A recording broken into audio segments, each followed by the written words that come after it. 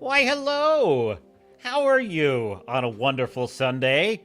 I am Captain Garrett. This is the Captain's Cast live on the Swords and Starships channel. We are live on YouTube, Rumble, and X, formerly Twitter. And, well, we're starting 2024 off strong because I have seen Echo, and I have a question. If an echo happens in the forest and no one's around to hear it, is it really there? I don't know what that means. I don't know what that means. The Kingpin has died, not with a bang, but with an echo, as the headline cites. It's interesting. I have, new-ish thoughts on this. Let's just face it. Every single one of these is going to be like this. Like, every single Marvel show, every single D-plus show. I don't care what it is. Every single D-plus show is going to be like this. It's embarrassing.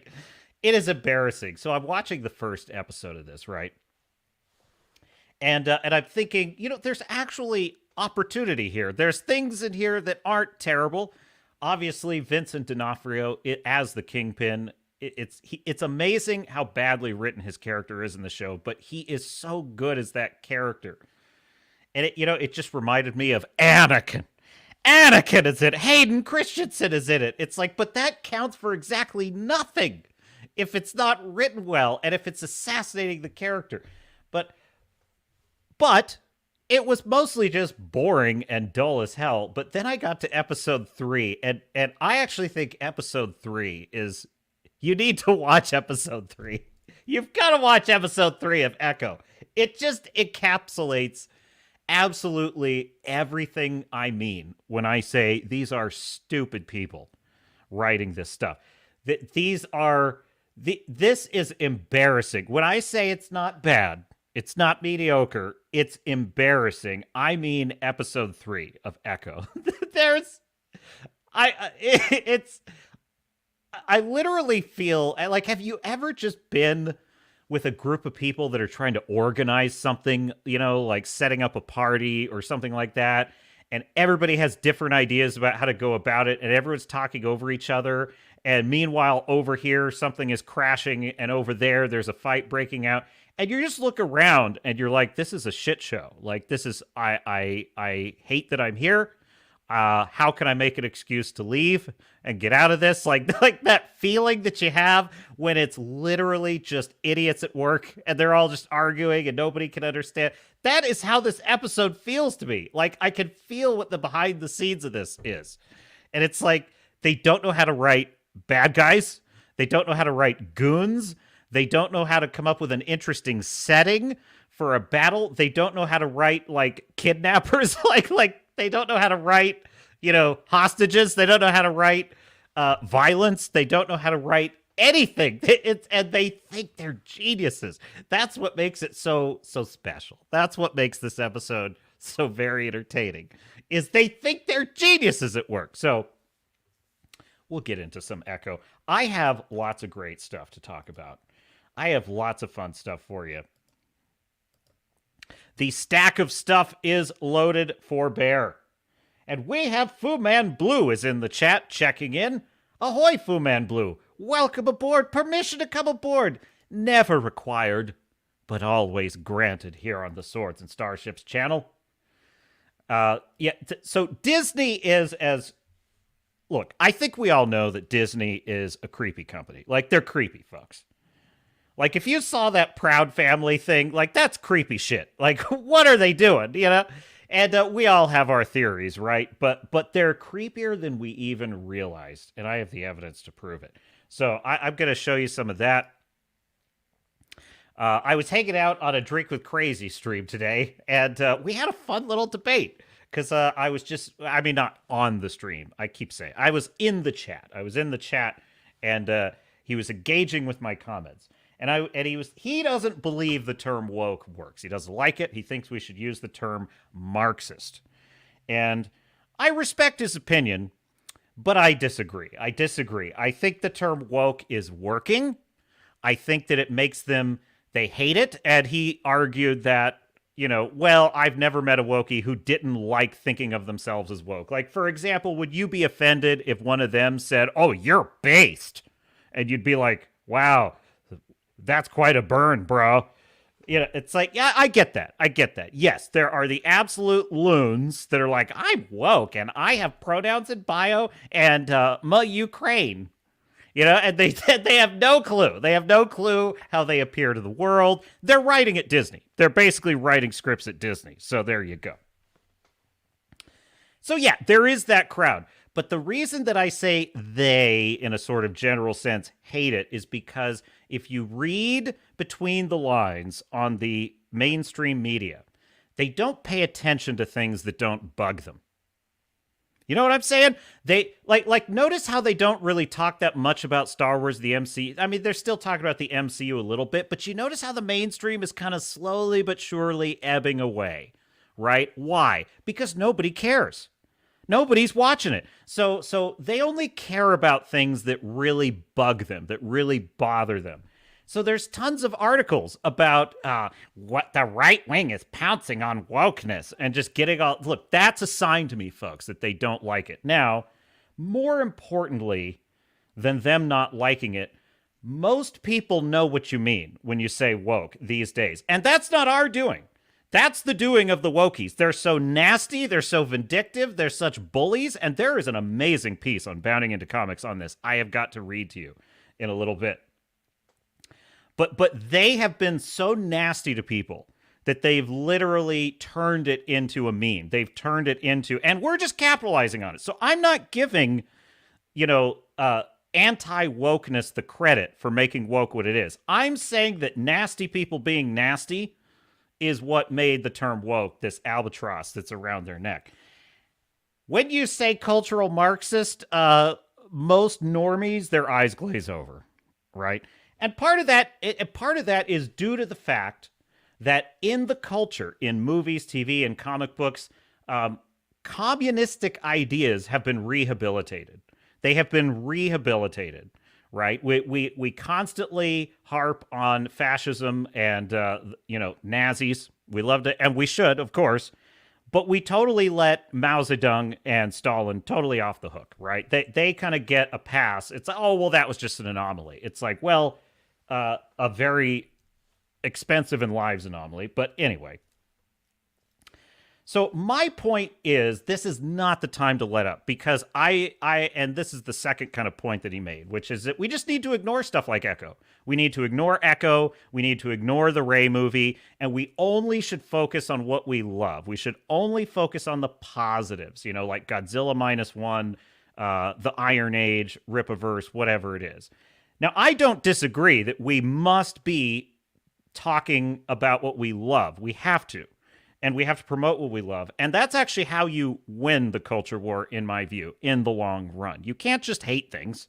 That's not a recipe for winning. That's why the woke are losing, because that's all they do, right? So I'm not disputing that point. However, I do dispute the claim that we have not inflicted damage by criticizing these shows. Folks, I have the proof of it, that they accidentally said there is this promotional video for Echo where the translator, because she was signing, the translator accidentally almost said msheu, right? What does that tell you? That tells you it's in their heads. They're thinking about it. And this is the problem, right? Because at first, when Gary Hat-Tip Nerdrotic, who coined that term, started pushing that term, what was the mainstream narrative? It was first to ignore it. Second, it was say, oh, that's dumb. That doesn't exist. Now we've got Grace Randolph herself admitting that the msheu exists.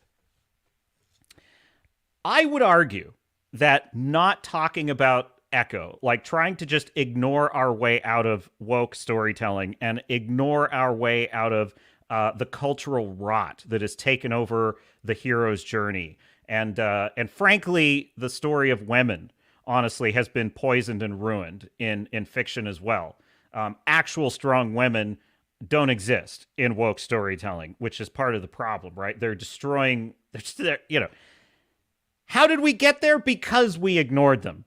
because it was a race to be as open-minded as possible. The most open-minded person in the room was the most virtuous, and that is a intellectual fallacy that crazy radical Looney Tunes preyed upon, and they took over all of the culture while the stick up their ass right wing was saying things like anime is satanic and Dungeons and Dragons has witchcraft in it and bullshit like that. And you know, so on the one hand, you had a bunch of old fogies, a bunch of old boomers poo-pooing all of nerd culture, anime, video games, you name it. And on the other end of the spectrum, you had these wokies who were totally given free reign to take over absolutely everything with almost no critical pushback.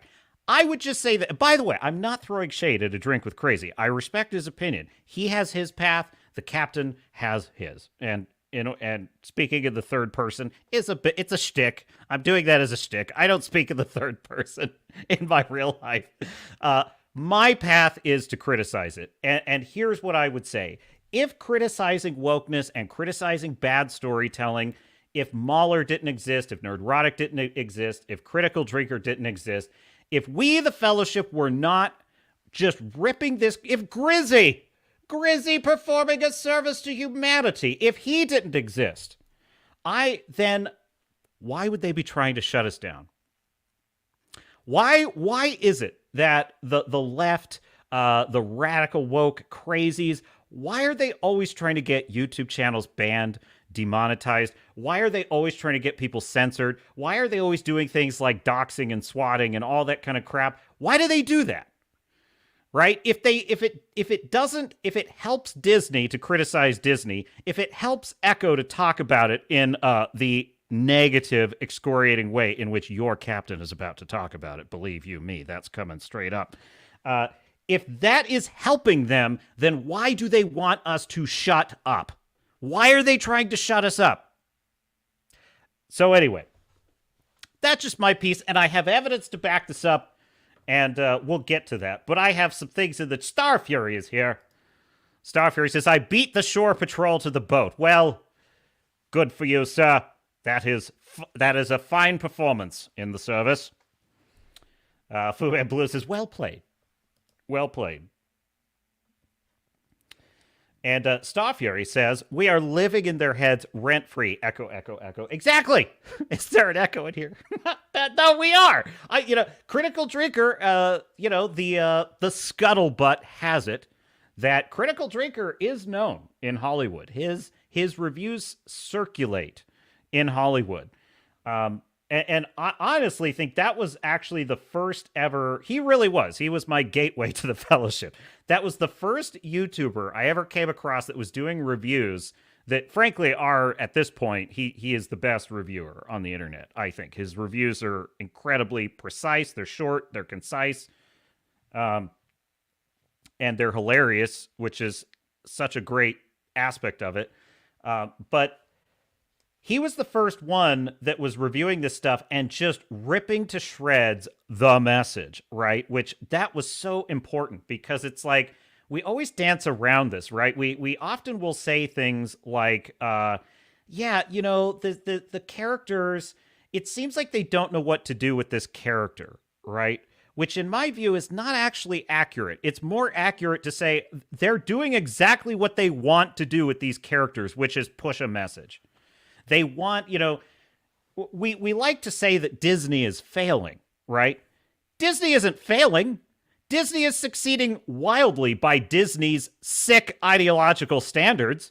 The point was made on Friday Night Tights this week that it used to be, I believe it was Ryan Cannell, the angriest man on the internet, who made this point. He said, it used to be that when a show was not watched, it failed, and they took it off the air, and they would put on another show.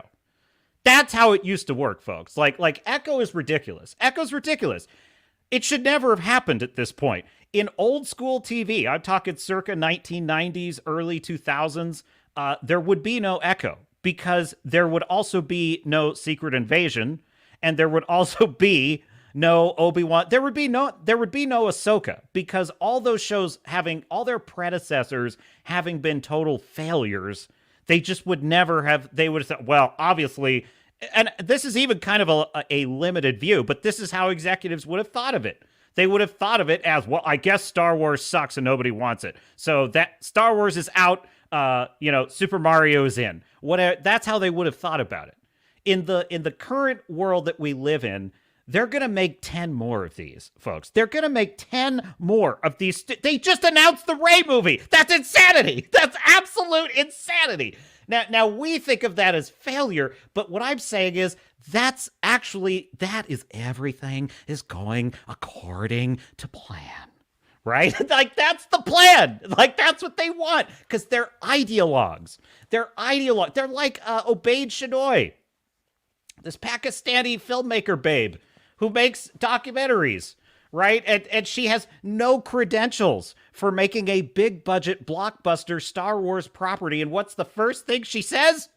Oh, it's about time a whammon was in control of Star Wars. Because there's never been a whammon in Star Wars. There's never been a whammon writing or directing or, I don't know, being the executive producer of all projects at Star Wars. That's never happened before. And so they have learned nothing because they're not interested in monetary failure, because to them, monetary failure is irrelevant. What is relevant is clout, ideological success, and their ideological footprint. I believe that the tide, however, is turning because we have had enough and we're not taking it anymore. You may take our IPs, but you'll never take our freedom. Starfury says, we need to gatekeep our shit with a double-headed battle axe. My point exactly, Starfury. My point exactly. I mean, it's like, if we just cede the field and say, well, by talking about it, we're giving it attention and we're helping it, and what we're going to do is just ignore the woke. Oh, never mind if they've got Doctor Who, asking about pronouns, for the aliens. Never mind if they turn Picard into a Game of Thrones dystopian, morally bankrupt nightmare. Never mind if they take Steve Rogers and make him, the king of the fascists, as they've done in comic books. I mean, never mind if they do all that stuff. We'll just ignore it. Well, folks, I would argue that's not why we're starting to finally turn the tides. We are turning the tides because we stopped ignoring it. We are turning the tides because we are making ourselves heard. Now, does that mean we're going to win all of them? No. Does that mean that we're not going to occasionally have to accept the loss of an IP here? Well, of course, no. It does not mean that. Does it mean that there can never come a day where there's a farewell to arms? Certainly not. There must one day be a farewell to arms. As I heard it said in the chat, I believe it was Maji-chan in the chat on A Drink with Crazy said, when you... Was it Maji? I don't know. When you gaze into the cancel pig gazes back into you. Now, that is a very important warning. So, yes, we must one day have a farewell to arms, but that ain't this day. That ain't this day. Storm Crow is in the chat, says, hail, Captain Garrett.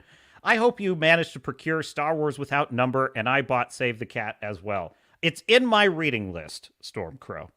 But your reiteration of your recommendation is noted in the ship's log.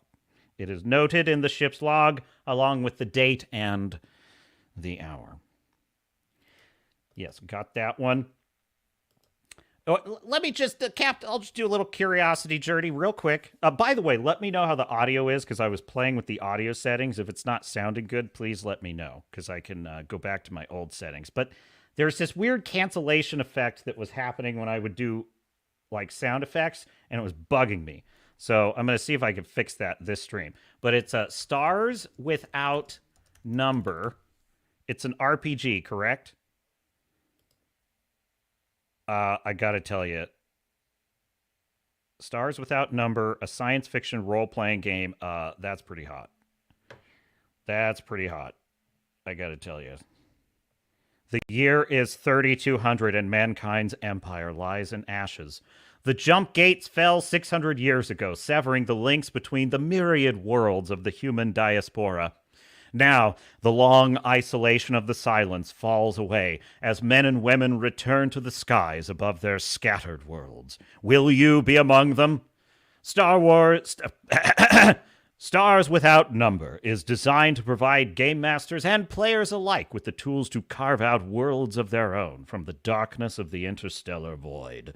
Elegant and smoothly playable GM tools are provided for sandbox-style adventuring among the stars, and players are given fast and flexible systems for daring exploration and bold ambitions amid the far-flung worlds of a vanished human dominion. All the classic elements of stellar adventure have room to shine in Stars Without Number. Come, make them your own. That's looking pretty rad. I gotta tell you. Noted. Noted, Stormcrow. And you won't regret Save the Cat. It's a brilliant. I probably cite it too often, but it's only because I just really Blake Snyder's breakdown is it's awesome. It's just such an awesome framework. And I don't know. Look, I don't think you have to use it before you write your story always, because I think you know it kind of depends on how you work as a creative. But I'll tell you, I hit a huge roadblock when I was finishing my second book. I got to about the last chapter, and I had this big climactic battle. And I'm writing this climactic battle, which should be the most exciting part of the book, and I was bored. I'm like, this seems like I'm going through the motions. I don't know what I'm doing wrong here. And I was like, there's something missing, and I don't know what it is. And I read that book again, and I started thinking, okay, what is my novel? Okay, it's a Golden Fleece story. Okay, fine. What are the rules for a Golden Fleece? Okay, it's this, it's that, it's that. This is what the hero should do. And then I was kind of reading about, Save the Cat and the hero, and I suddenly figured it out. It like a light bulb went on. I'm like, there's nothing at stake for the character. Not the world, not what's happening in the battle, because there is something at stake in the battle. It's like, what does the character risk losing in this battle? And what does it mean for his growth as a person? Like, what is the thing he's going to learn on the other side of this battle? And once I figured that out, then I think it turned out really well. It turned out really well. And that's what I realized. Because a Golden Fleece story, which is a story in which there's a prize that we're seeking that's primal, and there's a road and a team that's going with us on that road trip, essentially. Star Wars is a Golden Fleece story. Lord of the Rings is a Golden Fleece story, right? Raiders of the Lost Ark, Golden Fleece story. In that story, it's about how the hero changes. It's not about getting the prize as much as it's about the hero changing on the way. And that's the little piece I was missing in that battle. Like, this is the moment where the character learns an important lesson that changes him dramatically. And then once I figured that out, bam, there it is. Bob's your uncle, and you got yourself a novel. So that's my point. It's like, they're more like guidelines than actual rules, but they make a difference. If you're struggling with your story, they make a difference. And if you're wondering why you hate that movie you just watched, that book puts it into perspective. You're missing pieces. So in any case, let's see. Star Fury had a point, but I think that was in chat. So Star Fury says, swords and starships, you are too kind. No farewell to arms. I want to roast my hot dogs on the fire of my enemies. Well, that's your path, Star Fury. The captain has his, okay? As I said of A Drink with Crazy, he's got his path for his channel. I've got my path for my channel. And it's a fun exchange of ideas. I enjoy that debate because our ideas should be challenged. Our ideas should endure challenge, and that's important. So let's jump into one of the first things I've got in the stack of stuff. There's too many good things, folks. I don't know what to do first. I'm just so excited. Let's do Star Wars Theory. Okay, so Star Wars Theory had this really interesting conversation with this psychologist babe, and she gives like relationship advice. And it provoked a really interesting analysis of what's happening, not just with Star Wars, but with all of this, girl bossery, and how it's kind of poisoning storytelling, not just for men, but for women as well. And I love her point about this, and some hilarity ensued. So we're going to check that out. So allow me to share my screen. Hang on. This was on the links in the description. Hat tip, Star Grift is the show that Mahler and him are doing on Mondays. And it's on his channel and the Mueller channel. And so I'm going to show you that. My lighting is more bisexual than usual today. I got to, fix that. I meant to have more blue than purple in this, but purple is a royal color, so we'll just have to go with it. I'm messing with the lighting. Here, more blue. Can we get more blue in there? I've got this super awesome lighting kit. I love it. It's like literally I have it's supposed to be like all the colors of the spectrum, and I'm like, okay, I just want a hint of a more blue shifted color, and it's like I either get blue or I get bisexual purple, and that's my only choices. I'm like, so whatever. You know what? I'll just own it. Poyo Surf says, greetings, Captain. Welcome aboard, Poyo Surf. Good to see you. Redoubt Productions is here. Hail! We'll be sadly missing much of this week's stream, traveling to aid a friend in their own live stream. We'll listen while on the road, however. Well, I appreciate having you out there, Redoubt. Always good. A man who knows how to wear a tricorn hat, and you have my respect for that. Polio Surf says, I'll check out your podcast. Good luck. Awesome. Thank you. And if you are listening on the restream or on the replay, please do like and subscribe. And if you're listening now, like and subscribe. Polio Surf says, Captain, let's cut to the chase. Would you ever like to write a movie? Yes, I would love to. And the reason that I focus on novels right now is because I totally control them. I control the entire story if I'm writing a novel, and it's the most accessible medium when you don't really have any inroads, and just, where I'm at right now. A writer on a film project is only like one piece of a very large army of creatives. I mean, that really is the reality. And so I think that if the ideal scenario, I think, would be to do kind of what the Duffer Brothers did with Stranger Things, which is they wrote a series Bible and they wrote a pilot, and then they pitched it to different places, and they got it picked up at Netflix, which, I mean, that's a dream scenario. But in terms of like writing a script, mostly what you're hoping to do is sell it. And if you sell it, it's no longer yours. Now, what I like to make, and you're not going to make like necessarily a huge amount of money at first. There's probably more, generally speaking, there's probably more money in scripts than there are in novels. But in any case, I guess the reason I focus on novels right now is because they're adaptable. I can adapt them into other things. I can write a screenplay based on the novel, but also because I want to tell the story I want to tell. Is that the wisest business course of action? I don't know. I kind of just enjoy the actual prose. I like being able to create the entire world.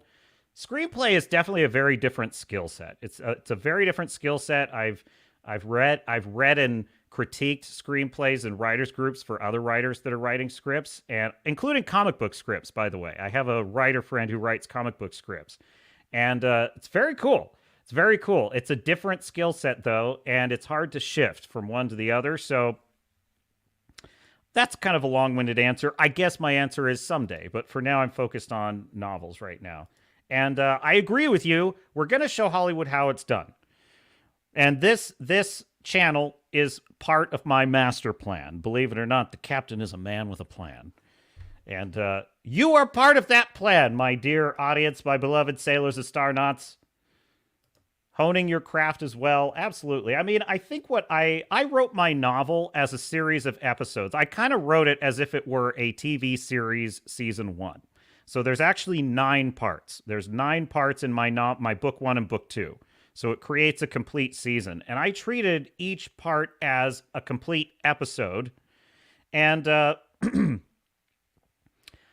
would argue that each episode is kind of its own mini novel. And that's, by the way, how I think TV episodes have to be. And a lot of that was just me sort of absorbing what I saw working well and delighting me as a viewer when I was watching TV, By the way, that's kind of how novelists used to write things. Like The Count of Monte Cristo was a serialized story that came out in episodes.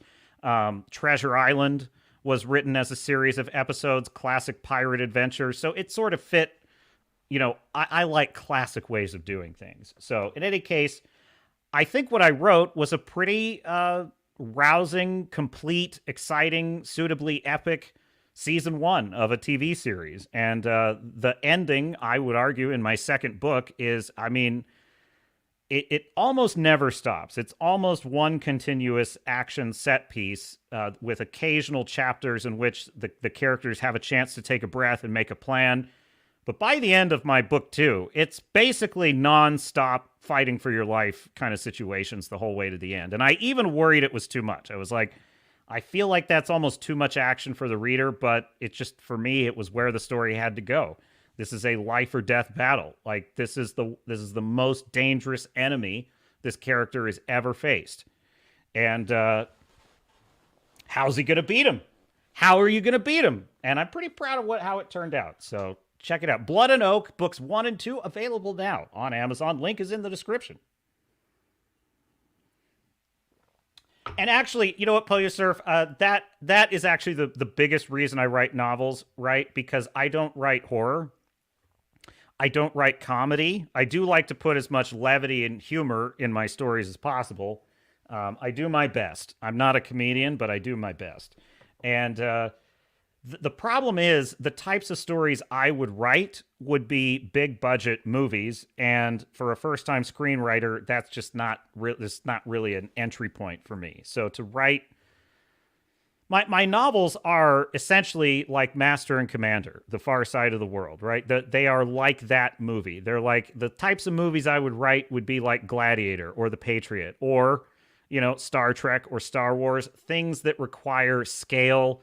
And so they just wouldn't work well as a micro budget film. And so that's why I chose novels, basically. But I hear you, Polyosurf. And we need to look at stuff like that.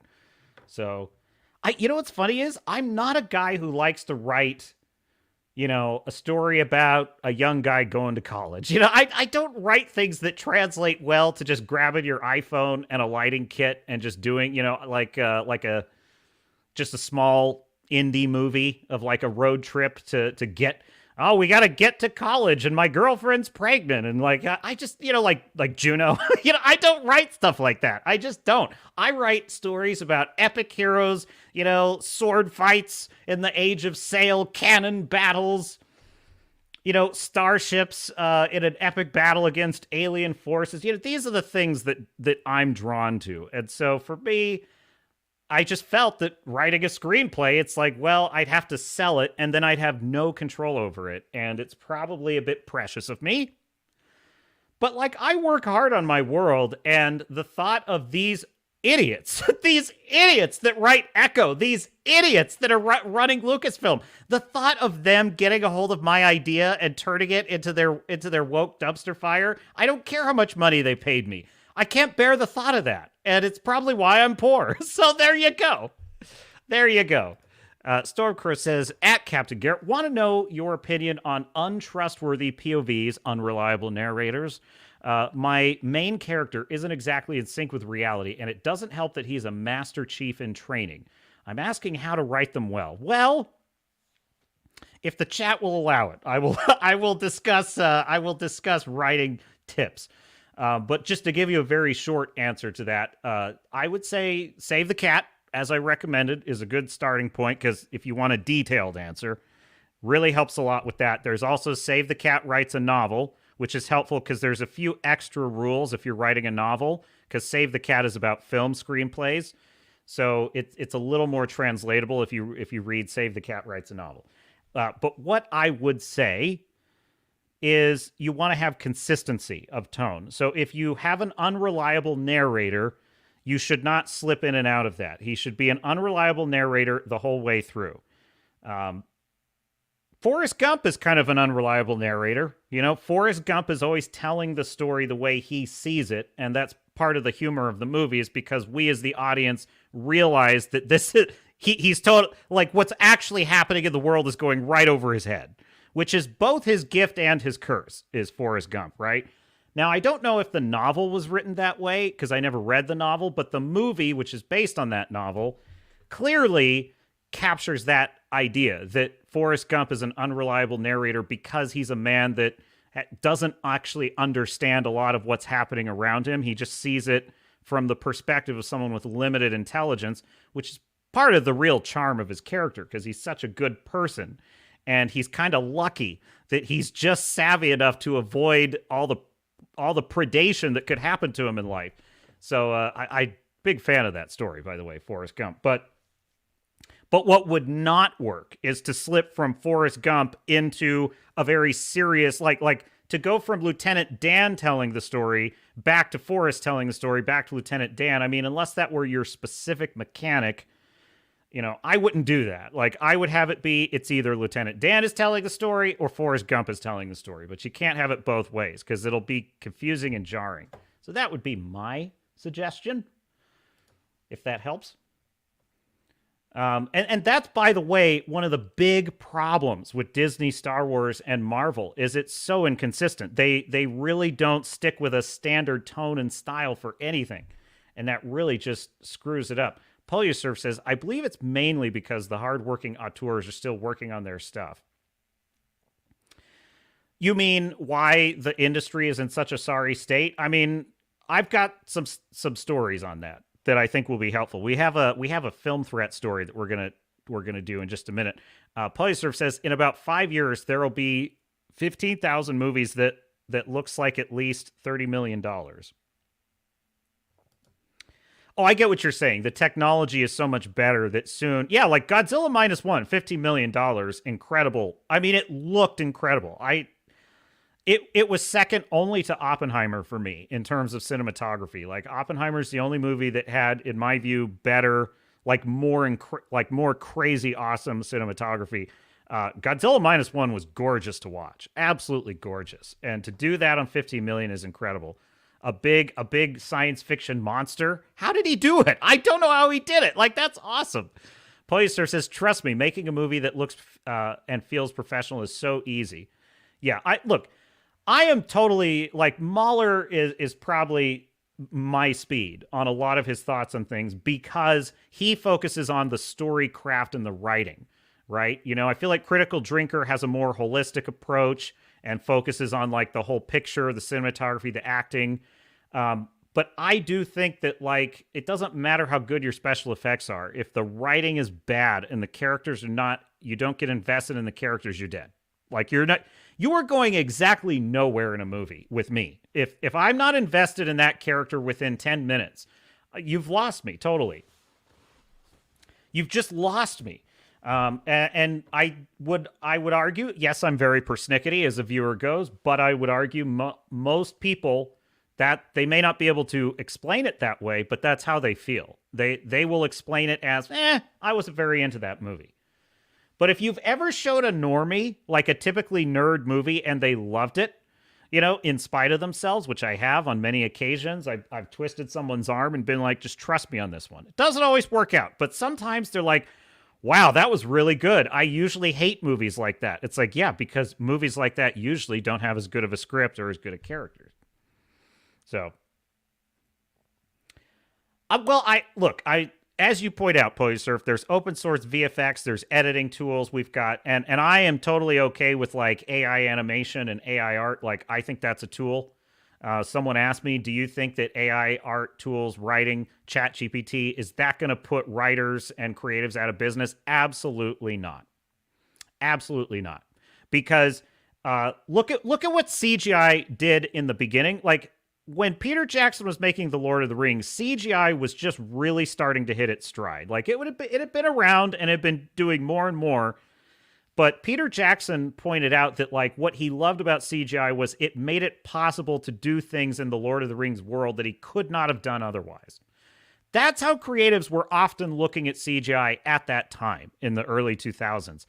Now, CGI can do more than Peter Jackson could ever have dreamed possible, and look at the piece of trash that is Rings of Power. Rings of Power had more resources and more technology than Peter Jackson ever had, and look at the pile of crap that honestly looks like garbage compared to a 20-year-old Lord of the Rings film.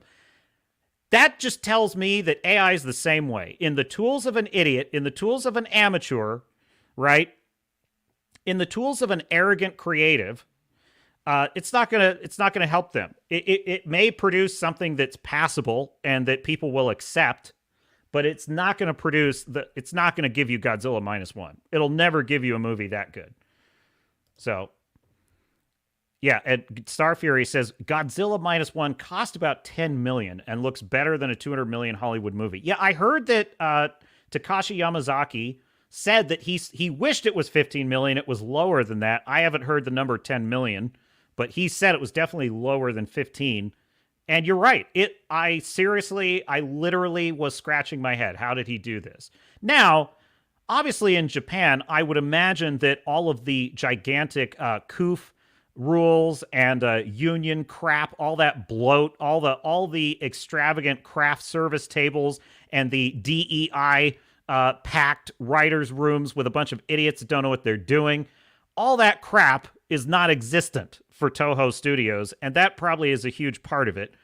But even so, even without the bloat, I mean, that was incredible skill and incredible love and passion that made Godzilla -1 possible.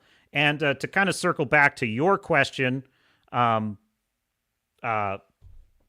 it's just your name, Stormcrow. To circle back to your question, Stormcrow, what made Godzilla -1 so incredible was not the effects. It was not Godzilla himself, although he was a wonderful part of it. Don't get me wrong.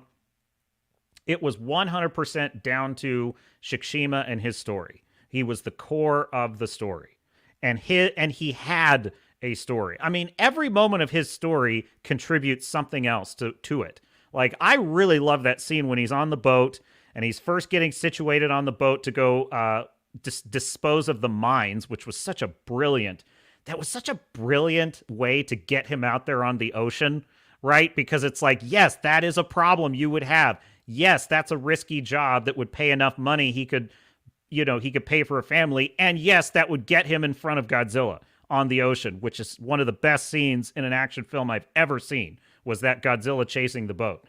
But what's so great is he's got a skill that no one else on the boat has. Even though he's a failed kamikaze pilot, he does know how to fire a machine gun. So when the captain of the boat is sort of failing to shoot that mine, it's so great when Shikishima says, "Hey, can I give that a try?" And he nails it.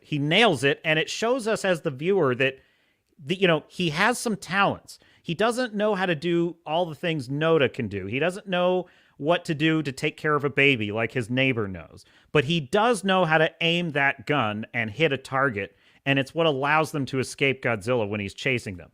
That's great character work. That's great layered storytelling. And it points the story in a direction that is pulling us towards the epic showdown between him and Gojira, which was one of the greatest showdowns in movie history for me, was Godzilla versus Shikishima.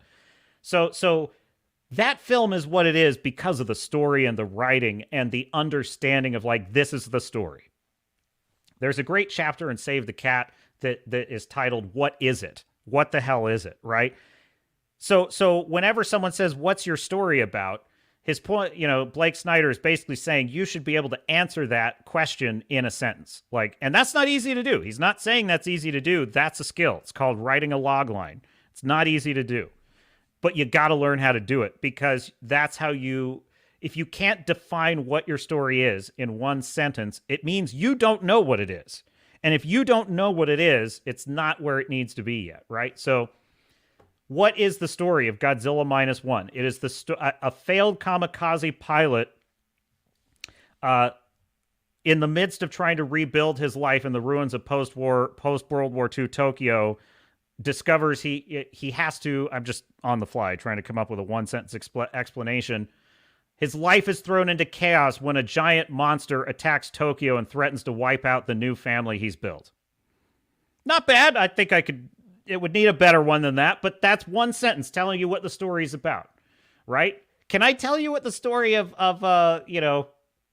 Godzilla King? I guess I could tell you the story of Godzilla King of Monsters, but it's a lot more complicated, so there you go. Chat, you're singing my song today, and it might be. I mean, it's not derailing the stream for me, but I hope that everyone's enjoying it because we're talking shop a little bit here, which I definitely love. Let's see. Oh no, Polyosurf says Godzilla -1 looks terrible to its budget, in my opinion. Terrible to its budget? It's even more expensive considering the worth of the yen. Not sure I follow.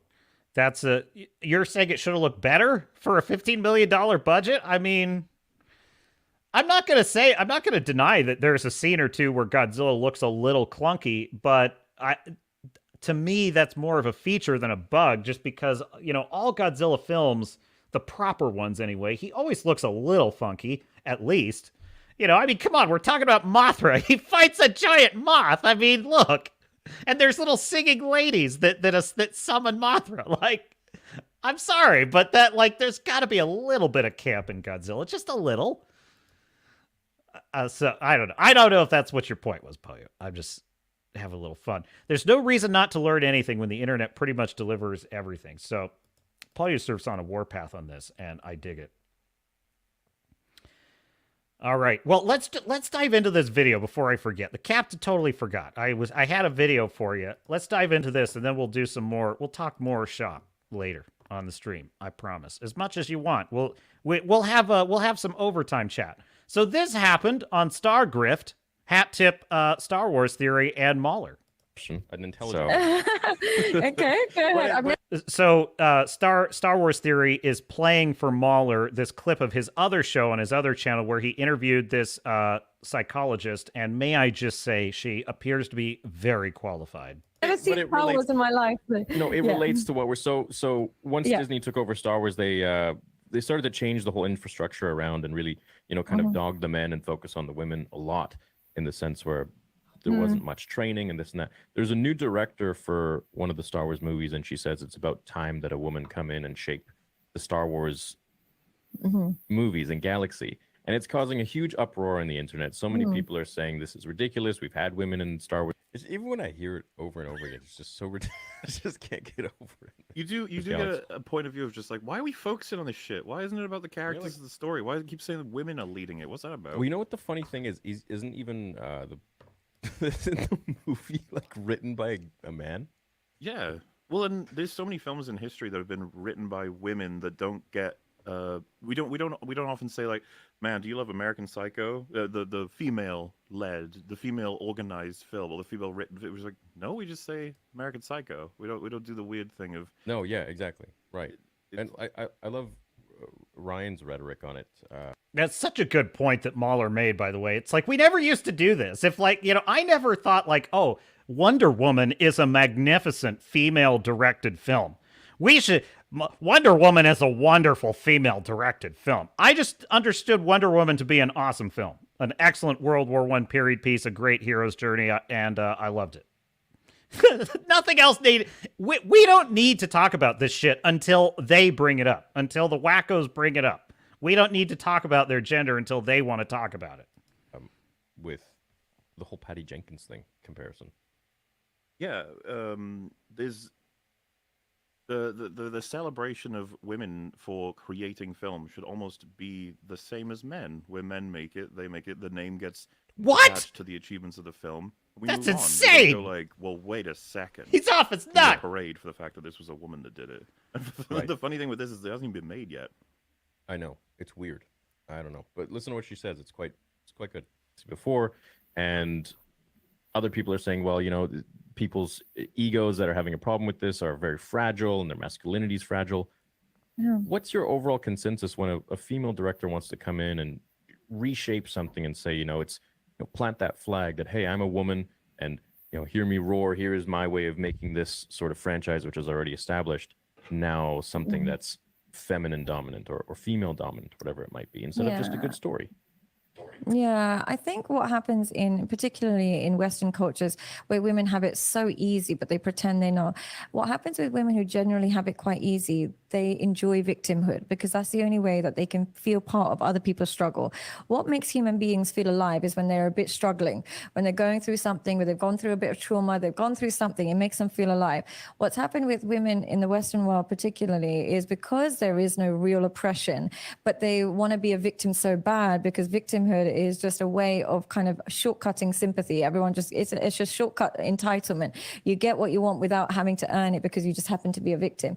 So what happens is they want That is a crucial point she made there. You get what you want without having to earn it.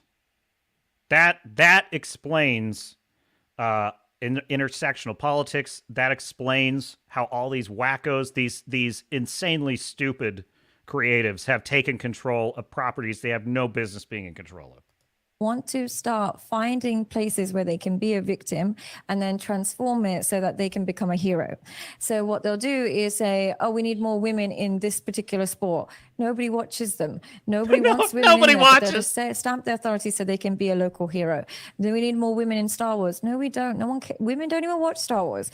They don't even care about. Well, that's such a good point. Women don't even watch Star Wars. I mean, yes, obviously there is a a subset of women that watch Star Wars, and we love them. We love our female Star Wars, the real Star Wars babes.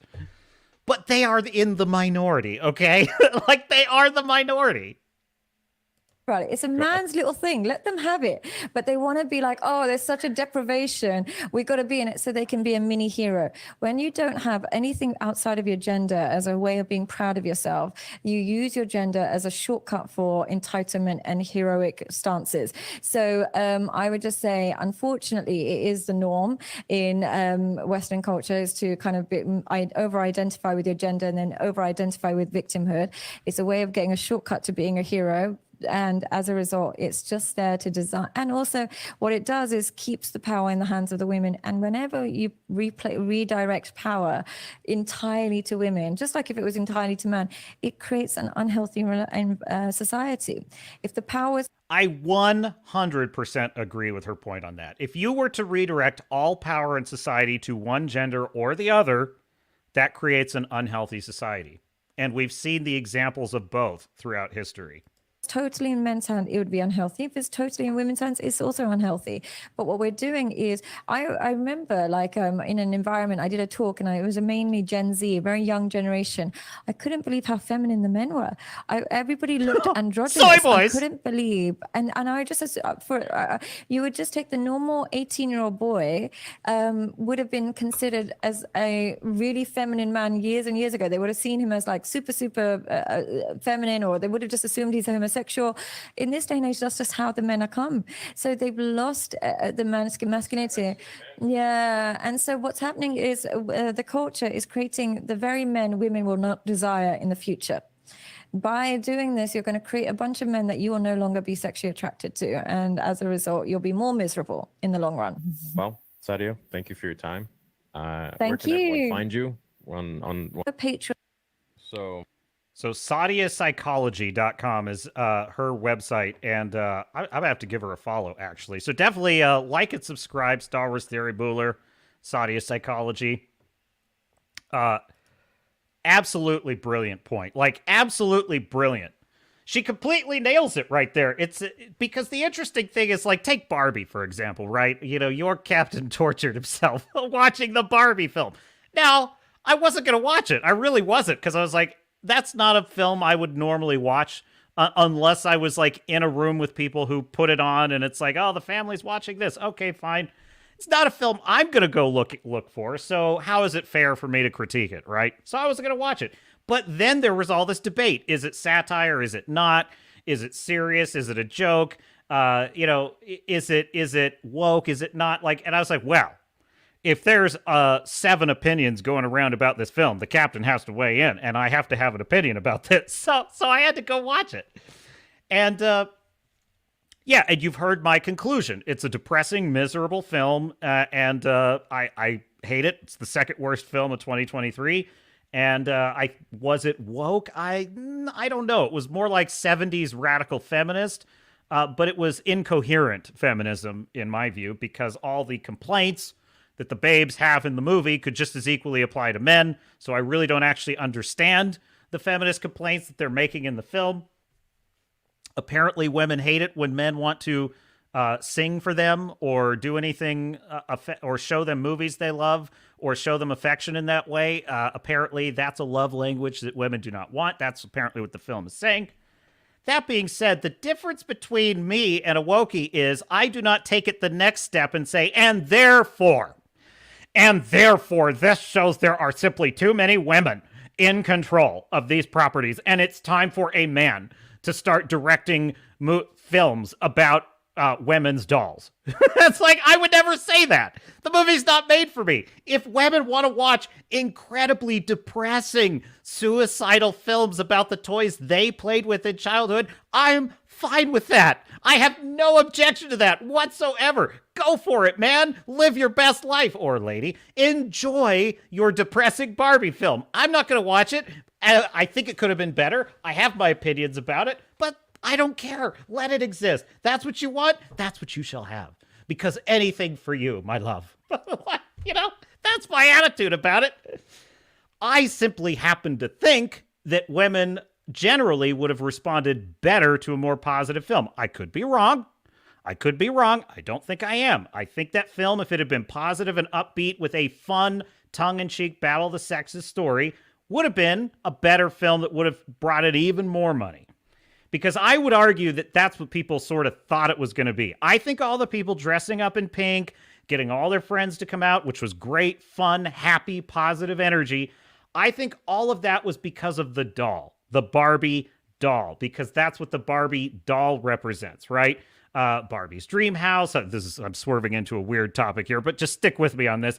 Barbie's dream house, Ken and Barbie, the Corvettes, like that is what it summons in the mind, right? A happy childhood memory of playing with dolls.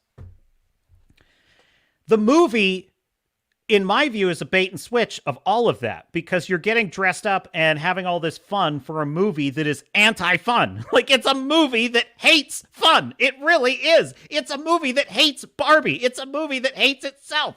And so I'm not trying to like swerve into relitigating Barbie. My point is, the wokies are not content to live and let live. They don't want, like, if Star Wars is, as this babe puts it, a man's little thing, just let him have it. They're not okay with that. They're like, no, men have a thing that they enjoy that women tend to not like, and that's a problem. And it's time to womanize and feminize it. And it's never going to go the other direction. It's never going to be like, oh, it's time for a man to come in and masculinize Barbie and take it over. It's like, that's the difference, right? That is the difference. Like, it's a play for power, and they're finally starting to lose. By the way, Fu Man Blue, there might be some Stargate talk later in the stream. So there will be some Stargate talk. Don't let me forget, because I watched a barn burner episode actually in season 2 that I really liked. Best episode so far. Fu Man Blue says maybe we should start using the qualifier really good for a woman. I think that would be empowering. Yeah, that's a really good movie for a woman directing. Like, that's a really good script for a woman writer.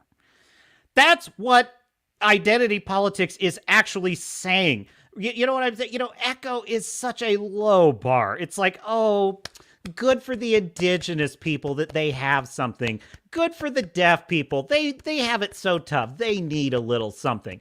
I saw a Reddit thread in which people were saying, I feel sorry for this show because unless it's excellent, it's going to get so much hate. And it's like, that is a bullshit straw man argument. That is not true. You know, the first episode, I was actually like, this isn't actually the worst thing I've seen in Marvel. And then the next episodes happen. But the point is, like, why are you feeling sorry for a multi-billion-dollar company making a show that is claiming to be giving a voice to indigenous people and deaf people? It's making all those claims, but it's turning in an inferior product. Why don't you see that as an insult? I'm thinking of these Redditors that are sitting there feeling sorry and having a pity party for Echo. And it's like, no, you should be with us. You should be with us, demanding that we stop this DEI nonsense and go back to good storytelling, which never had a problem with inclusivity. Yeah. Are there periods within a single industry where it favored one demographic or the other? Certainly. But in the breadth and scale of all stories told in the history of man, there have been more stories told than you or I would ever have time to hear. That's just, there is plenty of room for everyone. You know, what's so interesting is when Stan Lee came up with the character of Daredevil, he thought at first it would be insulting to blind people. He thought it would be insulting to them because there was a fear that it might be insulting to them. And that was not his intention, but he thought portraying a superhuman who is blind might come across the wrong way. And it had the opposite effect. Like, he got all kinds of letters from people that were saying, I love this character, you know. I mean, I don't, how do you read a comic if you're blind? I guess, but I do remember reading that, like, there were blind people that wrote him letters saying how much they love this character and that it was so cool to see this idea. But the idea is that Matt Murdock is a fully realized character long before we consider the fact that he's blind. The blindness is a part of his character, but it's not his defining trait. And Stan Lee did not set out to say, I want blind representation in superheroes, because that would have been a bullshit ass-backwards way of doing it. So there's always been room. There's always been room for everyone. It's DEI that poisons all of that, in my view. Fu Man Blue says, maybe we should start... Oh, yeah, already got that one. Women wanted to change the system so that it would allow them to work only to find out they really hate working. Yeah, we tried to tell you it sucks. You should stay home. But no. Look. I want to live in a world where every individual is free to live their life and pursue happiness as they see fit. So for the babes, if that is being a career woman and dying alone with your cats, I'm being a little cheeky there. But seriously, if a woman is like, I want to be a doctor, I want to be like Alina Habba, a certain attorney of note these days. She is a gorgeous and clearly very talented lawyer. That's what she wants for her life. I am all for a society where she can have that. And I'm all for a society where if a woman says, I want to be a stay-at-home mom, she can have that, right? I'm for people being who they want to be. It's the DEI loons that are not for that, because they don't want women to ever be portrayed as needing help. They don't want women to ever be portrayed as needing a man. It's just bullcrap. Yes, I know, Fu Man Blue. Soon we shall have SG-1 talk. Fu Man Blue says housework is work. Oh, no. Housework is work, no matter your tax bracket, but the lower you go in income, the harder the jobs that the man of the family has to do to provide that house. Well, there you have it, Fu Man Blue. There you have it. Did I have another point on this? Yeah, because we have more babes. So we have this babe speaking out, and we have another babe speaking out. So let me share this with you. Hat tip Friday Night Tights. Give those lines, absolutely. Mm-hmm. Yeah, and I mean, that's what we have to deny today, right? As a modern woman, you're supposed to deny that you actually have a soft heart and that you are, that your role in society is to be the moral center.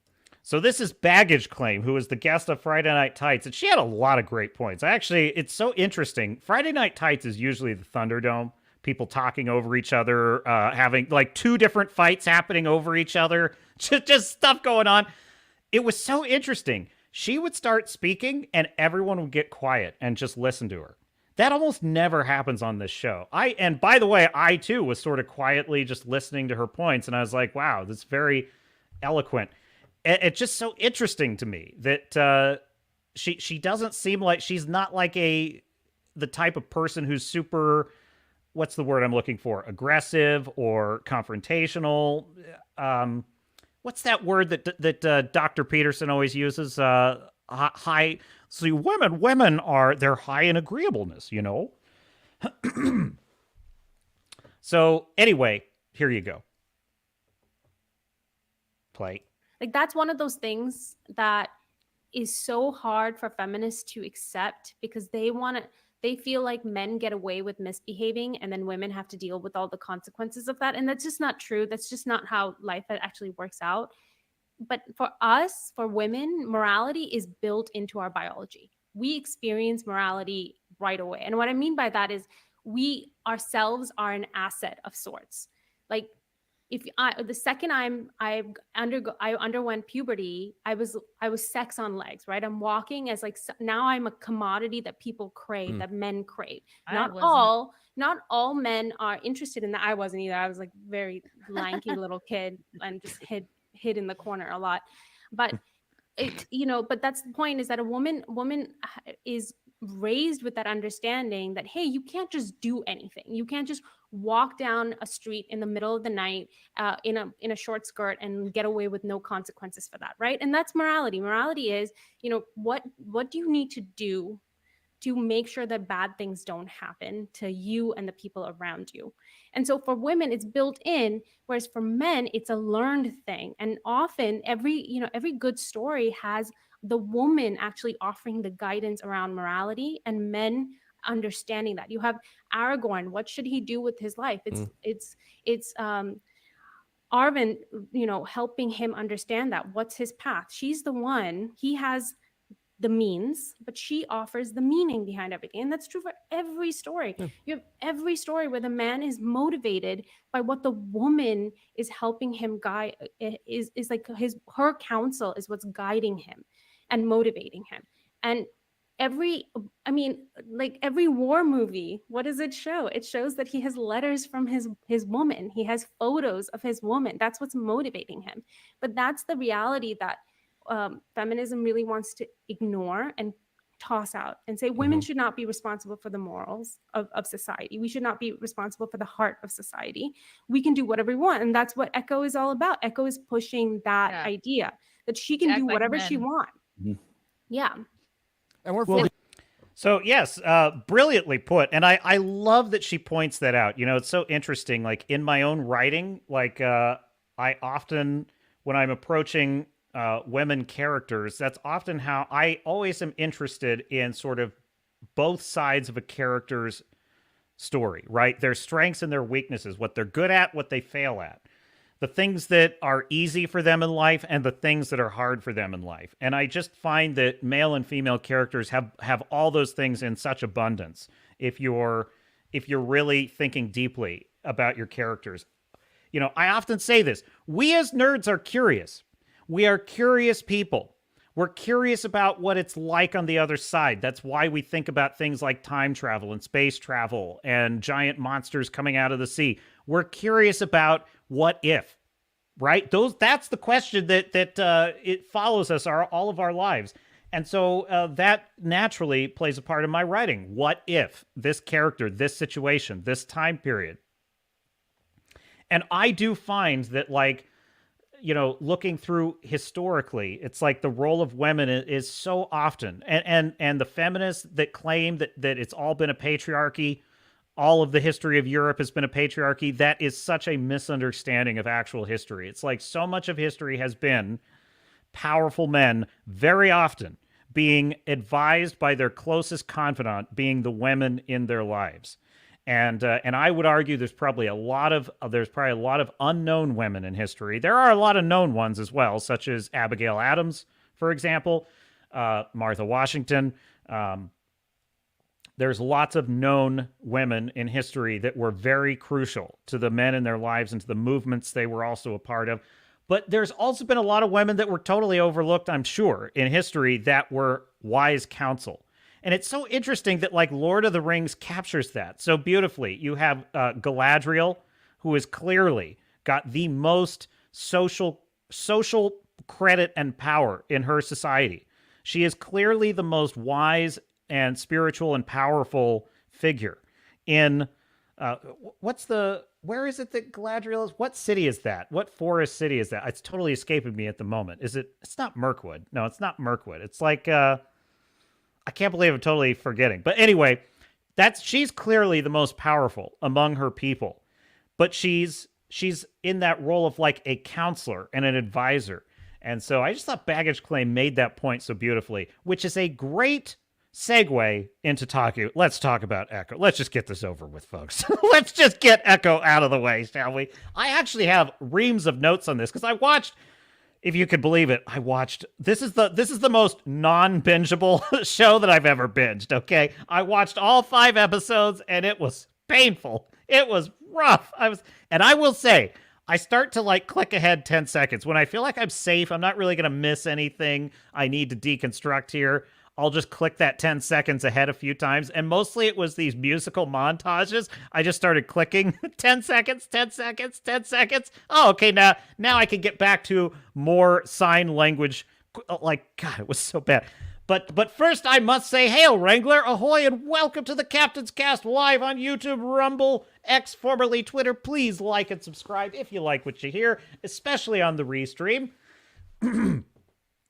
It helps a lot. In the words of Walter White, I'd appreciate it. I really would. Wrangler says, Echo is so good, I almost Vadered.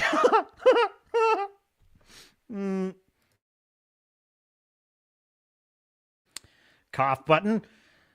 Yes, Wrangler, we're going to get into it. We are going to get into it. So, so let's just get into some of my thoughts on Echo, and it's going to feed into some of the other things in the stack of stuff. This is something that I had to say in a recent live stream, and I'm just going to replay it to set the table. So here we go. Captain Garrett, take it away. We, the Star Wars fans, are not the reasons that this crap is crap. You stupid creatives that cannot rub 2 freaking neurons together are the reason this crap is crap. None of you belong in a writer's room. None of you belong in an editing room. None of you belong directing a camera. These are stupid people that write this crap. And Disney is stuffed to the rafters with the lowest common denominator of talent I've ever seen. Folks, this year shocked me. Every single D+ series it wasn't just subpar. It wasn't just boring. It wasn't just bad. It was an embarrassment. I can't even understand how that's possible. How is that possible? I just can't. So anyway, Ahsoka to me is the cherry on top. It is the final crowning achievement in a year of embarrassing, talentless hackery and woke fuckery. In a year stuffed with hackery and woke fuckery. Okay, so that's it. That is the end of that list. C'est la vie. I'll be the Zane. I hope if I never see another D+ boondoggle garbage fest, it'll be too soon. It will just be way too soon. So a round of applause for the most impressive achievement I've seen in maybe a decade. That is every single Disney show being an absolute masterclass in how not to create a show.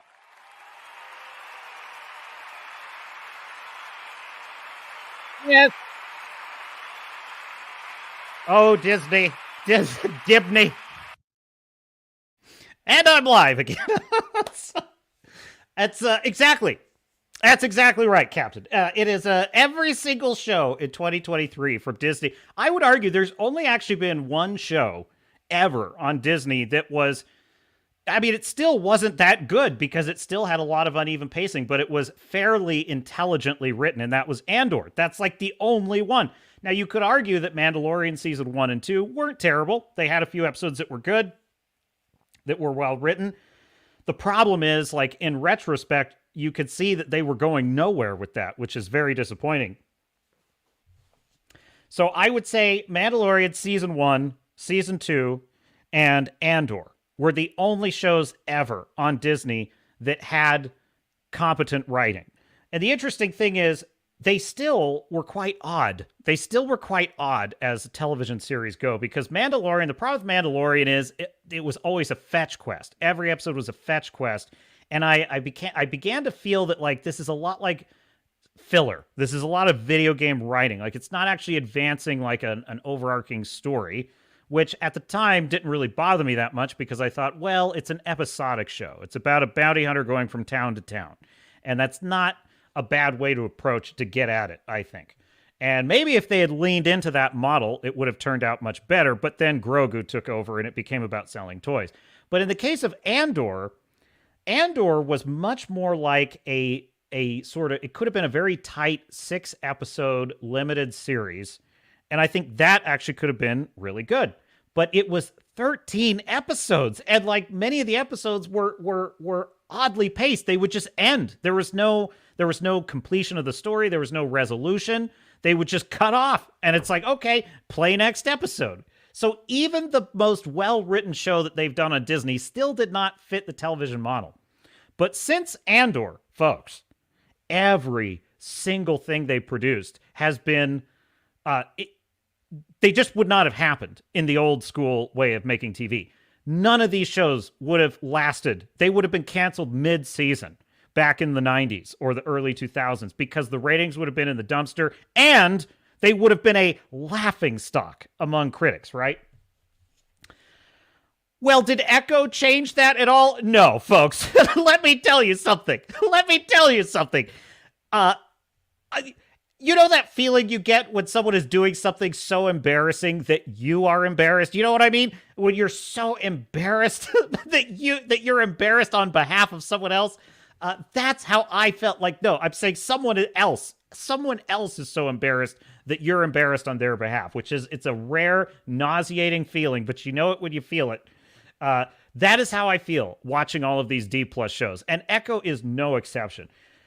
Let's just start with what sort of started out as the only good thing in the show, which actually wound up turning into the worst and most egregious thing in the show, and that is Vincent D'Onofrio's Kingpin. Vincent D'Onofrio is absolutely masterful as this character of Kingpin. I have said in the past that the Daredevil series Kingpin portrayal by Vincent D'Onofrio is my favorite MCU villain.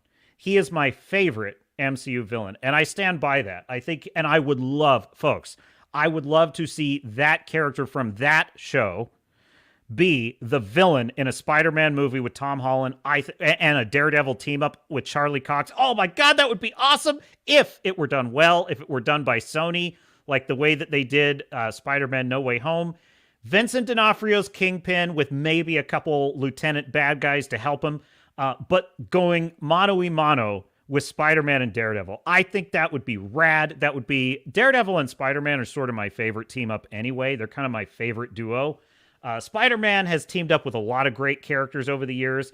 I also really love Spidey teaming up with Cap. That's another one of my all-time favorites. I love Spidey teaming up with Cap. But my favorite would be Spider-Man teaming up with Daredevil.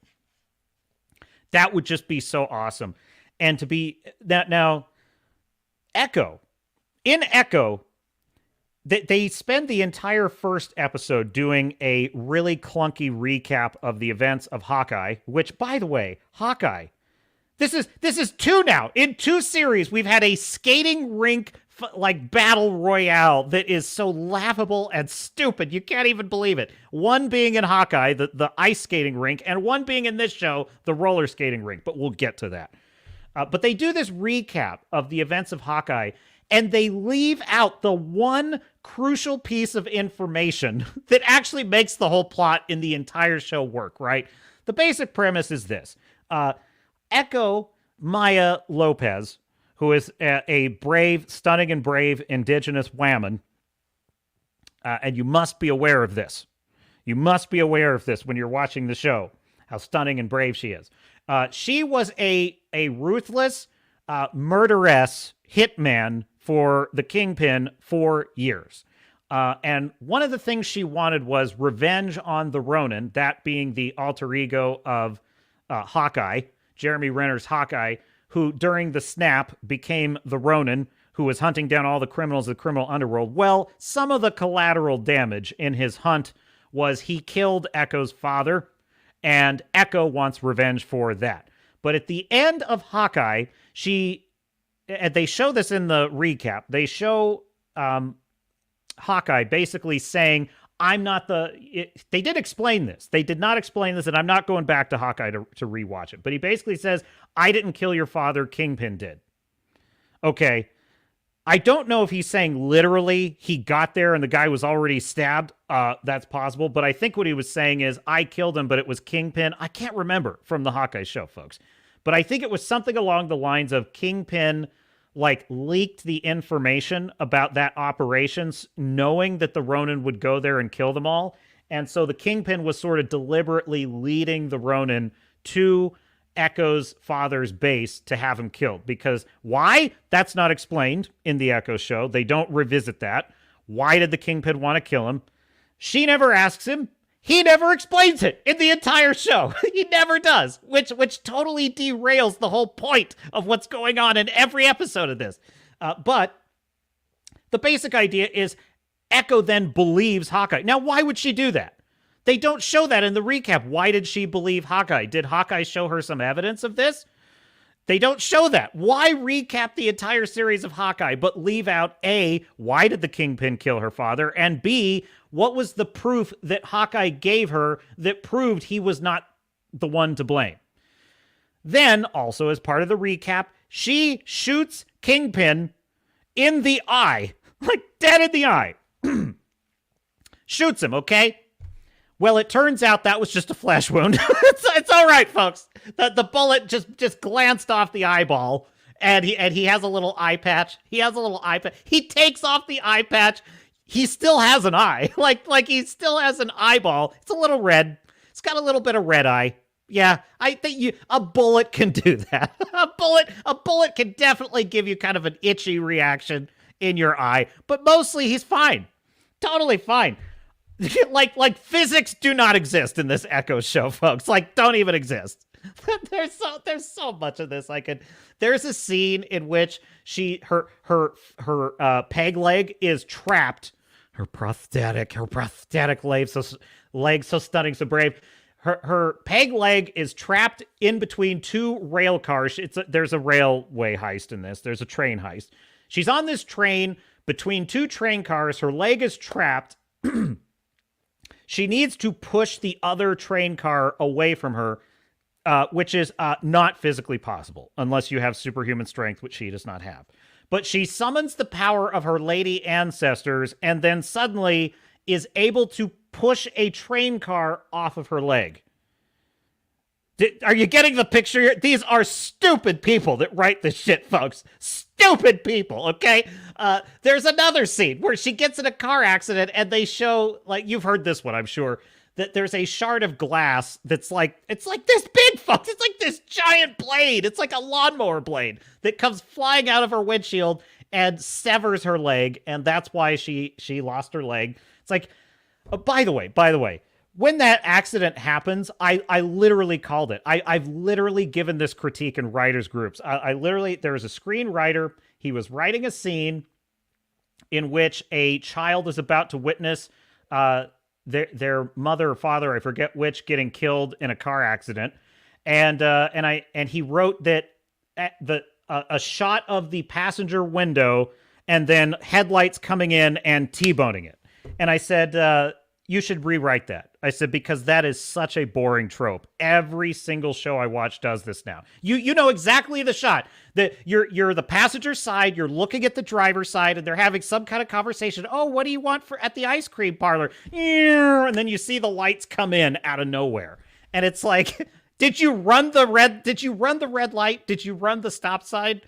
Maybe I'm just weird, but I look both ways even when it's a green light. When it's a green light, I'm still kind of looking both ways because people run red lights, all right? But anyway, my point is it's such an old, obvious trope. You see it in every single show. It's like, dude, show us a car accident in a different way. And Mahler pointed out a great example of this in Better Call Saul. There's a scene in which Kim Wexler is sort of falling asleep at the wheel. And the camera's on her, and she's kind of like, kind of nodding off. And then they just hard cut to, the airbag is in her face and she's crashed and she doesn't know what happened. Brilliant. That's a brilliant way to show a car accident, right? So a creative filmmaker can find a different way. So this show is so lazy. It's so lazy. The physics don't matter. Anyhow, I think I derailed there's so much garbage in this, it's hard to sift through it all, so I'm just trying to give you the highlights here. But anyway, so the whole point is Kingpin survived. He survived, and ostensibly he's out for revenge. But here's the deal: Kingpin, basically, his entire character boils down to he is simping hard for some Echo. He is a total Echo simp. Okay, for some reason that they never explain in the show, she became a sort of adoptive uncle to her. Or sorry, he became an adoptive uncle to her and just took her under his wing when she was a child. It's not explained. They never explained the relationship he had with her father, which could have explained that. Like, why was he close with her father? Her father was a goon that worked for him. He was nobody. So why was he so important to the Kingpin? Never explained. Why did he take a liking to this guy's daughter? Never explained. He just took her under his wing. He felt a little sorry for her because she was deaf. He beats the crap out of an ice cream vendor who is apparently just as mean to children as any ice cream vendor that's ever lived. Speak up! Speak up! Is it chocolate? I can't hear you, you dumb brat! Do you want the chocolate ice cream or not? It's so stupid. And so then the Kingpin has to kill, which in one of, admittedly, it was just a hint of the old school Kingpin. He just beats the crap out of this guy in an alley. He just beats him to a red pulp and he's dead. And I have to admit, this was kind of the one glimmer of like interesting storytelling in the show. Echo, who is at this time like an 8-year-old girl, shows up and witnesses him in the alley having just murdered this ice cream vendor for yelling at her because she couldn't speak and couldn't hear. And he's immediately like, don't be afraid. Don't be afraid. You know, he's trying to talk her down. And she walks up to the dead guy and starts kicking the dead guy. And he's like, well, damn. He's kind of impressed. Now, there was actually something kind of interesting there. It was like, oh, okay. That's very unusual for a child to react this way. And that there was something possible that you could have mined out of that. But they squander it in the rest of the series. But then later she's an adult and she's like his best ever. He sees all this potential and I see greatness in you, Maya. I see greatness in you. What greatness? Like, what are you talking about? She's an okay MMA fighter. She's basically an okay MMA fighter who can win a few rounds. Well, isn't that a dime a dozen in the criminal underworld? Like having martial arts skills is not in and of itself like the thing that's going to show you greatness. They don't even really explain. There's nothing specific. There's no save the cat that shows you why she's special in the setup of the show. He just thinks she's amazing. Gee, where have we seen that before? So he gives her all this additional responsibility. She winds up fighting Daredevil, okay, and this is important. She fights Daredevil in what I would argue is the only, it at least looks this way. If you've seen the behind the scenes, it looks awful. But it is the most competent fight scene in the entire show, which I'm a little bit thankful for that. At least they gave Daredevil some dignity. But anyway, she fights Daredevil, holds him off. He winds up just leaving her. He kind of beats her and then just fucks off, goes away, goes nowhere. And then Kingpin is impressed. You were able to stand toe-to-toe with him. None of my other people could do that.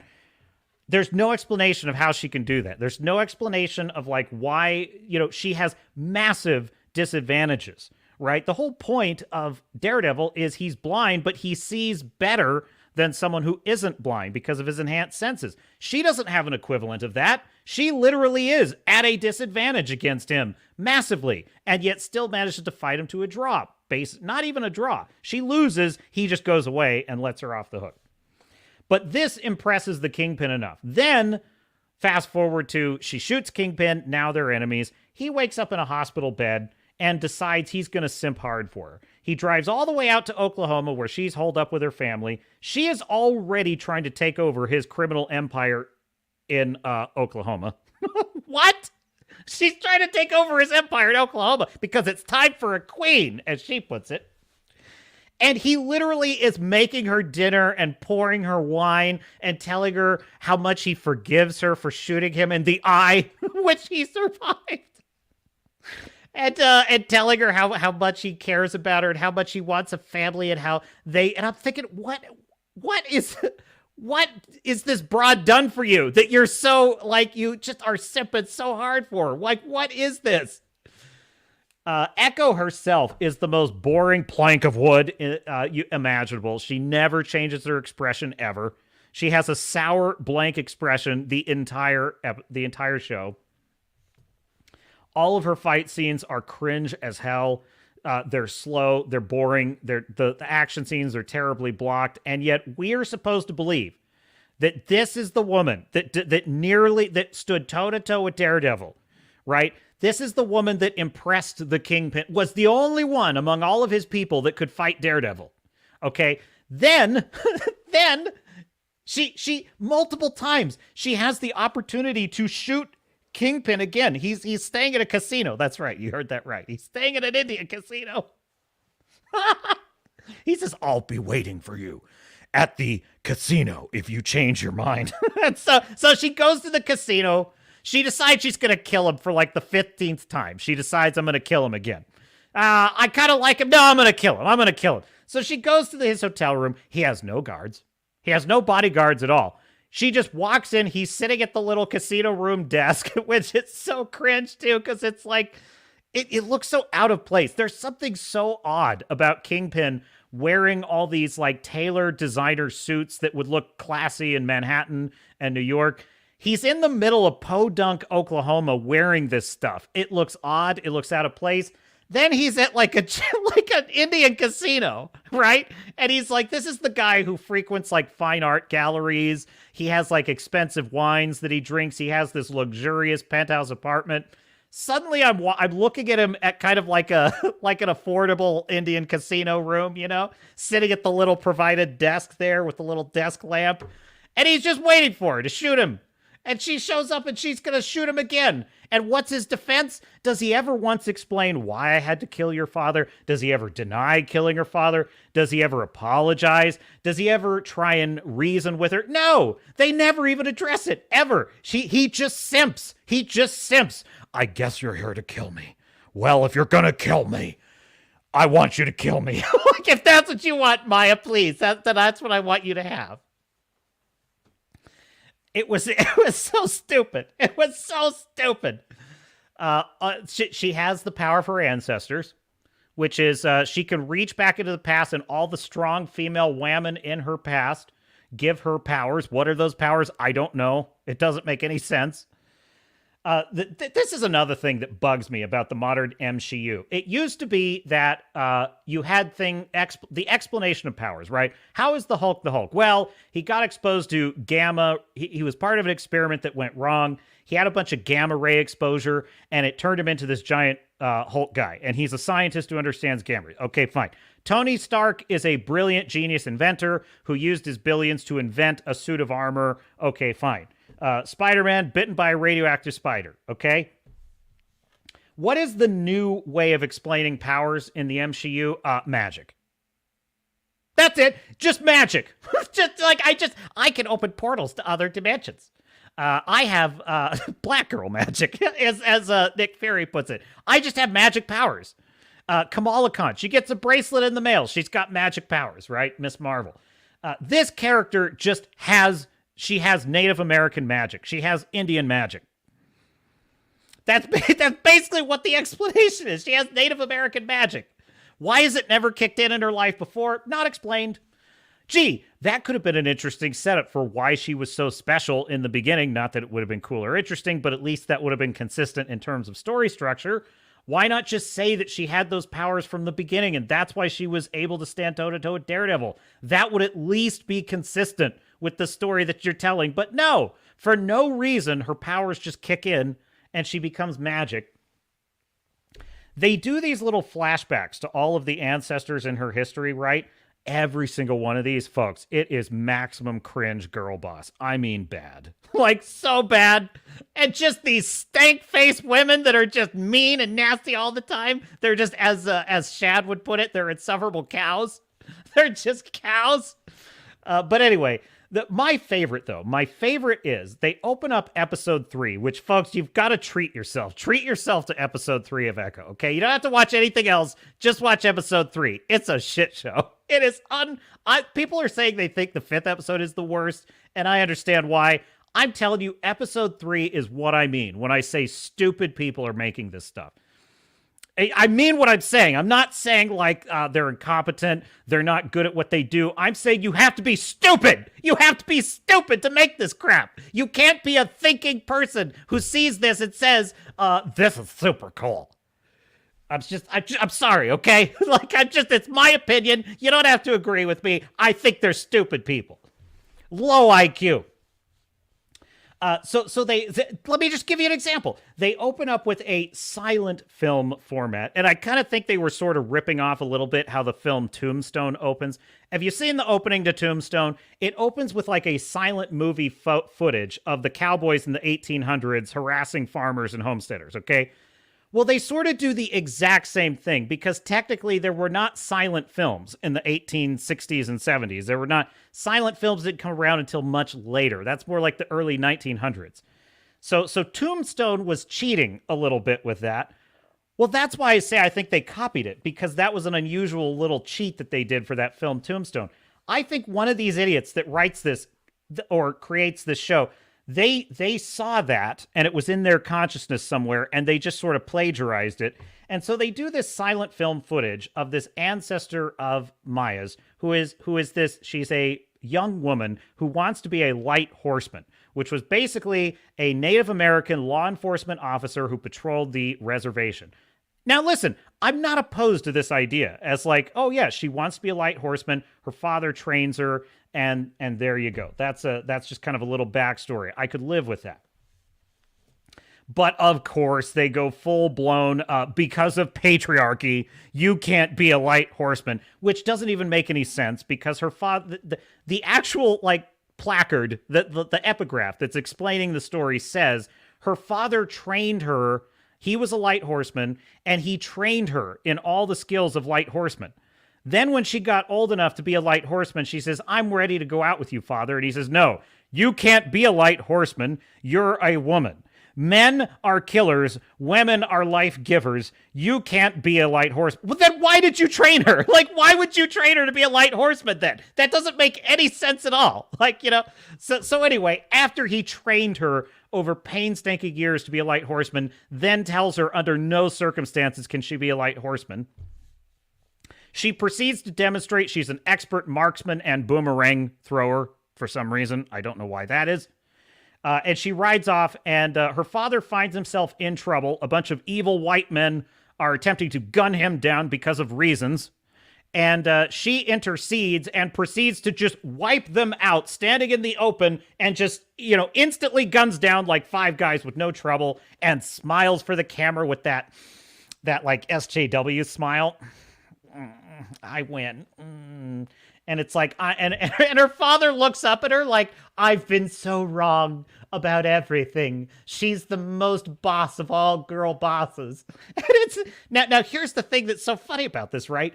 They do it like a silent film, okay? As I'm watching this, right? It's like the silent film is rolling and they're showing the little placards explaining story and stuff like that. And then I'm like, wait a minute.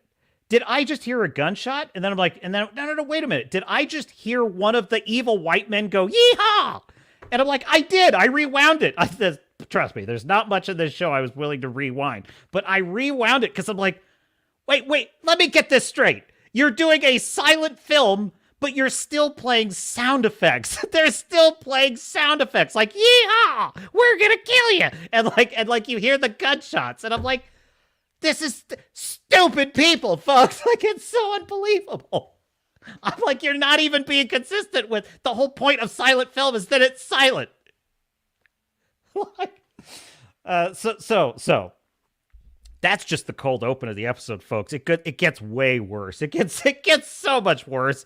I might do a whole. I'm thinking I want to do a video on just episode 3 of this show because it's fascinating. It's a fascinating study. So let me give you another example, right? So the whole plot of, by the way, she runs around her hometown in Oklahoma planning to overthrow the Kingpin. Why? She just wants to. She just wants a criminal empire. Why? Like, it's never clear. Why do you want a criminal empire? I thought you're running from your past. I mean, I'm guessing. So she's running around her hometown. Everyone in her life, her uncle, her friends, her childhood friend. They are all warning her. They are all warning her that you're going to get us all killed. You're bringing a cartel war to our hometown. We're all going to be killed. And what is her reply to this? Usually it's a variation on "I'm doing it anyway" tough. Sometimes she throws him a bone and says, "I won't let any harm come to you." In almost every single scene where she encounters Kingpin's goons, she gets taken by surprise. I'm not shitting you, folks. She's deaf. She can't hear them coming. They take her by surprise and she loses. And she goes around promising everyone, "I'll protect you." So she's not even... And I'm thinking, this is the chick that's like standing up to Daredevil? This is ridiculous. So they've character assassinated Daredevil. They have character assassinated Kingpin big time in this show. And so the bad guys at the roller skate rink, which and by the way, they keep showing this shot of this slogan on the wall of the roller skate rink that says "Make America Skate Again." Now, I guess I could say that's a weird TDS kind of thing, but I honestly don't know. I truly do not understand it. Like, why is this in here? It doesn't feel like it's exactly trying to say Orange Man bad, but neither does it seem to have much of a point. Like, I don't understand why, because it's not as if it's like the characters are like MAGA people. You know, there's no real actual politics in the show. So I don't actually understand why this they keep showing this shot of "Make America Skate Again" over and over and over. I'm like, why? I don't understand. Anyway. So the bad guys take her prisoner and they put her in the storeroom of the skating rink, where she is zip tied in the storeroom of the skating rink. There are tools and objects everywhere that she could use to cut herself free. And they just leave her there. Like these all, for some reason, like all of these like hometown sort of white trash, just fat chicks basically are like, they are all in, man. They are all in on doing crime. They're like, "Oh, we love crime. Doing crime is fun. We like doing crime." And so they're sticking her in the storeroom, right? They leave her alone. And I'm thinking to myself, well, this is stupid. You're leaving her alone in a storeroom where she could easily cut herself free. But does she try to get a tool to cut herself free? No, she doesn't. So I'm like, this is even more dumb. She's not even trying to cut herself free, okay? So then the next thing that happens is they bring in her best friend, Bonnie, who she hasn't spoken to in forever. This is another weird thing that keeps showing up in this MCU stuff. They did this in the Marvels about Captain Marvel not ever visiting Monica Rambeau. They did the same thing in this show. She has this friend that she never visited, never returned her calls, at Bonnie, who's super big mad about it, right? Well, they take Bonnie and they zip tie her in the same storeroom, okay? And and then then Kingpin's goons, who are collecting the bounty on them, on Amaya, they show up at the skating rink. And so basically the guy that cleans the shoes in the skating rink, he's the one that has sold out Maya, whose uncle I know, I hate having to explain this stupid plot to you, but the uncle who owns the skating rink is sort of a low-level goon that does Kingpin's business because he has to, but he's not like super into it. He's not a hitman or anything. He just like moves cargo. And one of his guys that works for him at the skating rink has sold them out to Kingpin, okay? So this little dweeb who works at the skating rink is making a deal, and he's getting paid a bounty to turn Maya over to Kingpin's goons. Kingpin's goons arrive, and stop here, you'll love this. One of them has an English accent, and he's the leader. The English accent guy is, he's got kind of the I don't know what it is, but it's like the London street accent going. And now normally this is what you'd expect. Okay, we're here, hand her over and you'll get your money. Like, that's kind of how this goes, right? But then the skating rink dude says, well, where's the money? And he has no leverage in this situation at all, by the way. He's totally outgunned. There's nothing he could do. These guys could shoot him in the head right now, and there's nothing he could do. But he acts like he has a bunch of leverage. And he says, oh, well, you'll see her as soon as we see the money. And then the English accent goon says, that's not how this is going to go. Where is she? and then you'll get your money. You're not going to see the money before that. And I'm like, oh, this is some bad writing. This is some really clunky dialogue, but whatever. Skating rink dude says, well, I'm not going to tell you until I see the money. Okay, this is the part where they shoot him in the head and they just go find her. Okay, fine. Is that... No, incredible... By the way, the show thinks these characters are super interesting and brilliant. That's why I'm making a point about this, because we know how stupid this is. But the show thinks they're like, this is super interesting. Like, this is Breaking Bad, folks. This is Breaking Bad level crime drama. You know what I mean? I would love to see Vince Gilligan just comment on this. It would be so funny. So anyway... So what does English accent goon do next? He says, okay, well, fan out, men, find her. What? You're talking about a skating rink. There's like a storeroom and a place for the skates. That's it. That's nothing. There might be a break room in there somewhere. Just go look in those rooms. That's where you'll find her. Like, so he tells his men, fan out, men, search the area. It's like, why don't you just threaten the skate dude and just shoot him and just go search the 3 rooms that are in this place and just grab her? Like, what's the deal here? Then they cut back to Maya. She escapes her bonds. She finally grows a brain. She escapes her bonds, and I don't even want to take the time to explain it. There's a really dumb sequence in which she kind of tussles with the fat chicks that are guarding her, and you know, it's like a fight in a McDonald's parking lot, you know, like at midnight. That's kind of what it reminds me of. It's like small town sort of white trash drama is what it's like. Okay. So then while that's happening, they cut back to the English goon. Okay. The English goon who told his men to fan out and find her. Okay. They are all in the middle of the skating rink. It's a roller skating rink. They're in the middle of the skating rink. Make America skate again. And they're all clustered together. All the bad guys are just in a group wandering in the middle of the skating rink. And I'm like, what are you doing? Just look in a room, a fracking room. And she's right there. I'm like, I can't even understand this. Then the little skater dude, he's chasing after him, and he said, well, what about my money, sir? Sir, what about my money? I really want to see that money, and I'm going to be I swear to God, folks, it's this bad. I want to see my money. The goon at this point should shoot him in the head. Shoot him in the head and ignore him. Like, but all he does is just let the guy kind of yip at him while he's walking in a circle with all the goons he told to fan out. He's just walking with them in a circle. He's like, you better tell me where she is or it's going to go badly for you.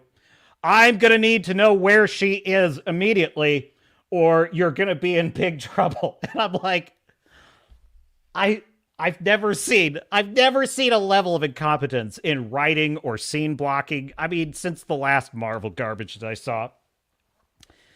A bunch of other bullshit. I wrote this down, folks. There is a line in this where the fat chicks discover that Maya has escaped her bonds, and she says, put your zip ties back on. I shit you not, folks. She says, put your zip ties back on. What? These are the stupidest criminals I've ever seen in my life. Okay, so they managed to get... So then what happens is they drag Bonnie out as a hostage. It's so fucking weird. They drag Bonnie out as a hostage because they're too afraid to approach Echo, right? They have a gun, but they're too afraid to approach her and put a zip tie on her, and she won't comply. She won't put her zip tie back on like she's told. So they just close the door and lock it to keep her in the room filled with tools she could use to escape. While the bad guys who are looking for her are just wandering around the skating rink, while the guy the skate dude that set all this up is just begging them to show him money. What is this? Then, okay, so this is my favorite part though. I told you all that to tell you this is the best part.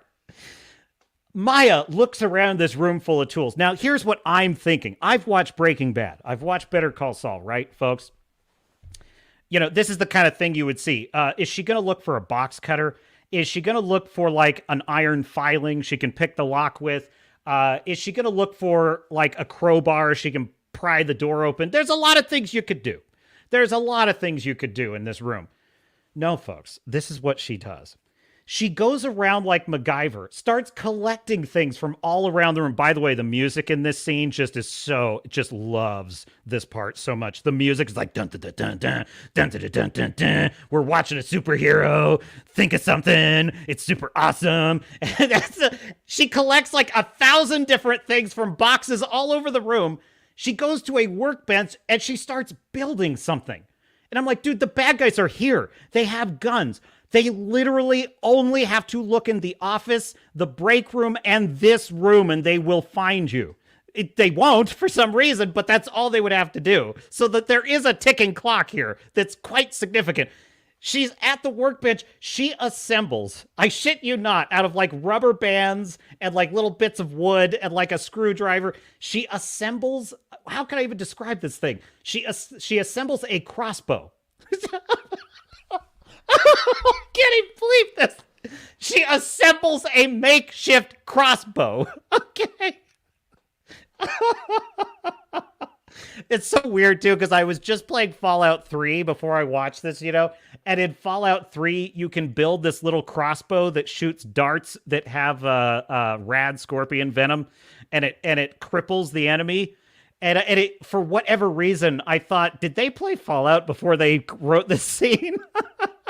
She's going to go to her craft bench and craft item that she needs, you know? And so she makes this crossbow. Folks, it fires, I don't know what it fires. It fires like, I tried to figure it out, but I think it fires like washers. You know, like little washers that you put, you know, when you screw something in, you have a washer. It fires like washers or something. So the fat chick comes in and discovers, oh no, she's been working on something. And so she aims the crossbow at the fat chick and she fires like little washers at her. And literally the fat chick kind of goes, ow, ow, ow, ow, ow, ow. Like she's getting, and I'm like, folks, these are stupid people. Like this is the dumbest. There's so much more. So watch episode 3. That is, the captain is recommending this episode. You've got to see her assemble this crossbow. It's the most. By the way, why did the plot have her assemble a crossbow that fires harmless washers at? The fat chick is more surprised than harmed by it. She's more surprised than anything. Oh, geez, what are these nickel-shaped objects flying at me? Oh, no, you got me. This is the kind of shit, and no disrespect to a young Ensign Garrett, but this is the type of stuff I would have written when I was 8 years old. I'm not shitting you, folks, because I've read my writing when I was 8 years old, and this is the kind of stuff I would write. Assembles a makeshift crossbow and fires nickels. you know what I mean? And so why did they have this whole setup? Well, because her ancestor that they showed in the silent, not silent film is a marksman. So when she assembles the crossbow that fires washers, she is channeling her marksman ancestor. Folks, like the absolute state of the msheu. This is one of the most dumb shows I've ever seen in my life. And it's a close call, because also Secret Invasion is one of the dumbest shows I've ever seen in my life. Also, Mandalorian Season 3 is one of the dumbest shows I've ever seen in my life. Also, Ahsoka is one of the dumbest shows I've ever seen in my life. Also, Boba Fett is one of the dumbest shows I've ever seen in my life. Also, Obi-Wan Kenobi is one of the dumbest written shows I've ever seen in my life. I cannot understand this. Every one of these, every single one of these is like this. Oh, they're so stupid. It's unreal. Oh, my God. Decorum here on the deck. Captain will compose himself for the court-martial. So yes, Echo is the dumbest msheu show since the last dumbest msheu show. Kingpin is I mean, the term cucked is used a little too often. I will just say he is a 100% for no reason at all simp and shill for this chick. Why? She has no charisma. There is nothing in her fight scenes that suggests why she's a threat to almost anyone. Like a mid-level goon should be able to beat her. like a mid-level goon. And multiple times in the episode, mid-level goons ambush her easily and take her prisoner. This is who almost beat Daredevil? Bitch, please. Like, bitch, please. Is there anything else I want to cut? Because listen, folks, I wrote pages of notes on this because I watched every episode, and this is scratching the surface, folks. There is plenty more dumb shit in this show. Let's sit. I did write a note. Get the clip of these are my notes to myself, chat. Okay, get the clip of Echo shooting the fat chick with improvised laser pointer non-lethal crossbow. Oh, I forgot about the laser. It had, oh my god, I forgot about that. The crossbow had a laser pointer on it. It was a laser pointed crossbow that fires harmless washers. I also, another one of the notes I wrote to myself, why is almost everyone in this show fat? Sign language. It's so odd hearing actors who are supposed to be losing their composure in the heat of passion deliberately speaking slowly so they can sign and accommodate. Oh, God, that was awful. Like, okay, one last point on this. Okay, this is, so let's just bring it home here. This is really why the show is so awful, okay? Echo is she is a psychopath. She's just like Phoebe Waller-Forehead in Indiana Jones and the Dial of Destiny. You know, she's just like so many of these girl bosses. She's just like Velma in that awful Velma show. She is an awful, murderous, immoral, psychopathic character who endangers everyone in her hometown for no reason. It's never clear what she wants. It's never clear why she would undertake to have an empire. Why does she want an empire? Why is she building it in Oklahoma and not New York, where the empire is? You know, why? You know, none of that's clear. But then, why is Kingpin allowing her to do this? Why doesn't he just stop her? Because he really likes her a lot. Why? Because he saw greatness in her. What greatness? Why? I don't understand why. Okay, so she comes to this town. She starts a gang war in a sleepy town, a reservation, which the show makes clear. It's, you know, look, people don't have the easiest life in this area. They're kind of making ends meet here. And she's literally throwing them into a war for no reason. Now, there's not even really a self-serving reason that makes any sense for this. Every single character in the town, her grandmother, her uncle, her cousin, they all tell her, this is very dangerous, Maya. You're going to get us in trouble. And she says, well, I'm basically the equivalent of, I'm doing it anyway. I don't care. And you're going to help me. Well, I don't want to help you because okay, perfect example. Her uncle who owns the skating rink, right? He works for the Kingpin. So if he helps her, he's a traitor. He's marked for death. They will kill him. They will kill him.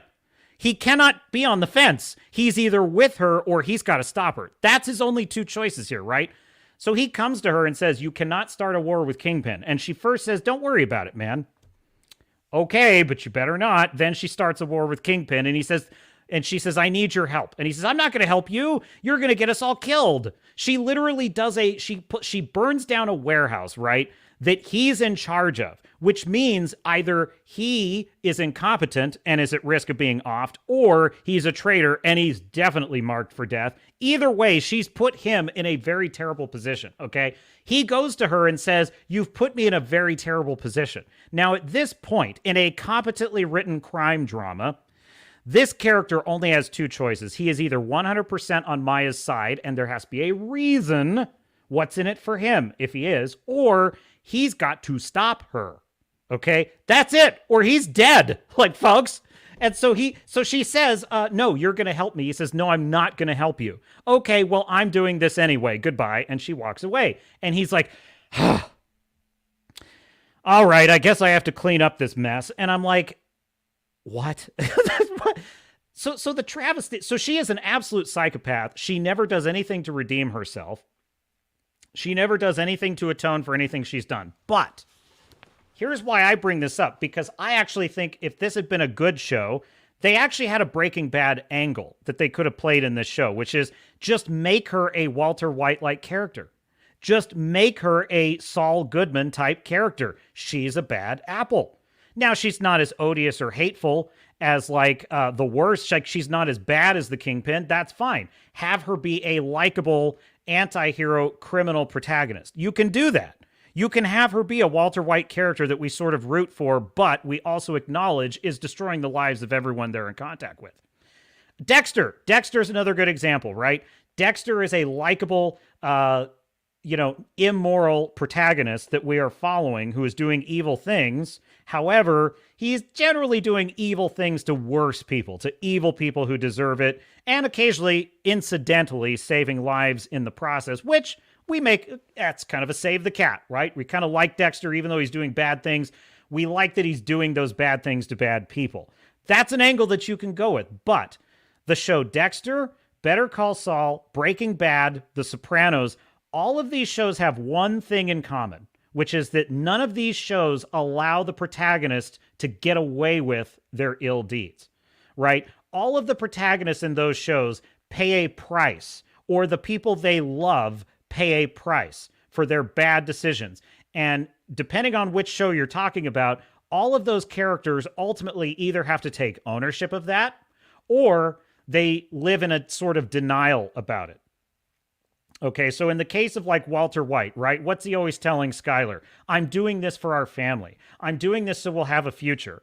And his ultimate journey is that he must eventually admit to her, no, I'm doing this for me because I love it and I'm good at it. Okay, Dexter. Dexter spends years thinking of himself as a kind of, Dark Knight Avenger, a kind of superhero that if the city knew all of his deeds, they would love him and they would praise him for it, not realizing that most people, when they discover who Dexter is, are horrified and find him to be a monster, right? Yet it's like, oh, but I'm doing this to bad people. Yes, because you love doing it, not because you're trying to help people. So Dexter is lying to himself in the Dexter series. He's always, by the way, if you're still out there, Stormcrow, that's actually a good example of what you were talking about, an unreliable narrator. Dexter is an unreliable narrator in the Dexter TV series, right? Because Dexter is always saying things like, I have to protect my family, which is why I have to go kill this guy. It's like, but by killing that guy, you're starting a crime war that could blow back on your family. But he doesn't see that. Dexter sees himself as a hero. But that's because he's a psychopath and he's rationalizing. He has delusions of grandeur, like all psychopaths have. So he's rationalizing his murderous career as, I'm a hero and I'm doing this for all these laudable reasons, but really he's not. And the show is always challenging him on that. The show is always throwing things at Dexter to say, this is the wrong thing to do. You're endangering your family. You're the reason your wife got killed, right? So you're putting Harrison in danger, right? The show is always making that case. Echo is the exact opposite. Echo praises Maya for doing all the things she's doing. Echo lets her off the hook for everything that she's doing. And the reason why that, first of all, that is a sign of how morally bankrupt Hollywood, Disney, and these writers are. They don't understand morality at all. They don't understand it. By the way, it's because their ideology is the woke, radical left, intersectional feminist ideology, which is sick, and it is immoral. It is an immoral, racist, and bigoted ideology. It's disgusting, and it results in a disgusting moral picture in this show. That's why it's like this, okay? And I think that's why we have to call out wokeness, because to say that this is bad writing misses the forest for the trees. Yes, it's bad writing, but why is it bad writing? Because a sick worldview is governing the writing. That's why, right? It's a sick worldview in which as long as a woman is powerful and she recognizes her power and demands adulation for all of it, she is entitled to it and she is praiseworthy and laudable. That's a sick way to look at the world. That is sick. Dexter is sick. Walter White is sick. Saul is a con man. The show's Tony Soprano is a criminal crime boss who is destroying lives. Those shows make it clear that these are not men who are praiseworthy for what they are doing. These are men that are paying a cost for what they are doing, whether they admit it or not. And it depends on which character you're talking about. The idea that a woman can do the things that Echo is doing in this show and that the show praises her for it is sick. It's sick, man. And frankly, it's what results in a show that is boring. It's uninteresting. I don't give a shit about any of these characters. Echo is an embarrassment. She is a boring vacuum of facets. Like, she's a vacuum of charisma. She has nothing about her that I like. Nothing about her. She has no save the cats in this series, folks.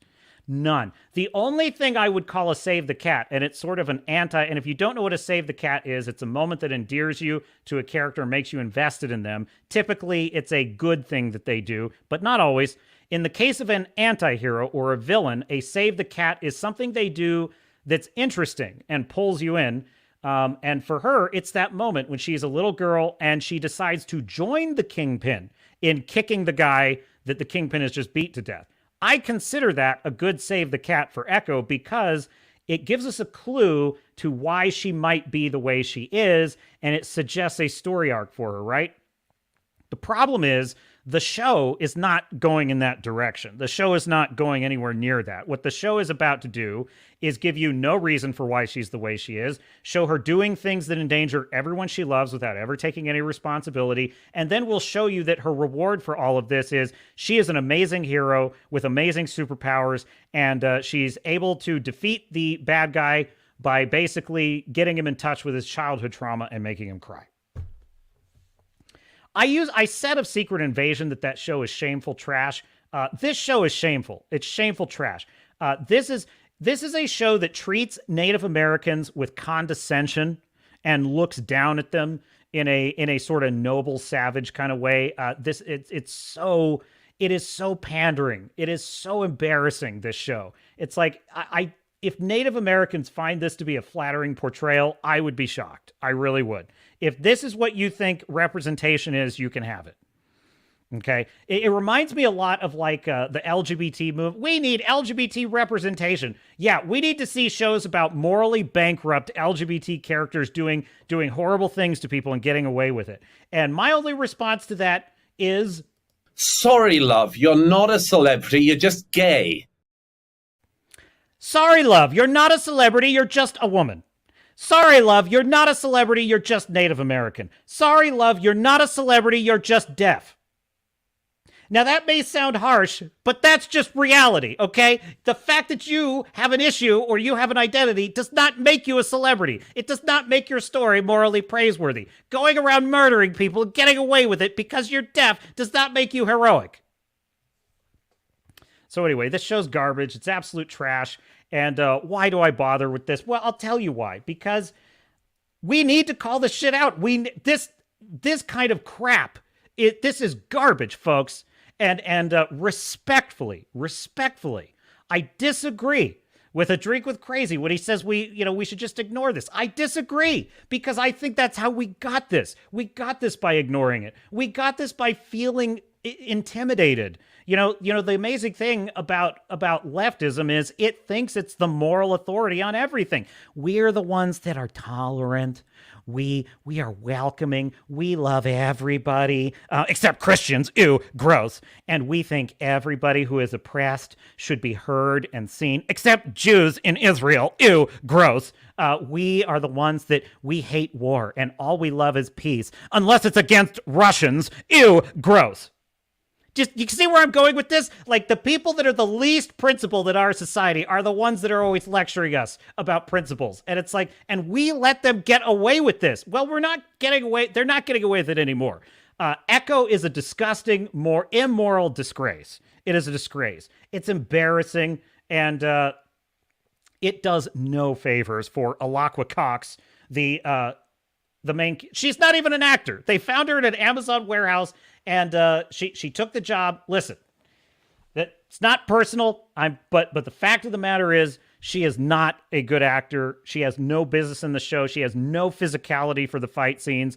She had one she's worse than Amelia Clark in this department. She had one resting bitch face that was the only expression for the entire show. It was awful. The show was absolutely awful. It was an embarrassment to every minority it claims to represent. So there you go. That is the captain's review of Echo.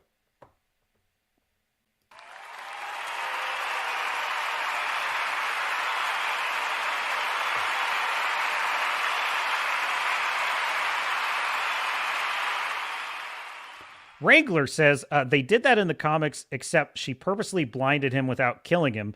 They were real sloppy with how they handled it in Hawkeye. Well, yeah, I mean, here's the deal. All they had to do was, because I don't even think they showed the shot hitting Kingpin in Hawkeye, if I remember correctly, and they don't show it in this series. So all they had to do was just have it be that, like, she shot him in the chest, but it missed, and he survived. It missed the heart or whatever. One line of dialogue would have fixed this. Like, one line of dialogue, right? But it's so bizarre. It's so bizarre. Why would you have it be that he was shot in the eye? It's awful. Star Fury says, at Wrangler, Disney could not write their way out of a shredded paper bag. I mean, it's like I have said before, it's not bad writing. This is embarrassing. Like, watch that episode 3. Assembling a crossbow. What the hell was that? I don't even know.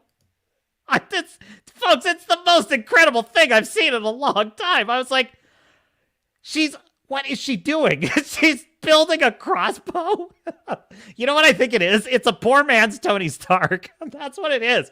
It's like this is what a dumb woke writer does. They watch Iron Man, right? The very carefully set up situation in which Tony Stark has 2 weeks with all of his weapons and technology to assemble something for the bad guy, and he builds an Iron Man suit, and it's clunky, and it just barely works well enough for him to escape. It's like they took that as inspiration for, okay, she has 2 minutes in a storeroom. What will she do? It's like she'll build a crossbow. Like, that doesn't even really do anything. It was like, just crowbar your way out of there and just use your implausible fast hands to just beat them all. But no, Wrangler points out the power of her ancestors was a big deviation from the comics. Her special ability was along the lines of Taskmaster, mirroring an opponent's skills. MCU version is just teenage girl daydream stuff. I don't know of any. I can't imagine any teenage girls that are dreaming of this. Like a really cringe, boring fight in a skating rink, which is that what the kids are doing these days? Roller skating rinks. It was weird. It was very weird. It was so bad. Which, by the way, and the writer of the show, or the director, I forget which, who cares? She said that she thought the comic book powers were stupid and that this was way more interesting. And it's like, wow, dumb people writing this stuff. Like, who are the dumb people writing this? Because I want to name them. And listen, they think they're brilliant. That's really the issue. Like, if they're like, well, we did our best and we wrote the best show we have. I've never written a comic book show and I hope the fans like it. I would probably have a little more patience for them. Let's see. Full cast and crew. All cast and crew. There we go. Series directed by Sidney Freeland and Catriona McKenzie. Incompetent boobs. Both of them. Absolutely a disgrace. Dude, in the old world, they would have no more work. They would get no more jobs. You directed that dopey skating rink episode. You're never going to work in this town again, is how Hollywood used to work. It's Hollywood, baby. Oh, yeah. Well, it used to be. Who else? Oh, my God. There is like a lot of writers. 1, 2, 3, 4, 5, 6, 7, 8, 9, 10, 11, 12, 13 writers, folks. Like 13 writers. And there were 4 neurons to rub together. Like, Marion Dare wrote a teleplay for 2 episodes. Josh Feldman wrote 2 episodes. Jason Gavin did the story for 1 episode. Wow, great contribution, brah. Stephen Judd wrote 2 episodes. Ken Christensen wrote 2 episodes. A lot of men writing these crap episodes. Huh? It's almost as if I'm willing to call out men for bad writing. David Mack wrote 5 episodes. Ellen Morton wrote 1 episode. Joe Quesada wrote 5 episodes. Oh, no, created by. He created by credit. Amy Rardon wrote 1 episode. Rebecca Roanhouse, executive story editor for 1 episode and story on that 1 episode. Shoshana Stern, executive story editor and story by 1 episode. Chantel Wells, written by 2 episodes Bobby Wilson, story editor and story by one episode. Folks, stupid people. All. Like, these are stupid people writing this crap. Like, you don't understand physics. Like, you don't. They think they're Vince Gilligan, these idiots. They think they're like Vince Gilligan writing Breaking Bad. And what's so amazing about this is, like, I guarantee you that all these people would tell you that they probably love shows like Breaking Bad and Better Call Saul. And these are the idiots that learned the wrong lessons from those shows. It's like, you know, one of the things that a lot of people were asking Vince Gilligan before the final episode, spoilers for Breaking Bad, but the final episode of Breaking Bad, Walter White dies, okay? Before that episode aired, a lot of people were asking Vince Gilligan what's going to happen to Walter White. Will he get away with it? Will he go to prison? Will the cartel get him? Like, what's going to happen? And Vince Gilligan obviously wasn't going to tell them, but he just basically said, all I can say is, you know, a guy who builds a meth empire is not going to get away with it. And that was basically where he left it. And it's like, yeah, exactly.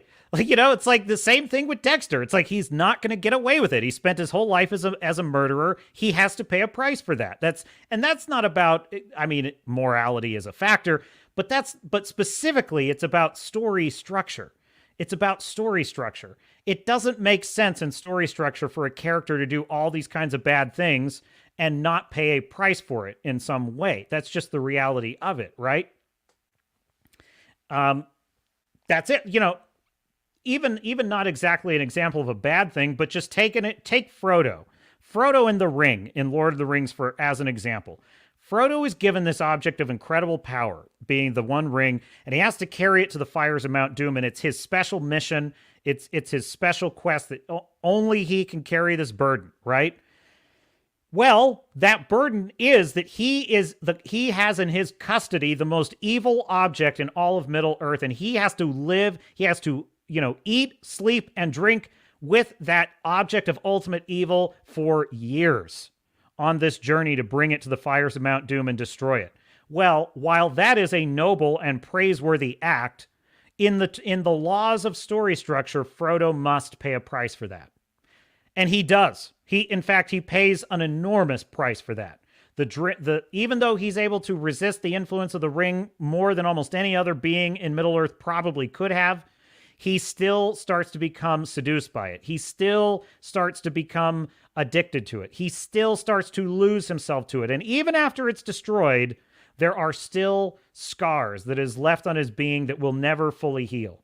That is so powerful and important, folks. Why is that? Because J.R.R. Tolkien himself lived through World War I. He understood that there was a price to be paid for war. There was a price to be paid for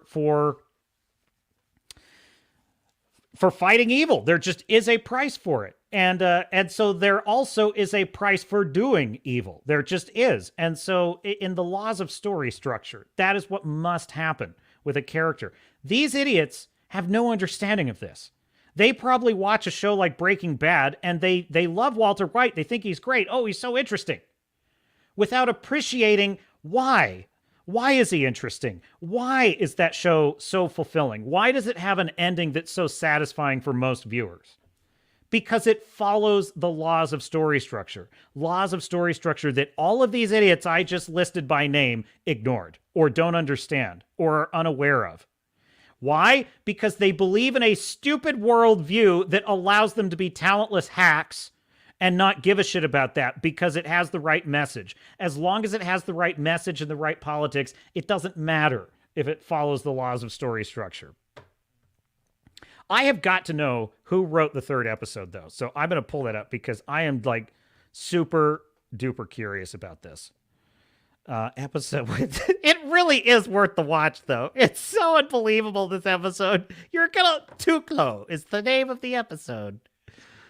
Oh, they totally, you know what? I know that at least some of these writers are Breaking Bad fans. I'm telling you, folks. I know this in my gut. Because remember I told you that the little skating rink dude is sort of following around the bad guys in the middle of the skating rink and saying, where's my money? I want my money. Where's my money? I really need that money, man. I really got to have that money. And I'm like, why don't they just shoot him? Well, finally they do. Finally they do in this very ghoulish, melodramatic way. They're like, you're not gonna get your money. What? And then they shoot him. And then they have this very dramatic shot where he's like his head is hanging upside down over a table, and there's blood dripping down, and the characters are staring in horror. And I'm like, that's not it. No, that's not it. That's not what you saw in Breaking Bad. That's not why Breaking Bad is a good show. That's not why Sopranos is a good show. That's not why Dexter is an interesting show. You don't get it.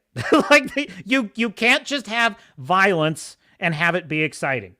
You know, and like Stormcrow, you were asking me about this on the last stream. Like, I want to have a villain that like breaks the hero's mind and sort of makes it, and I want it to have impact on the reader. I want it to really move the reader. How do I do that? And it's like, well, I can tell you, Echo, specifically the episode Tuklo, is how not to do that, right? Because part of the problem is all of these characters are doing nonsensical things that make no sense in the story. It makes no sense why this guy is still, why he's sort of following the bad guys around and heckling them about money. It's like, no, that's not how that works. Because essentially the power dynamic is not clear in the episode. In this situation, right, who has leverage and who doesn't, right? The bad guys, the goons, the Kingpin goons have the leverage.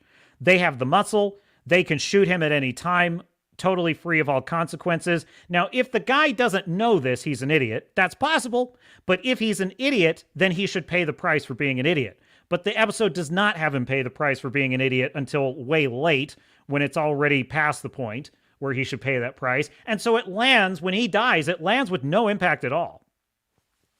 So I guess my answer is you've got to follow the rules of storytelling, and you've got to have characters that are doing things that make sense. Otherwise, when that payoff comes, it's going to be laughable and stupid, like it was in this episode. This episode was written by Marion Dare, Ken Christensen, and Jason Gavin. Wow, 3 brains put together on the, I'm sorry, Wrangler. I didn't mean to put you on the spot there. I left your chat up because I was looking at the back office here. Let me share this. Let's just look at this together, shall we? Share. I'm looking at the IMDb, folks, on episode 3, Tuklo, my favorite episode of Echo by far. It is a stunning achievement. It really is. It's up there with The Mandalorian season 3 when the pterodactyl abducts the kid. It's up there for me. It's a hilarious episode. Pretty much the whole way through. It's pretty hilarious. You've got to see her assemble the crossbow, folks. It's unbelievable. Okay. Anyway, so the writers are Marion Dare, Ken Christensen, and Jason Gavin. Let's just take a look at these 3 geniuses, shall we? I just am curious, okay? Oh my God. Like, this is definitely the chick who's at Starbucks. Like, I'm writing a script, and I want everyone to see me sitting with my script and oh my God. She has a writing credit on Better Call Saul. No way. She wrote on Better Call Saul? What episode? Okay, she was on, doesn't say what episode. Oh my God. Well, she learned nothing studying under Vince Gilligan. She learned nothing. Like, wow. That's unbelievable. Okay, but her other credits include, let's see, The Act. What's that? I don't know. Shantaram. That's it. 4 credits. She had 1 episode. No, 21 episodes? You wrote for 21 episodes on Better Call Saul? And you wrote this piece of garbage? Now, all I can guess is she learned nothing. She learned nothing studying under Vince Gilligan. And or this episode was hacked to death by editing, and it screwed it all up. That's possible. But if I'm giving her the benefit of the doubt, but I'm going to tell you folks, like, I don't see how that's possible because just the setup of the situation is so insanely stupid. Like, it makes no sense. Why are the bad guys walking around a skating rink when all they have to do is literally just go into the storeroom and find her there? She's right there. There's nowhere to search. This is not like a 30-story building. Okay, this is not like a giant warehouse with all kinds of sub-levels and basements and different storerooms, okay? There's no ground to cover here. It is a small-town roller skating rink. There's nowhere she could be but in a break room, an office, or a storeroom. There's nowhere else. So I just don't understand how editing can make a show that badly written. All right, next incompetent boob writing for this. I can't believe that, folks. She wrote on Better Call Saul. Unbelievable. Which is a brilliant show, Better Call Saul, by the way. Okay, we have Ken Christensen, who wrote for Superman Returns. Oh, there's a winner. Happy. What is that? I don't know. The Continental, from the world of John Wick. A show I praised. A show I praised. How many writers were on John Wick? Let's see. We had... Who did we have on John Wick? Not John Wick, but the Continental. All cast and crew. Writing credits. We had 1, 2, 3, 4, 5, 6 writers. 6 writers on the series. So obviously Ken's contribution was minimal on the Continental, I would guess. Also, that's it. That's his credits, folks. He's got 9. He's got 9 credits. He wrote for The Punisher. I was not fond of The Punisher TV series, I'll say that much. I really wasn't. Happy, Shintaram. Writing's hard, folks. I guess writing is hard. I don't know what else to say. Who else we got? Jason Gavin. What did Jason Gavin? Genius at work. What did Jason Gavin write? He wrote for Dark Winds. I don't know what that is. Roswell, New Mexico. 2 episodes. Friday Night Lights. Yeah, that fits. Teenage melodrama, Friday Night Lights, that fits. 12 episodes, small town teenage also Roswell. That seems more in keeping with what I would expect. And I'm not knocking those shows. I'm not knocking the shows. I'm just saying I understand the type of writing that we're dealing with here. Greek, Royal Pains, Hawaii Five-0 remake. Yeah, geniuses at work, folks. So there you go. There's your crack team of writers. But listen, to be fair to the writers, okay, the writing is bad. I stand by my critiques of the writing. However, choreography, awful. Directing, awful. The set design, awful. Like everything was awful in this episode. So there you go. I feel like Wrangler had something in here I wanted. You had something about this. Make America Skate Again. Could it have something to do with a callback to the last episode of Hawkeye where she fought him on a skating rink? I don't know. I mean, they had weird obsessions in the cinematography in this show. Like, they kept obsessing over this mural in the episode that said the name of the town. They kept showing that in every single montage where she's on a motorcycle. So they definitely had weird visual obsessions in the show that made no sense. I don't know. All I will say is the roller rink, the rolling rink action scene, I'm using air quotes there, in Echo was just as cringe and laughable as this ice skating rink finale episode in Hawkeye. It was, the tracksuit mafia fighting Kate Bishop and Hawkeye in an ice skating rink in the middle of New York with almost no stakes because they're not using guns. Why? I don't know. and then you've got Hawkeye using all these dopey trick arrows, and it just comes across as silly. Why are there no police sirens? Why are there no police cars rushing to the scene? All that made me think was there's nothing at stake here. Like, there's no actual danger. Like, no one's actually gonna die. Like, there's not actually anyone that's gonna, the city is not in danger, It's so cringe, man. I just find it to be like the kind of stuff that like a high school theater group would write. Like, no shade to a high school theater group. That's why it's high school. You're learning, but this is like weird. I don't understand how you can have 13 episodes of Better Call Saul under your belt and be this incompetent as a writer. I don't understand that. Like, there's something I'm missing here, and I'll just have to keep searching for the answer. Just a quick cough button. All right, don't want you to see the captain blowing his nose. All right, so Star Fury says, An episode of the AA team, and she is B.A. Baracus. Look. I loved MacGyver, says Starfear. I loved MacGyver in the 80s when I was a kid. And I will fully admit, there were times when MacGyver, sometimes it was very clever, the things he was doing. Like there's an episode where he's in the grocery store and there's a stick up and he's got to like grab a bunch of household items to like spray in the face of the gunman. That's pretty cool. Like that's clever stuff. Other times he's assembling something and it's like, okay, that's a little ridiculous, but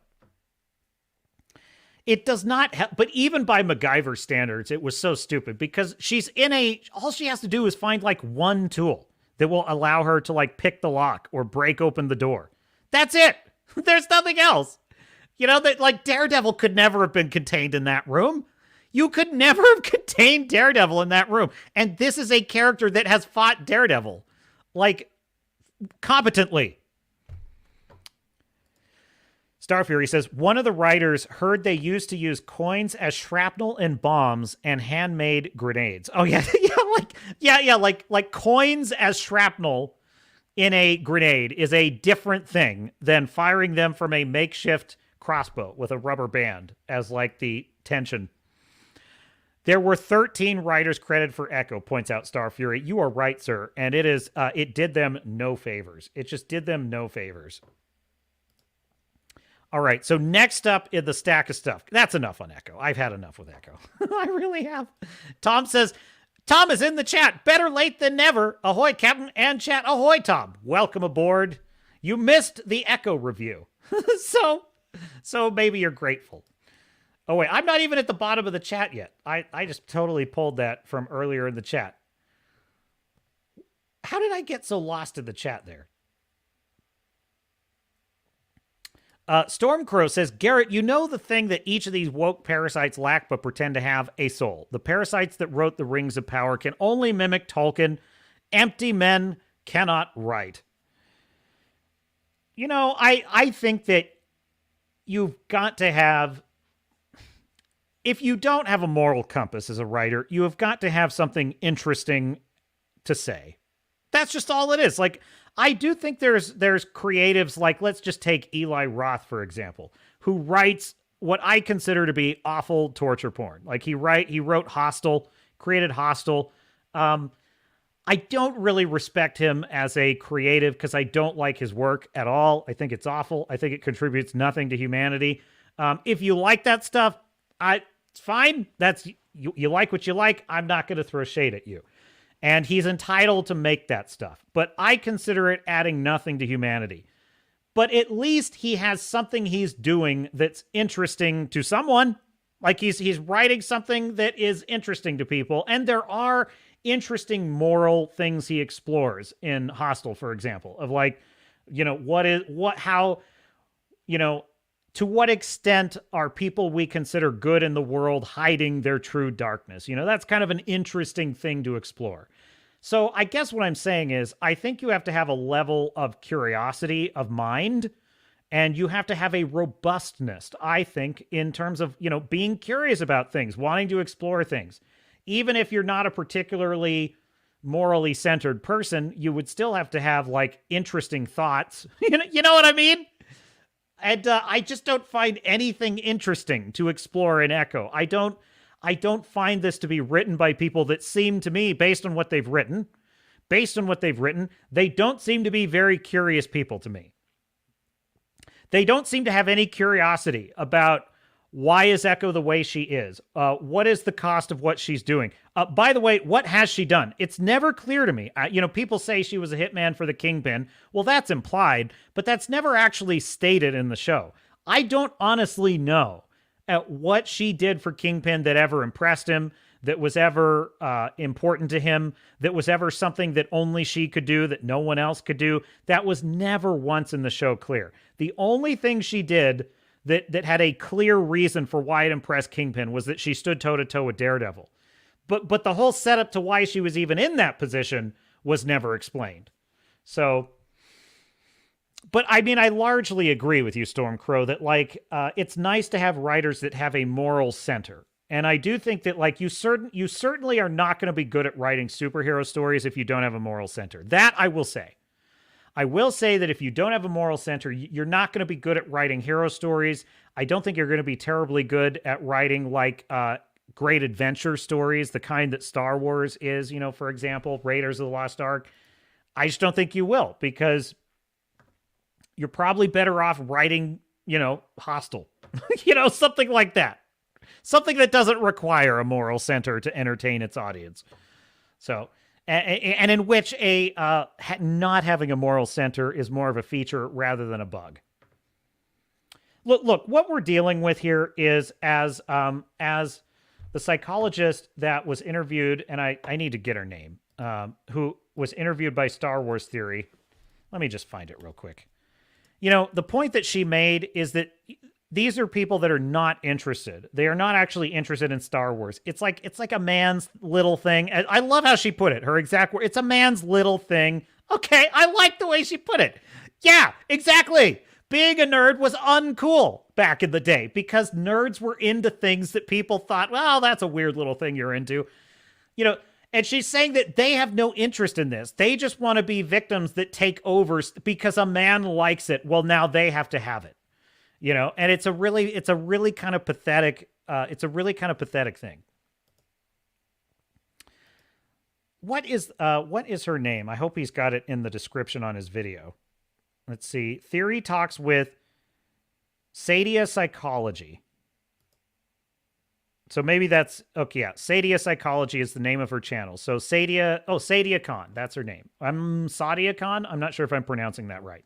It's either Sadia or Sadia Khan. I'm going to go with Sadia.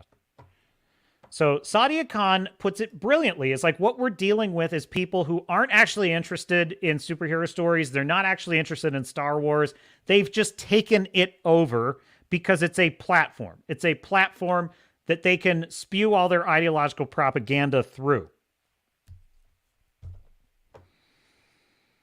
So what's next in the stack of stuff? Let's see here. I might go to...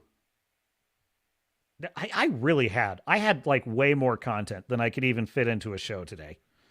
I had just way more content. So listen, I want to share this brilliant piece on bounding into comics. It's an opinion piece by Slade Hale, and I think this fits in really well with kind of the whole thesis of this edition of the Captain's Cast. Please like and subscribe if you're enjoying the stream or the replay, as the case may be. And let me share this story with you, because this is just an excellent breakdown of kind of what we're dealing with. Why is Echo like this? Why are all these shows like this? Well, here you go. Opinion: Scorched Earth, the left's final culture war tactic, by Slade Hale of Bounding Into Comics. Hat tip Slade Hale. And here's what he says. Sandwiched within the pages of countless historical tomes detailing military strategy is a particular tactic oft used by retreating armies in the face of insurmountable odds. An altogether cynical and devious ploy known as the Scorched Earth policy. At its heart, the premise is simple: to obliterate and render useless any resource, commodity, or tool that could be used by an advancing army to press their attack. This strategy was successfully executed as far back as the 6th century, yet rose to special prominence as a tactic leveraged by multiple armies throughout World War II due to the fact that physical wars are economic in nature, requiring a precise balance between resource gathering, deployment, and consumption in order to wage an effective campaign. Similarly, culture wars mimic many of the same philosophical principles, albeit with both sides battling it out to seize ideological ground on which to establish an ever larger soapbox than actual physical land. And that is a crucial point, my dear sailors and starnauts. The culture war is not a battle for physical land or territory, obviously. It is a battle for ideological ground. Now, what does the MCU and Star Wars and things like Dungeons and Dragons and Lord of the Rings and Game of Thrones, what do those things represent to ideological warriors? Well, they represent ideological ground. If there is a popular property about a young man who goes on a journey, learns the ways of the Force, and becomes a hero that boys look up to, and that men love to talk about. And they bore their girlfriends with, oh, you've got to watch Star Wars with me. You've never seen it. You've got to watch, just like with The Godfather, you got to watch Star Wars. Well, whether or not they find it interesting, that's ideological ground. That is ideological ground in their view that men occupy that they don't, which in my view is the wrong way to look at it. It's not true. Women are as welcome to love Star Wars and always have been as any other fan. It's never been the case that Star Wars was a boys only club, but that's how they see it. The ideological warriors see it as ground they need to occupy. The article goes on. To this end, the current culture wars were originally ignited by the modern political left in an attempt to seize all available conversational territory and establish a permanent socio-political hegemony. And yet, just as by the way, this feeds into my point as well. It's like, this is why they have it, because they seize it. The left and the wokies, do they ever ignore something we have that they don't like? Do they ever ignore it? No. That's why they're cancel pigs. They never ignore the things that we love. They never ignore Dungeons and Dragons. They don't ignore anime. Dude, every once in a while, they stumble upon Berserk and they have a big old hissy fit about all the toxic evil masculinity in Berserk. Trust me, they stumble across our stuff, even the most obscure stuff. They stumble upon it every now and then when they're not looking for it, when they're not picking over the carcass of something more important to them, like Star Wars, right? We have allowed them to get away with that. They never shut up about the things that they hate. Right? So look, I'm not going to shut up about Echo because they made it. It's garbage and it deserves ridicule. End of story.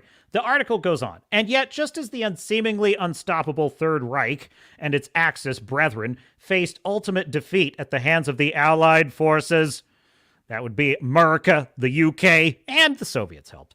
The fascistic political left has now been forced into a permanent state of retreat by their opponents. And they're losing more and more ground each passing day. By the way, Canada, Australia, many other countries helped in the Allied effort. I don't mean to diminish their role.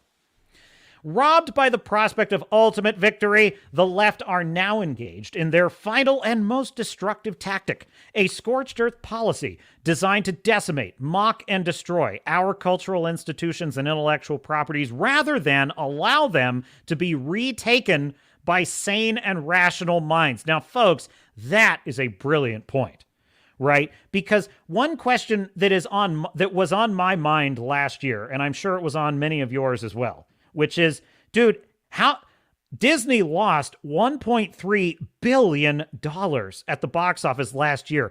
Every movie they released was a failure, with the possible exception of Guardians of the Galaxy Volume 3, which maybe broke even, maybe not. Folks, a net loss of $1 billion, 3. Now, why is that level of failure not sufficient for them to learn their lesson? That is the question that occupies my mind. Well, in this point, I think lies the answer. Because they have learned that they are not succeeding in hold. Because listen, folks, they wanted Star Wars, The Last Jedi, and The Rise of Skywalker. They wanted those things to be lionized. They wanted those things to be celebrated and loved. They wanted Indiana Jones and the Dial of Destiny and the stunning and brave Phoebe Waller-Forehead to be loved and appreciated for how beautiful and charming she is.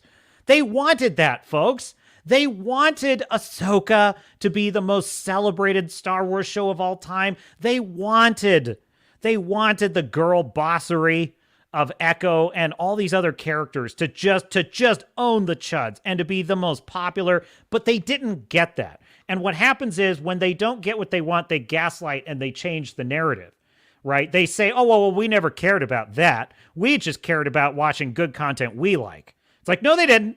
No, they didn't. They wanted all those things to be a stunning breakout success. They wanted Reva to be the most popular Sith Lord of all time. And they wanted everyone to be buying her lightsaber. But none of those things materialized. And they have learned that their ideas, whether they like it or not, are not wanted. Now, they can spin tales and they can be delusional, and some of them are. They say, oh, well, it's just because of Fox News or whatever. They make up their own rationalizations. But many of them have learned that they are not going to have popular properties. So what is phase 2? Well, if we can't have it, neither can you. So prepare yourselves, folks. Doctor Who's the perfect example of this. Russell T Davies, who did write great Doctor Who, came back and said, screw you. I'm going to wokeify the shit out of this, and I don't give a crap what you think about it. I don't even much care if it's successful or not. Tough. You're getting pronouns in bio Doctor Who whether you like it or not. So I actually think this is a brilliant point, folks. We have entered the stage of, well, if you can't have Doctor Who, if we can't have Doctor Who, you can't either. The article goes on. The venerable H.L. Mencken once said that a cynic is, quote, a man who, when he smells flowers, looks around for a coffin, end quote. What a fitting entendre for the current hardline leftist movement, itself a virtual cavalcade of nearsighted nihilism, persistent antagonism, and never-ending struggle, self-inflicted just for the sake of it. Under the auspices of equality, the creatively bankrupt minds on the left not only drank from the poisoned well of radical Marxist theory, but then used the ideology to twist and pervert as many pop cultures as possible with alarming alacrity. Man, this guy, he writes pretty well. I like the cut of his jib. All the while engaging in levels of unparalleled Rothschildism that would make a pre-Civil War slave owner blush. And then here he shows a picture of the Asgard, the version of Thor, the Miles Morales Thor, by Odin's Fade. Remember that? And it was a Latino guy that wrote this. A Latino guy wrote his impression of an urban black Thor. And it's so embarrassing. It's this, oh my God. There you go. The article goes on. The original mission parameters involved hijacking these prolific and iconic properties in order to corrupt and turn them into delivery vehicles for their own dysfunctional, I would call sick, messages, all with the intent of warping the minds of new and existing generations. From there, children became the primary target. Hello, Proud Family. The demographic being considered ripe for twisting and turning them against the outdated thinking of their own parents. And unfortunately, this led to many of them being molded into hypersexualized automatons.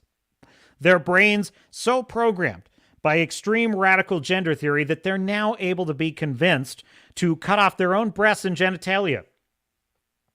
But what the left didn't count on was the insurmountable social backlash. That would be you, my dear audience, inflicting defeat after defeat after defeat on their box office and their ratings.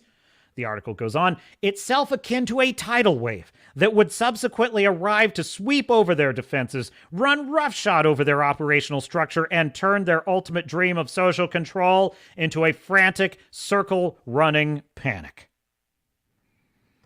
God, look at how bad their animation is. This is from their woke Transformers show. My God, this is pathetic. Compare this with like Super Mario Brothers movie, right? It's like there's no or Puss in Boots: The Last Wish. There is no color. There's no artistry in this. I mean, I've never seen anything. This looks like a vacuum cleaner. This looks like the design of a Dyson vacuum cleaner. Is this Transformer here? It's so bad. Okay. The article goes on. After a year of political and social red pilling that swept across the West, 2022 arrived with a bang and stopped the left dead in its tracks with no ground to be gained. Then came 2023, wherein a barrage of hyperkinetic counterattacks crushed the left's singular stranglehold on media and social commentary, forcing them to quickly make an about-face and retreat to higher ground. The left, thrashed by the effectiveness of various boycott campaigns spearheaded by a triangulation of conservative traditionalists, middle ground centrists, and classic liberals, such as those against Bud Light and Target, the radical left were then forced to stare down their own failed crusade in the face. Now, this is a brilliant point here. Okay. And by the way, this is my warning to the right wing and to conservative, Christian conservatives, which no disrespect, but do not forget this. The left is losing to a triangulation of conservative traditionalists, middle ground centrists, and classic liberals who have been driven into each other's arms by the insanity of the woke left. This is why I think the term woke is more powerful than the term Marxist. This is why the term communist, I believe, is less effective, because conservative traditionalists understand what you mean when you say Marxist, and I certainly do, and I know you out there certainly do.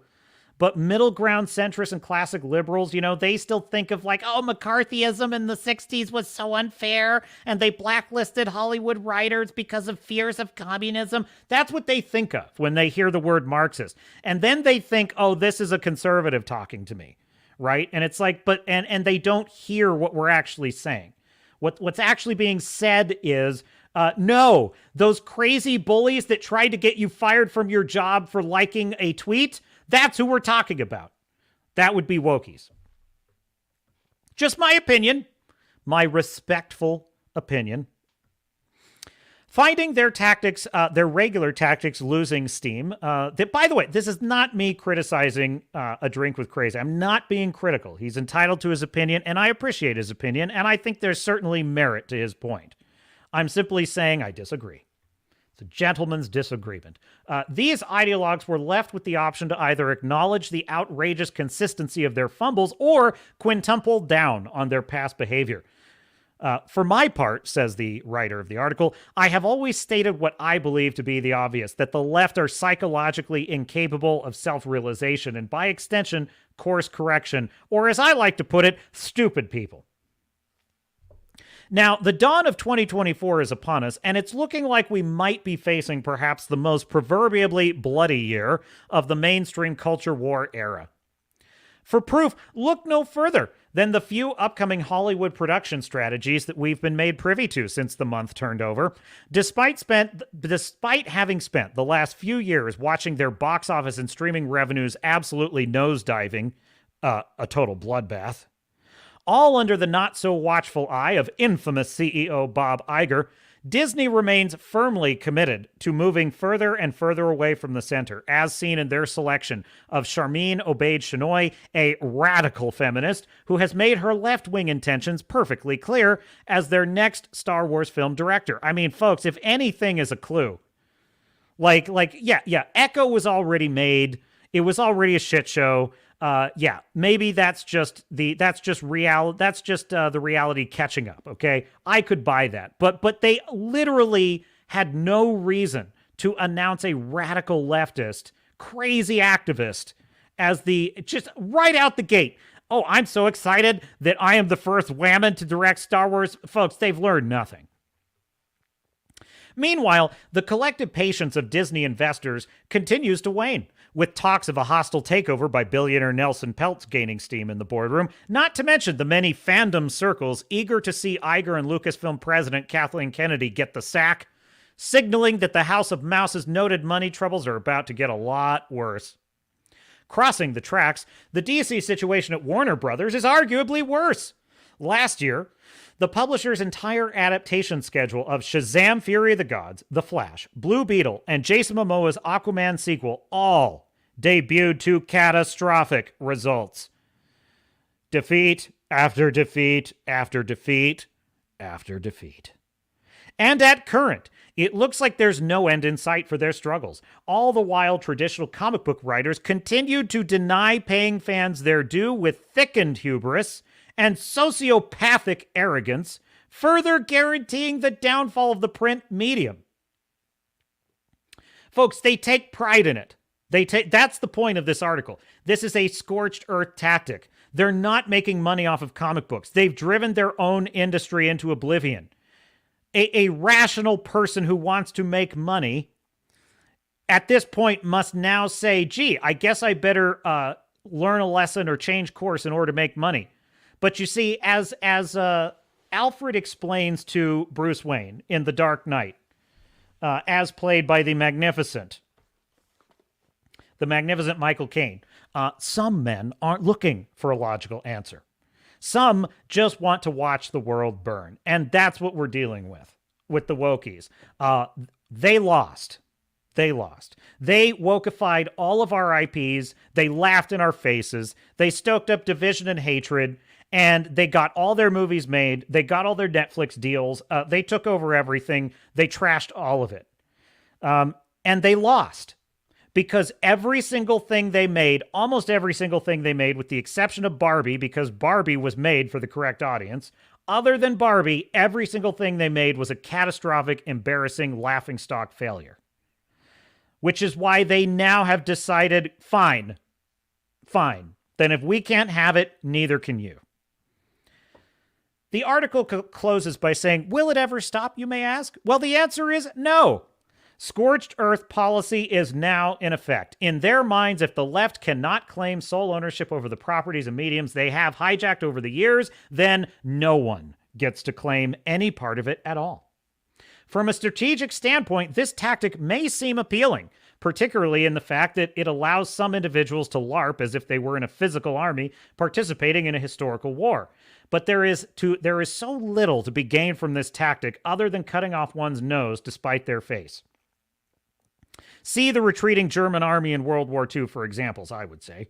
But resuming the article, right now there are billions of dollars wrapped up in the green lighting, production, and marketing of many iconic properties, not to mention the immeasurable cultural and emotional value they will hold for fans. To torch all of that for nothing more than an attempt to throw shade at your winning opponent shows that those lighting the match never truly cared about the IPs in the first place, but rather only viewed them as a political tool. Defiance in the face of certain defeat is sometimes admirable, but only if the cause itself is just. That is a brilliant point. That is a brilliant point. And again, made by the author of this article and Bounding into Comics, that would be Slade, what was it? Slade Hale. No, did I have that right? Yeah, Slade Hale. So Hat Tip Hade Slale link. I think I linked this. Actually, maybe I didn't, but I should update it. Anyway, check it out. Great piece at Bounding into Comics. And he goes on, however, the left's doomsday agenda, replete with unfettered nihilism, a toxic hatred of the traditional family model, and vicious spite for the human race as a whole, is anything but brilliantly put, might I add. Their delusional vision of hedonistic dystopia is a gateway through which to view the diseased mind, and yet no amount of reasoning can turn them away from the brink. Quote, if I can't have it, then no one will, is their new mantra for 2024, and they will self-appoint themselves as martyrs in order to celebrate defeat, even as their ideological structural pillars give way. And yet, as society takes back its properties and forces the left to cede more ground, this is where we are headed in the new year. At the end of the day, once these activists and ideologues have abandoned ship, the media properties, freed from their grasp, will undoubtedly emerge as broken and irreparable shells of their former glory. And sadly, no amount of restoration will undo the entirety of their injuries. While some may be salvaged and repurposed, following an appropriate period of dormancy, others, such as Star Wars, Doctor Who, are at this point beyond saving. But I disagree on that point, but I will go on. Just as it was with post-Blitz London, so too will we have to pick up the pieces and build anew, hat tip the Iron Age, either by doing our part to revive those still viable classic IPs and set them on the right path, or creating new heroes, which we are creating, villains and fables. Hat tip One Piece, a series of modern fables is One Piece, through which to establish a new foundation of pop culture. Really, that's a hat tip to Japan and manga and anime for One Piece, because that's the source of those beautiful fables. In some ways, the prospect of daring to tap into our own collective imaginations and weave together new ideas to share with each other is actually exciting and invigorating. It may not occur in 2024, I argue that it will, but the next 12 months could very well offer a tease of the final volley in the culture wars. And when it is all said and done, everything that follows will be little more than a mop-up exercise, the pop culture equivalent of the Nuremberg trials. That would be Slade Hale bounding into comics with a brilliant piece.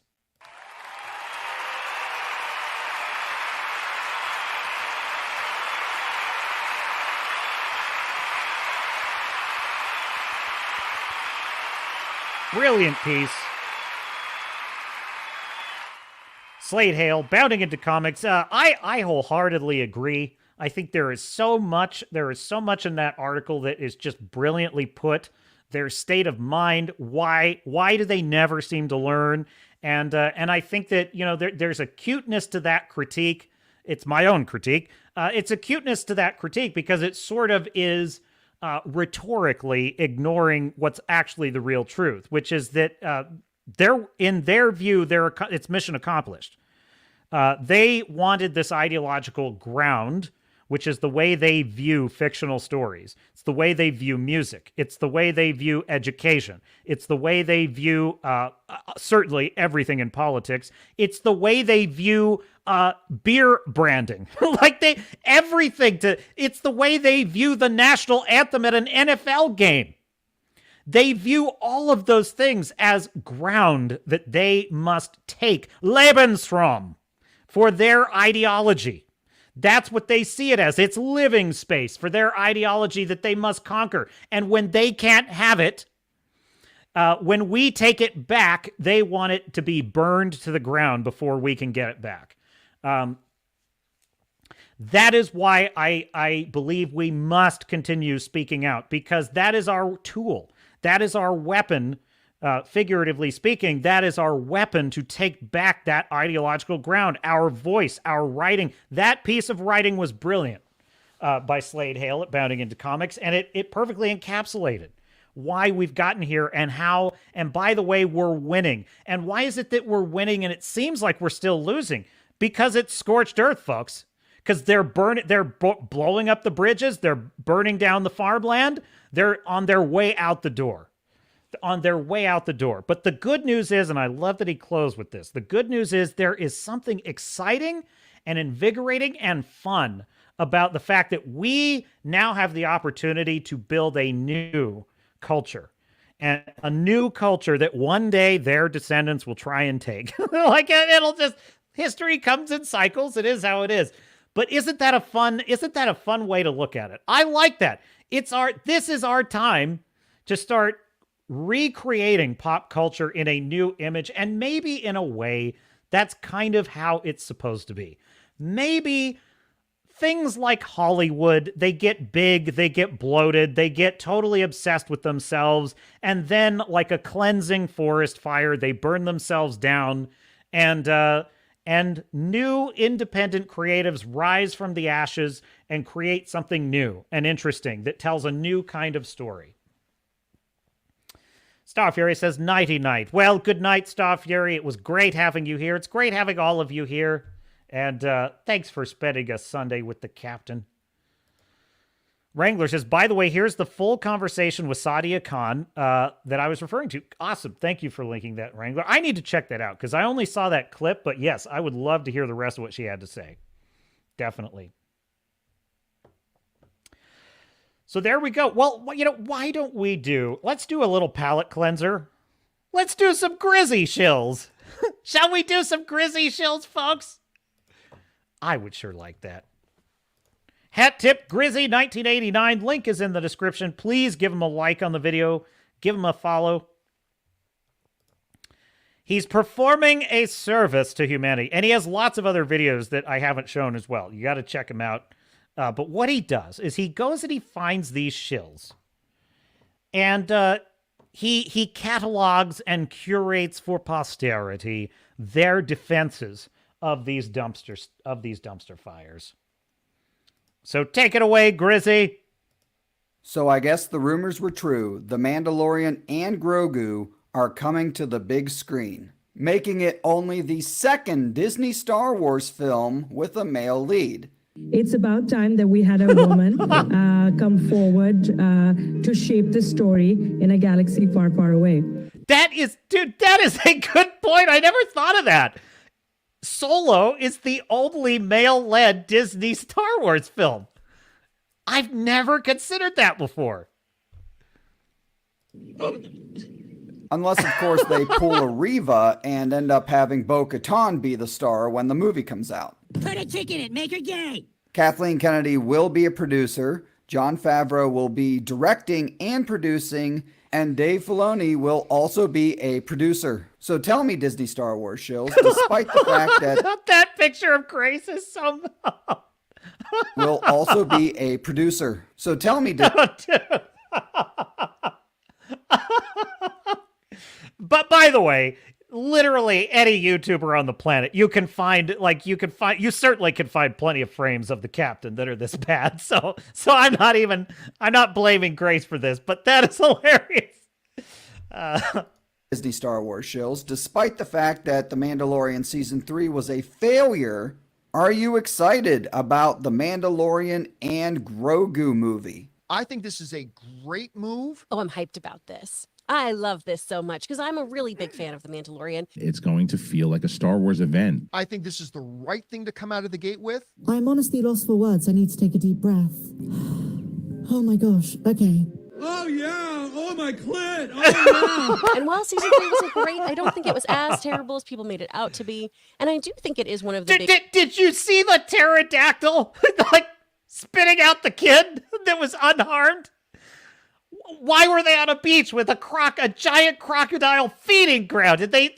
Why are they on a beach with no structures, no technology, no defenses? Why don't they have any heavy ordnance to kill the multiple giant predatory creatures feeding on their foundlings? Why doesn't that bother you? I'm sorry. Okay, I'm not going to swerve into a Mandalorian 3 rant. I'm just saying these shills, they have such low standards, folks. big uniters in Star Wars right now. She said season 3 united the fan base. Well, What an idiot! And one Disney show channel went as far as to title their video The Mandalorian and Grogu, Star Wars' Infinity War. And if the movie is going to be titled by the way, the Joker doing that in that Batman movie when I was a kid, I would laugh every time because the best part is what he starts out by saying, what's the guy's name? I think it's Joe or Joe Gun. Joe hands him the gun and then he shoots him with it. Oh my God, that killed me when I was a kid. Star Wars, The Mandalorian, and Grogu, that is laughably bad. They're making a movie, it's Star Wars, called The Mandalorian and Grogu. I like that title. Let me ask you guys what you think of the title. I think it's charming. God.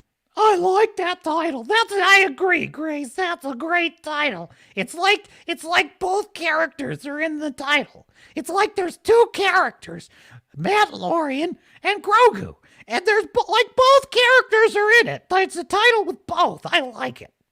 Fucking chlamydia burns. And then she recognizes that the Marvels failed in part because fans had to listen. I love Grizzy. That's fracked up, man. Like that's a fracked up nickname for chlamydia. To call her chlamydia, but what? That's fracked up. A whole bunch of homework before watching it with regards to Monica Rambeau and Miss Marvel. So hopefully you don't have to do that for the Mandalorian and Grogu movie. I hope that the movie can be seen even if you've never watched a single episode of The Mandalorian. And then, like an idiot, Chlamydia proceeds to list all the characters from previous seasons of The Mandalorian that she wants to see in this movie. You know, I think that anyone who was in Book of Boba Fett, you know, I would find a way to bring Luke back, to be honest with you. How do you not have Luke involved in this movie? Right. Yes, Luke Skinwalker and more key jingling. I have to say, that actually, from the shills, that's a great question for the sequel trilogy. That's a great question for The Force Awakens. That's a great question for The Rise of Skywalker. How do you not have Luke involved in those stories? In fact, that's even a great question for The Last Jedi.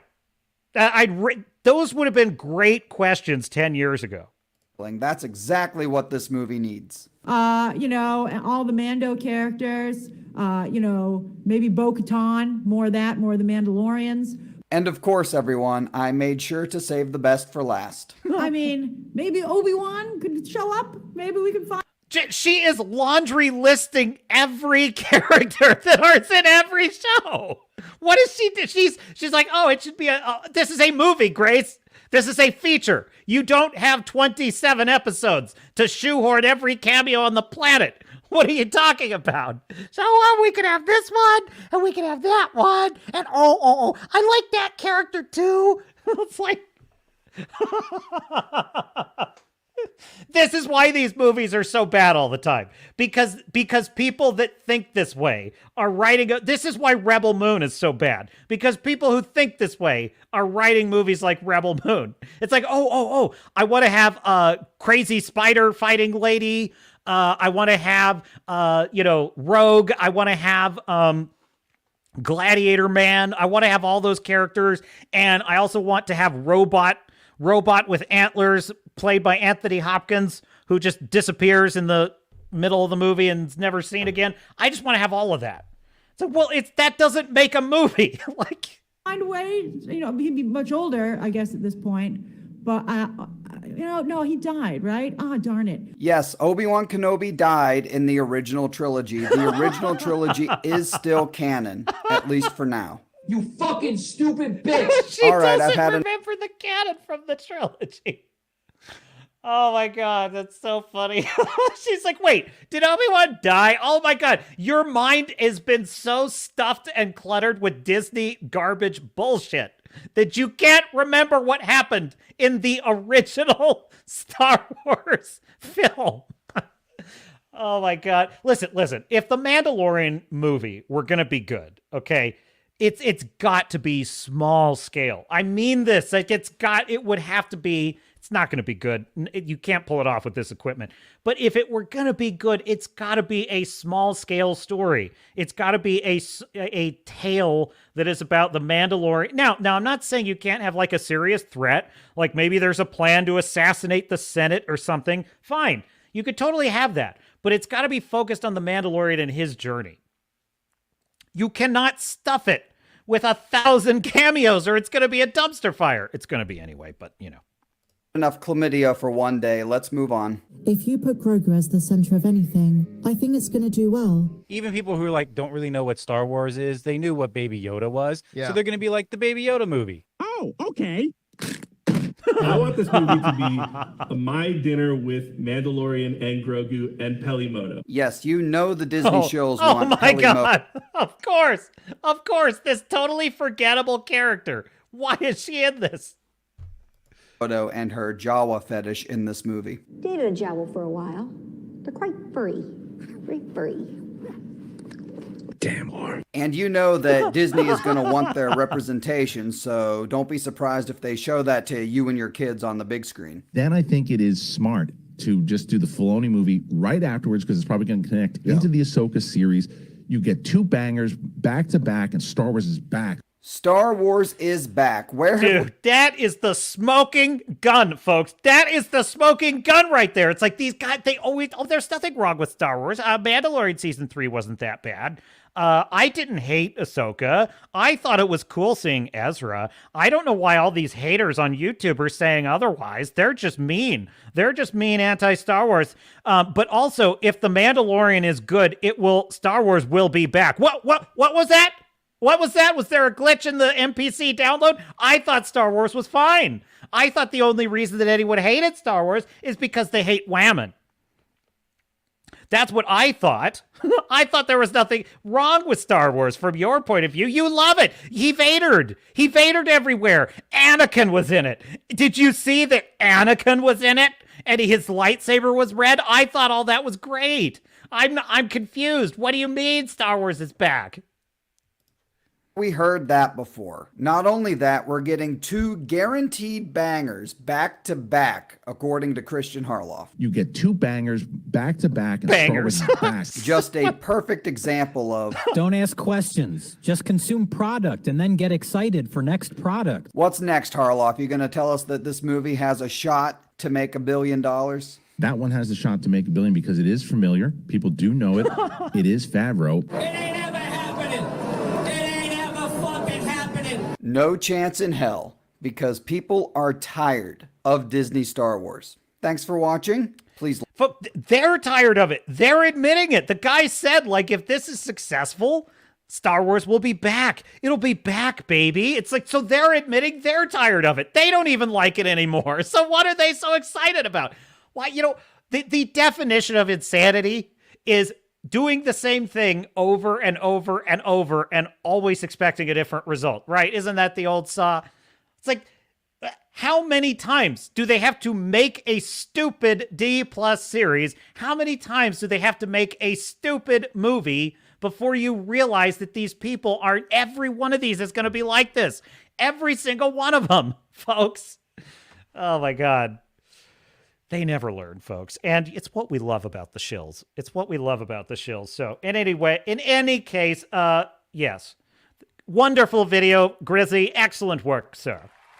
Excellent work.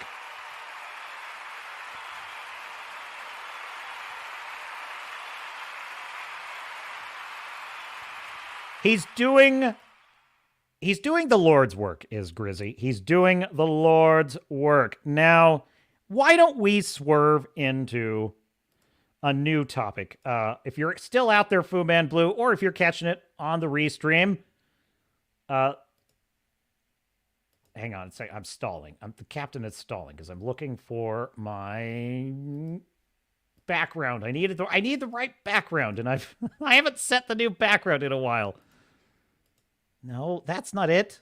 Do I not have it? I thought I still had it. Oh, there it is. I found it. Okay, cool.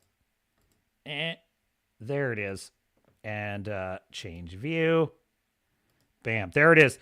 We're doing some Stargate talk, folks. Some Stargate SG-1 talk.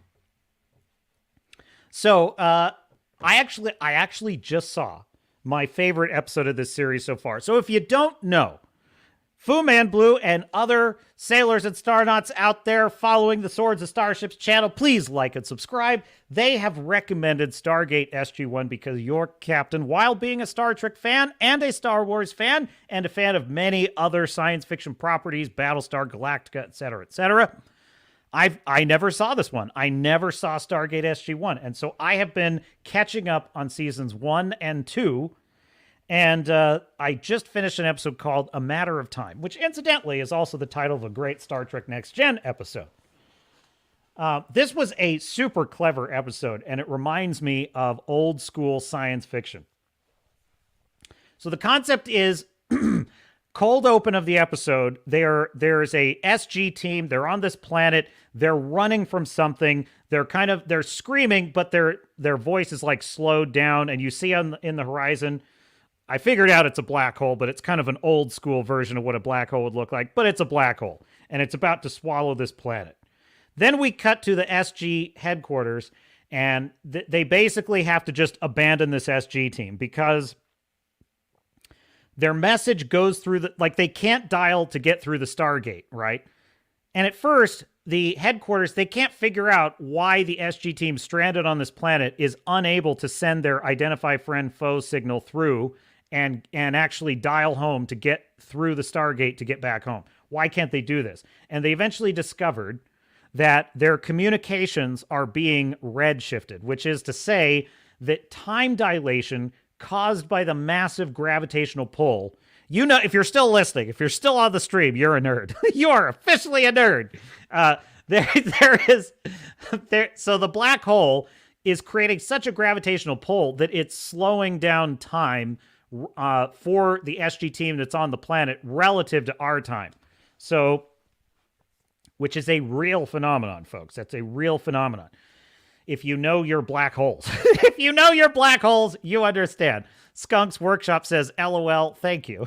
Well, you're welcome, Skunk's Workshop. You are welcome. I have one viewer right now. No, I'm just kidding. Anyhow, so the time dilation is causing all of their communications to slow down so that literally the Stargate cannot read the coordinates, and they're stranded. They're stuck. And of course, Colonel O'Neill, played by the magnificent Richard Dean Anderson, and I've gotten to really like his portrayal of this character quite a lot. He's like, well, we got to go in there and pull him out. And Captain Carter, who is the egghead, she's the kind of technical scientist, whereas Daniel is more of the paleontologist, the linguist. He's that side of the egghead equation. And of course, probably my favorite character is Daniel, because of course he's the character that I most identify with. You know, he gets allergies on the alien planets. He's always fascinated by stuff that the rest of the team are like, Daniel, we got a mission. We don't have time to daydream about, ancient civilizations. Oh, sorry, Colonel. I'm like, yep, that's me. That's who I would be in this unit. But I also love Captain Carter because she's also brilliant and a babe. She's like a huge babe. Still very hot, too, if you look her up. Anyway, so she is basically explaining to Colonel O'Neill, who never understands the tech talk. She's like, no, there's no way to save them because, from our perspective, they're already dead. But if we go in there after them, we'll be stranded, too, because the time dilation will never let us get home. And I'm like, well, this is interesting. This is very interesting. Well, the rest of the episode plays out, and what's so cool about it is basically the lensing effect. Now this is, I have a point with this, okay? So stick with me. The lensing effect of the gravitational pull of the black hole is spilling through the Stargate, and it's causing time to slow down in the headquarters. And so the closer you are to the Stargate, the slower time is running.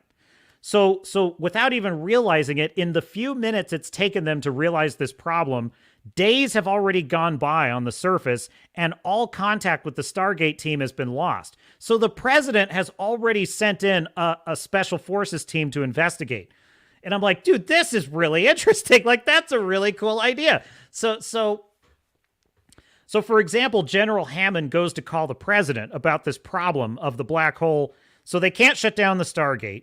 And the black hole is spilling time dilation into our world, and there's a real danger that Earth could literally start to get sucked into this black hole. General Hammond goes to call the president. Well, he can't, because time dilation is causing his communications to slow down, and they can't get through. So he has to go to the surface, and now time is running faster for him. And so you have sort of 3 levels of this story, almost like 3 different timelines running at separate speeds in this episode. So it's a very clever written piece of...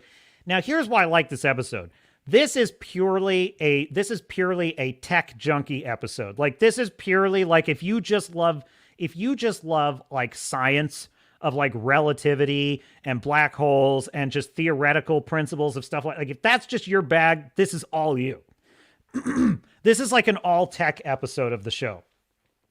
It's not like a massively character-driven episode. It's mostly just about this problem of like, oh no, time is running slower down here and we've lost communications and they don't know what's going on and how do we solve this problem?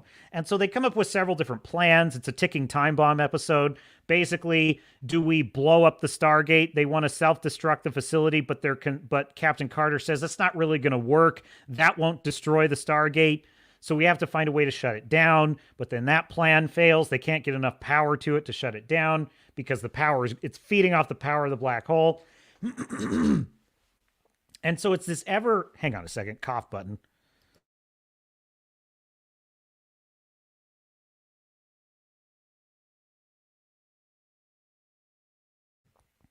Okay, sorry about that. So it's this ever escalating probability of disaster, and they don't know what to do about it. So it's a problem-solving episode. There's a great episode of Star Trek: The Next Generation that's an example of this called Disaster, in which the Enterprise hits a quantum string and it's like crippled, and like there's multiple different parts of the ship where people are trying to struggle to survive. Like that's another great example of an episode like this. I love this type of stuff. I love episodes where the ship is in trouble and they got to figure something out. But I also just like the fact that it's a black hole. Like, black holes are fascinating. They truly are. That's one of the reasons why I love Interstellar. It's Christopher Nolan's best film. It's like one of the greatest space films ever made. It does have some hokey stuff in it, but for the most part, I just absolutely love it. And one of the reasons I love it so much is it really nails the concept of wormholes and tesseracts and... like, you are a serious nerd if you're still listening. It nails the idea of tesseracts and singularities, all that great stuff. All that great stuff. And there's a great sort of Hightower surprise at the end where there actually, I say there's no character development. There always is in the show, but it's not as focused on that because there's a B plot where Colonel O'Neill is kind of forced to work with this special forces guy that he was on a mission with that went foobar a long time ago, and there's some bad blood between them. But then they wind up having to work together to deliver this bomb that's going to like solve their problem and close the Stargate. And that was a pretty good little B plot. So no complaints there. But they really went to the furthest extent of like what the time dilation would be. There's even a part where the gravitational pull is so strong that they're having to, like, they're sideways from our perspective, but they're having to rappel, quote, down to the Stargate through the window that looks at the Stargate because the Stargate now has its own gravitational field. So it is a fantastic sci-fi tech junkie episode. Now, why do I bring all this up? Well, I bring this up for one reason.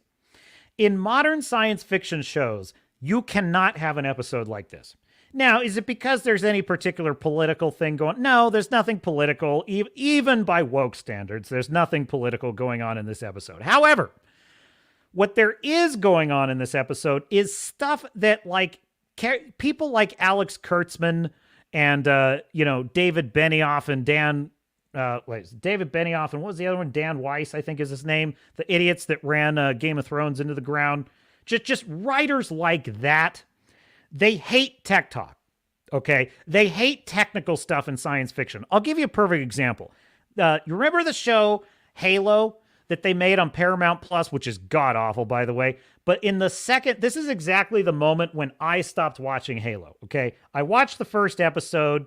It had problems. It had a girl boss in it. But at the time, I was still not 100% red-pilled. I still, held hope that, oh, maybe this will be a good one, right? Maybe I'm just judging it too harshly. I'm just jumping to conclusions. Then I get to the second episode, and it opens up with a scene where Master Chief and the girl boss are sitting in the cockpit of a Pelican, and they're flying at slip space speed. They're flying at faster than light speed, okay? And now I was really interested in this conversation that starts. She says something about, how fast are we traveling? Right? That's basically her question. If I remember, her question was something along the lines of, how fast are we traveling? And Master Chief says, well, technically, it's not actually a matter of speed. You see, if you look at the universe, it's like a ball of yarn. And so he's about to explain how faster than light travel works. Now, I am immediately fascinated. Oh, I'm leaning in. I can't wait to hear this explanation. She interrupts him and says, hell, you're ruining it. You're boring. And he's like, oh, sorry. And his helmet is off in this scene, by the way. And that was literally the moment. I said, fuck this show. I'm never watching it again. And I turned it off, and I never watched another minute of it. And because I didn't have this channel at the time, so I had no incentive to watch something that had pissed me off and I didn't like and was a waste of time. And I did hear reviews of what happens later in the series, so I know that the rest of it was a woke trash fire. But that just was a sign to me that, this is the same shit. They do this in Star Wars, Disney Star Wars. They do this in Kurtzman Trek. They're doing this in all of the science fiction stuff. If anyone starts to explain a piece of lore, if anyone starts to explain, they do it in the MCU chronically and habitually. It's pathological in the MCU. In the MCU, they literally cannot have a scene in which a character explains their powers in which someone else or that character does not also make fun of that. Right? Like even when it's in the more benign examples like Spider-Man saying to Doctor Strange, oh, we're using our fake superhero names. Okay, my name is Spider-Man instead of because he thinks Doctor Strange is his superhero name. That's a more benign example of it, but it's still kind of annoying to me. Because what it is saying is, we know that comic book names are stupid. And that most of you in the audience know how stupid that is. So this is our way of relieving the tension of you rolling your eyes because you agree with us that it's stupid nerd stuff. Well, that's how I feel like it is with all of these shows. And so when I'm watching this episode of SG-1, I'm like, you know what? I am a freaking nerd. I am a fracking nerd. I am a nerd. I am watching an episode that is about nothing other than time dilation, quantum, entanglement. That's not really quantum entanglement, but black holes, singularities, how would they solve this problem? And I am glued to it, and I have zero complaints about this. I love this. There's nothing else is needed to make this better. It is perfect as it is, and most people would not find this interesting. Most normies would watch this episode, and they'd be like, oh, that was okay, but that's not there was no gunfights in this episode. That wasn't very interesting. There were no alien fights in this episode. That wasn't very interesting. And it's like, that's cool. I'm fine with that arrangement. That was the arrangement we had before the Wokies discovered all the things we love. Like before they discovered all the things we love, they did not care about them because that was boring. Now that they're in charge of all those things, I guarantee you, if Amazon got a hold of Stargate and made a Stargate show now, oh my God, I pray that doesn't happen, folks, because this episode couldn't exist. Because the minute that Captain Carter started saying, well, there's time dilation, so time is... shut up, you're boring us! Now, by the way, Colonel O'Neill does kind of like snippet her a little bit that way, so they do actually have moments where Colonel O'Neill is like, okay, I didn't understand a word of that. The reason why that's fine is because there's a proper balance. They give you enough exposition. When there is something that needs to be explained, they do explain it, but also they're in keeping with the character that there is a point at which Colonel O'Neill's not going to listen anymore. He's like, okay, fine, I get the picture. How do we stop the such and such, right? So there used to be a balance, but now they won't allow any tech talk or any explanations of modern storytelling. So I just appreciated an episode of the show that was just about what if a black hole were coming through the Stargate, what would you do? I think that's a great episode. I enjoyed the hell out of that. I was like, I am so fascinated by this. And it reminded me, it was like, oh, thank you, Stargate, for reminding me why I do this. You know, in the words of the character Glocta in the First Law novel series, why do I do this? It's like, why do I watch Echo and bitch about it? Well, this is why. Because this is what the world we are bringing back. Some other notes on Stargate SG-1. I love the Tok'ra subplot. So if you don't know, the Goa'uld are these parasitic symbiotic organisms, which are the false gods, that are running the galaxy, and they're evil, ruthless conquerors. But there is a breakaway sect of them called the Tok'ra, who reject all of their evil ways, and they are allies with humanity, and it is their goal. They are leading an insurgency against the... What did I say? They're leading an insurgency against... Why is the Goa'uld? That's right. The Tok'ra are leading an insurgency against the Goa'uld system lords. As you can see, Fu Man Blue, I'm starting to get the lore here. I stopped confusing Apophis with Ra, so you'll be very proud of me. So anyway, dude, I have a friend of mine who saw the stream. He put me on blast for that. He was like, "It's not Ra, you idiot. It's Apophis." He texted me, and I was like, oh, I'm sorry. Jeez, I only just got into this, okay? I forgot. He was like, I appreciate that. Nerds keep each other honest, okay? Nerds take that shit seriously. We're like, it's not Ra, it's Apophis.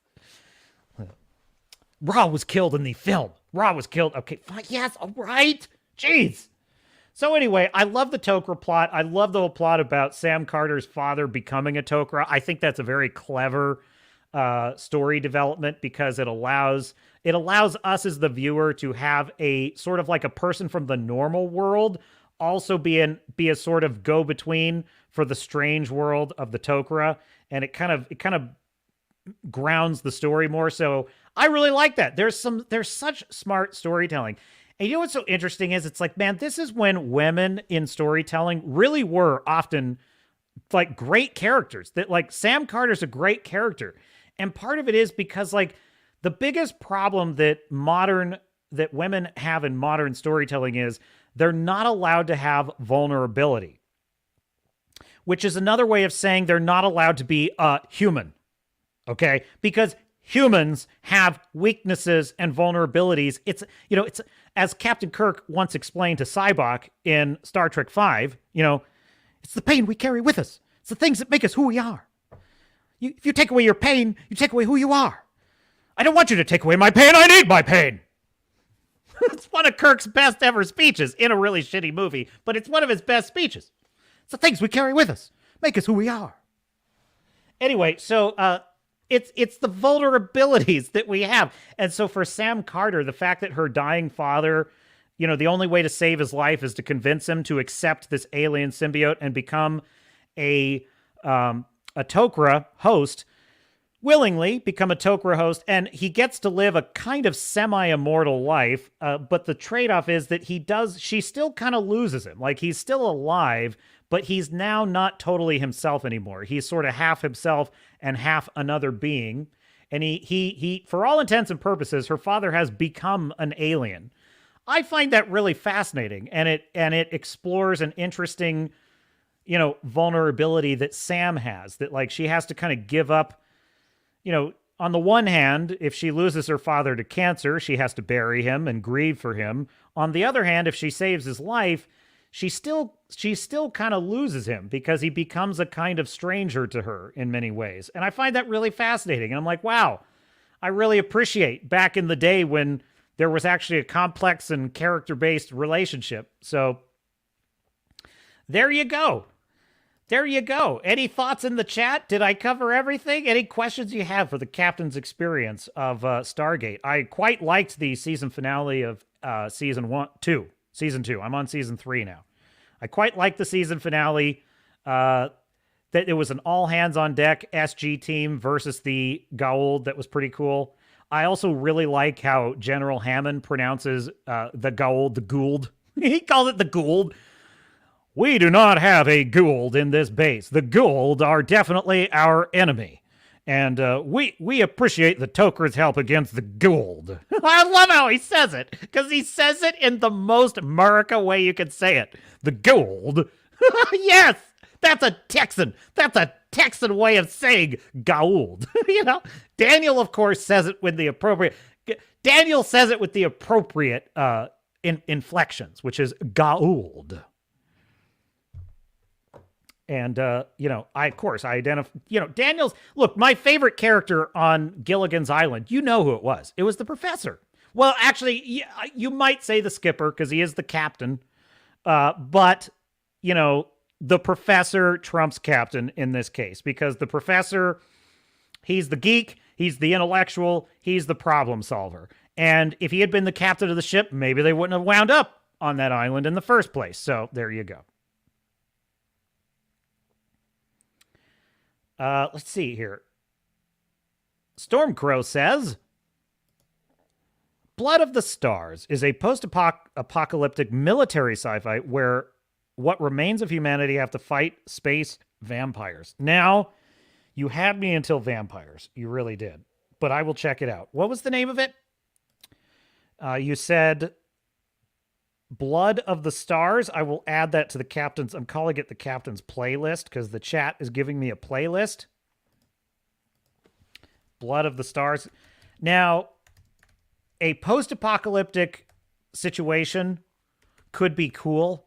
I don't like vampires. I just think they're such a boring concept. That being said, there are exceptions. I am open to a unique and interesting take on them. Like, for example, I did really like the show The Strain. I thought that was a really good take on vampires. They were nasty, gross little creatures. I also really love the Mike Flanagan limited series on Netflix, Midnight Mass. That's a brilliant take on vampires, I thought. So I'm open to it. I can't read your hieroglyphics, Skunks Workshop, but I appreciate your comment, which probably says I'm unsubscribing. No, I'm just kidding. Wrangler says, Skunks, you can almost type in cursive. Oh, no, I can read it now. Glad I didn't. Okay, the captain is illiterate. Stormcrow says, favorite part of Mass Effect is listening to the codex on the science of the universe. I'm sad to say I'm not smart enough to explain the science of my story. There's starships involved. Well, Stormcrow, I've got a second book you need to read, okay? Let the captain help you out here, because you got to stop thinking that way. You can't think I'm not smart enough. Listen, every writer who is a good writer, I'm talking about good writers, like Vince Gilligan, for example, writer Breaking Bad, good writers. There's a lot of other examples, and usually when I put myself on the spot like that, I suddenly can't think of any. But I'm sure if I gave it a minute, I could think of some. who is that? You know what? Joe Abercrombie, who writes the first Law trilogy, brilliant writer. Every good writer from bad to brilliant, from good to brilliant, let's just say, they are writing characters that are more intelligent than they are. Okay. That are more intelligent than they are. This is the secret of all creativity. You have to be able to write something that is smarter than you are. Now, how is that possible? Well, depends on how much time you got. I could explain it, but it has something to do with the collective unconsciousness and that sort of thing. But what I recommend you do is read the book War of Art by Stephen Pressfield. And he kind of digs into that a little bit of like, how is it that a writer, like, for example, how is it that, take the character of Hannibal Lecter. Let's just take that example. Hannibal Lecter in The Silence of the Lambs, he is this genius. He is this absolute genius psychiatrist who's also a psychopathic murderer. He outsmarts. He sort of has this game of psychological cat and mouse with Clarice Starling. He manages to escape in an impossible escape scenario. Like, how is he able to do that? How is he able to do, how is a writer? Now, does that mean that the guy who wrote Hannibal is as brilliant as Hannibal Lecter? No. Hannibal Lecter is a smarter character than the author that wrote Hannibal Lecter. I would argue that Sherlock Holmes is a smarter character than Sir Arthur Conan Doyle, right? Is Ian Fleming's as brilliant of a super spy and tactical fighter as James Bond? No. So how is he able to write James Bond, who we as the reader, we read James Bond and we're like, this character is amazing. He's so good with women. He's an amazing driver. Oh, he's just death with a 9mm. How can you write something so well? That's because that's the secret of consciousness, right?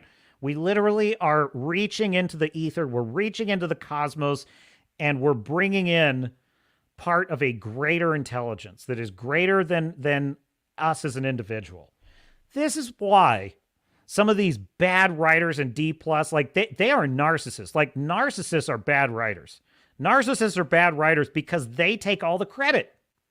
Bob Dylan, who is a brilliant songwriter, was famous for believing that his songs, his lyrics did not come from him.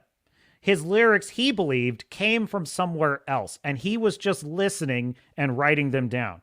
I think there is a great deal of wisdom in that attitude. I think there is a great deal of wisdom. Now, am I saying you don't have to have skill or perfect a craft? No, of course you do. But what I'm saying is trust that if you are putting in the work, and it's hard work, being a artist is to confront your mortality. That is being a mortal, a lowly mortal who must toil and must sweat in the dirt and suffer if you want to bring your baby into creation. It's just the reality. And it's a tough reality, including for yours truly. It is a tough reality, and some days it's harder to face than others.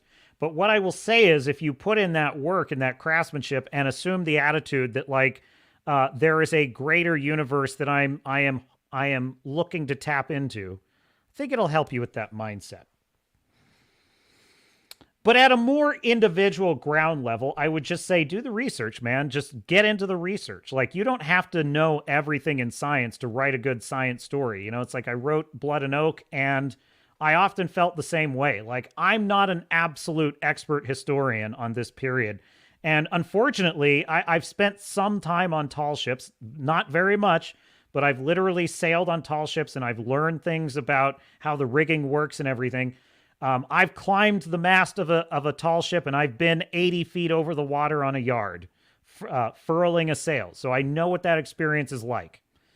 That is not even 1/10 of what I wish I knew. Like, that is not even 1/10 of what I wish I knew.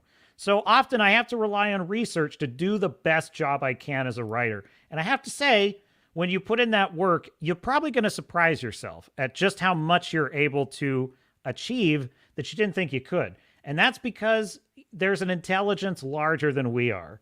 And as an author, you tap into that. As a songwriter, an artist, whatever it is, you're tapping into that, man. As an entrepreneur, you're tapping into it. tapping into it. So trust yourself a little more. Don't run yourself down, man. Don't run yourself down. You'll drive yourself crazy that way. If you're suffering when you're writing, that's because you're immortal. That's all. Every writer is immortal, and the writer that doesn't acknowledge that fact does so at their peril. They are liable to write something like Echo. So just keep that. You don't want to wind up like that. Accept that you're immortal. Accept that you must embrace the suck and you must suffer for your art. And when you accept that truth, you will finally be able to function as a writer is meant to function. Without mercy. No, actually, I totally just swerved into like a speech that was given in Band of Brothers. Because there's this guy, there's this soldier cowering in a foxhole, you know, he's like afraid to get out of the foxhole. And this other soldier who's kind of famous for being a little bit of a psycho, he kind of walks up, he's like, "What's the problem, Private? Why are you cowering in that foxhole, Private?" And he's like, "I'm scared, sir. I'm scared. I'm real scared." And the guy says, "That's not the reason that you're cowering in that foxhole. We're all scared. All of us are scared. That's not why you're in that foxhole." He's like, "What?" And he just kind of stares at him. He's like, "You want to know why you're cowering down there? Because you still have hope. Because you still think you're going to survive this.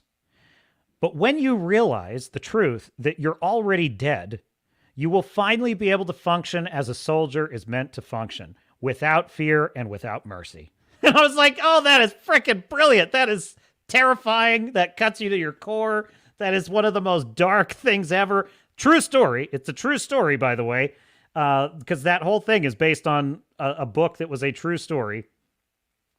So I absolutely believe that was a real conversation. And it's like those were both real life historical figures in that scene as well. But anyway, so I kind of swerved into just quoting that very amazing scene from Band of Brothers. But what I mean to say is when you embrace that you are immortal and that you must suffer for your art, you will also, it will alleviate that fear that you're the only person in the world for which this is difficult. You know what I mean? Because it is difficult. It is supposed to be difficult.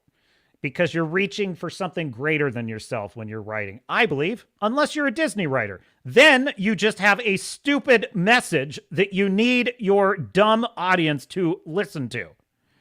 Sorry. That's not at you, my dear friend. What else did we have? By the way, I love the Codex in Mass Effect. I read that thing. I listen to it. I listen to every entry. I stopped reading it lately because I've read it so many times. But like, dude, even just their explanation of how the guns work in Mass Effect is freaking unbelievably awesome. It's like, in the future, every gun is basically a mini railgun. It's a mini railgun, and it uses a magnetic field to push a bullet, which is literally the size of the head of a pin. We're talking a tiny chip of metal, which is a bullet shape, but it's literally like it's a tiny little dot. It's like a speck of dust is basically what it's like, right? Now, this tiny little piece of metal dust shaped like a bullet is accelerated to a fraction of the speed of light by use of a Mass Effect field, which lowers its mass, right? So the mass becomes lowered, and then the magnetic field is able to propel it almost to the speed of light so that it hits with this amazing impact, right? So it's much more deadly than a gunpowder-fired bullet could ever be. That's freaking amazing. And because the bullet is so small, the bullets are literally just 3D printed as needed instantly from a block of metal, which is in the gun. And because the block of metal can supply literally thousands and thousands of rounds, effectively, ammo is virtually unlimited in the Mass Effect universe. And of course, they introduced the mechanic that the problem is every time the gun fires, it generates a massive amount of heat, which has to go into a heat sink. And in the first game, you just have to wait till it cools down. But in the second two games, they introduced the thermal clips, which become the ammo in the game. So it's not actually ammunition. The ammunition itself is unlimited. It's the actual heat sinks that you're ejecting from your gun to, quote, reload your gun. But what you're really doing is you're offloading the exhausted thermal clip.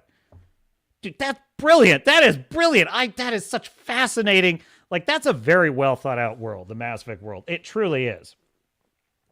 And quite frankly, it's sort of wasted in the hands of BioWare these days, I think. Not always that way, but these days, I I don't have high hopes for good Mass Effect going forward. I kind of have a feeling that the Wokies have got their hooks into them. And I've also got a feeling that the kind of that level of intelligence of writing is no longer there at the company. I don't think they still have those writers that had that level of detail. So I have a real feeling that the next Mass Effect we get is going to be uber woke. I really do. And what bothers me so much about it is Mass Effect, it's because I actually think the femshep became such a popular character for a lot of Mass Effect players, myself included. I play as a femshep. I like playing a renegade femshep, okay? I really do think that Jennifer Hale's performance in that game is so good. She actually became an organically popular option for a lot of players. Now, statistics show most players still choose the male shepherd, which is not surprising. So I guess what I'm saying is there was an organic level of diversity in the fan base without any stupid slogans or bumper stickers or representation. None of that was necessary.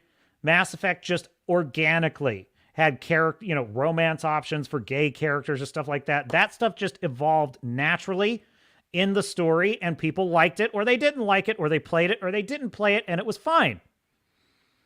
But in the world we live in, somehow that's not enough. That's never going to be enough. So the next Mass Effect we get is going to be all about how we've got the most incredible femshep ever, and we're defaulting to femshep who can choose her pronouns and all bunch of garbage. Anyway, you didn't ask for that rant, but there you have it. I hope I'm wrong. I hope I'm wrong about that. I really do. So anyway, Stormcrow says, Garrett, those space vampires are mine in my book, and space vampires are just for familiarity's sake. Don't take it personally, Stormcrow. There's lots of people that love vampires. I'm not throwing shade at your work. I thought you were recommending an RPG, but either way, I'm not throwing shade at your work. There's plenty of people who love vampires. There's plenty of people who don't like space stories. I love space stories. There's plenty of people who don't like space stories. That's fine. That's okay. I don't mind that. So don't take it personally. But look, hey, I didn't say I never like vampires. I just said they just tend to be very cliche for me. Honestly, zombies, kind of same deal. I'm really tired of zombie stories like Walking Dead. It's a very, every single one of these, it's the same story. It's like, society has fallen.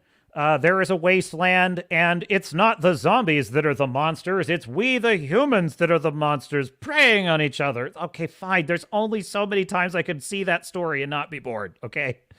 Now, then you get something like The Last of Us video game, in which there is a very interesting and new take on zombies that changes my mind. I'm like, wow, a fungus that takes over zombies and it grows into ever worse zombies. Now that's pretty interesting. I haven't seen that before. And then you get an HBO adaptation that totally wastes that concept. But that's not my point.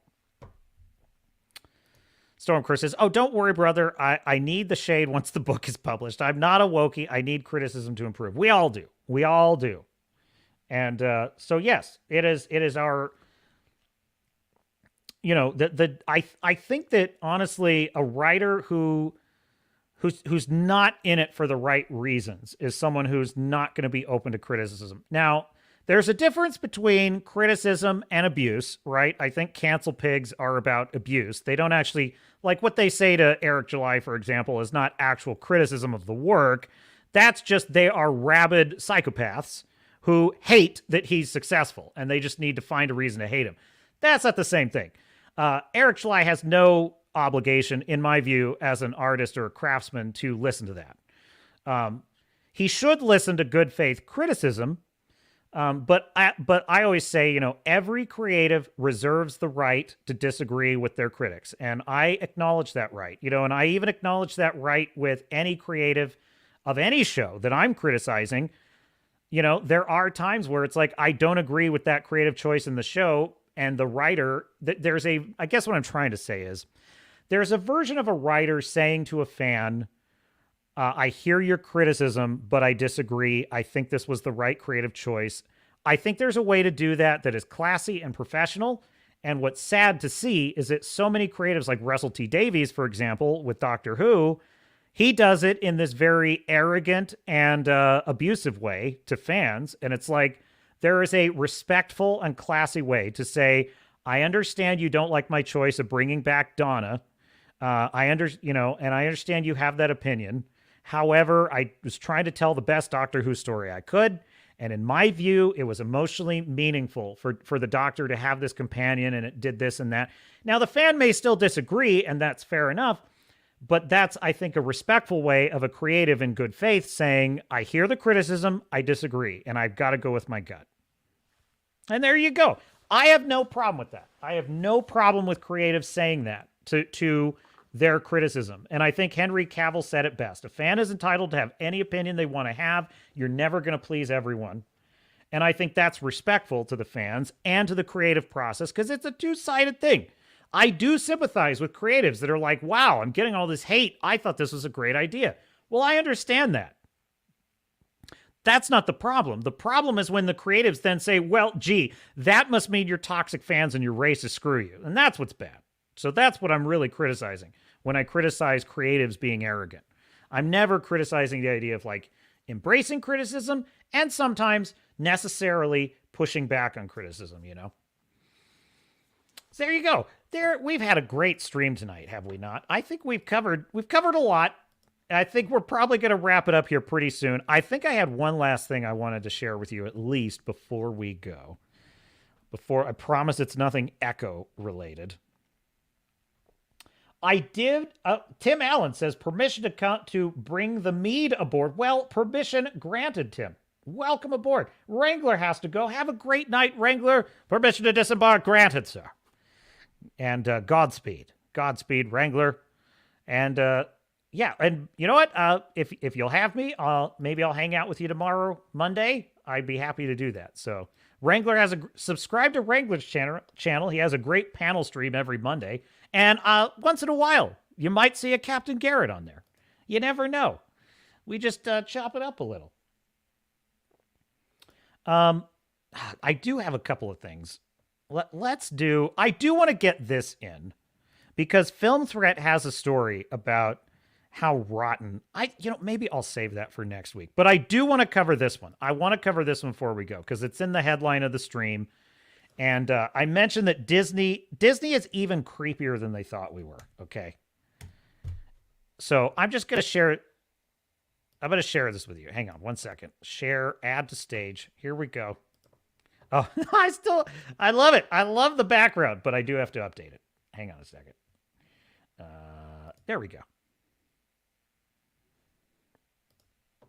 So, hat tip, geeks and gamers, and Ryan Kittle, the angriest man on the internet. When I first saw this running around, 8 to 10 feet tall, shadowy aliens. Black girl magic! We've known for quite some time that The Marvels was going to be a box office disaster. We just didn't know how bad it would be. Then it actually came out in theaters. And the fact that this movie barely crossed $200 million for the Marvel Cinematic Universe is one of the most embarrassing things we've ever seen in history.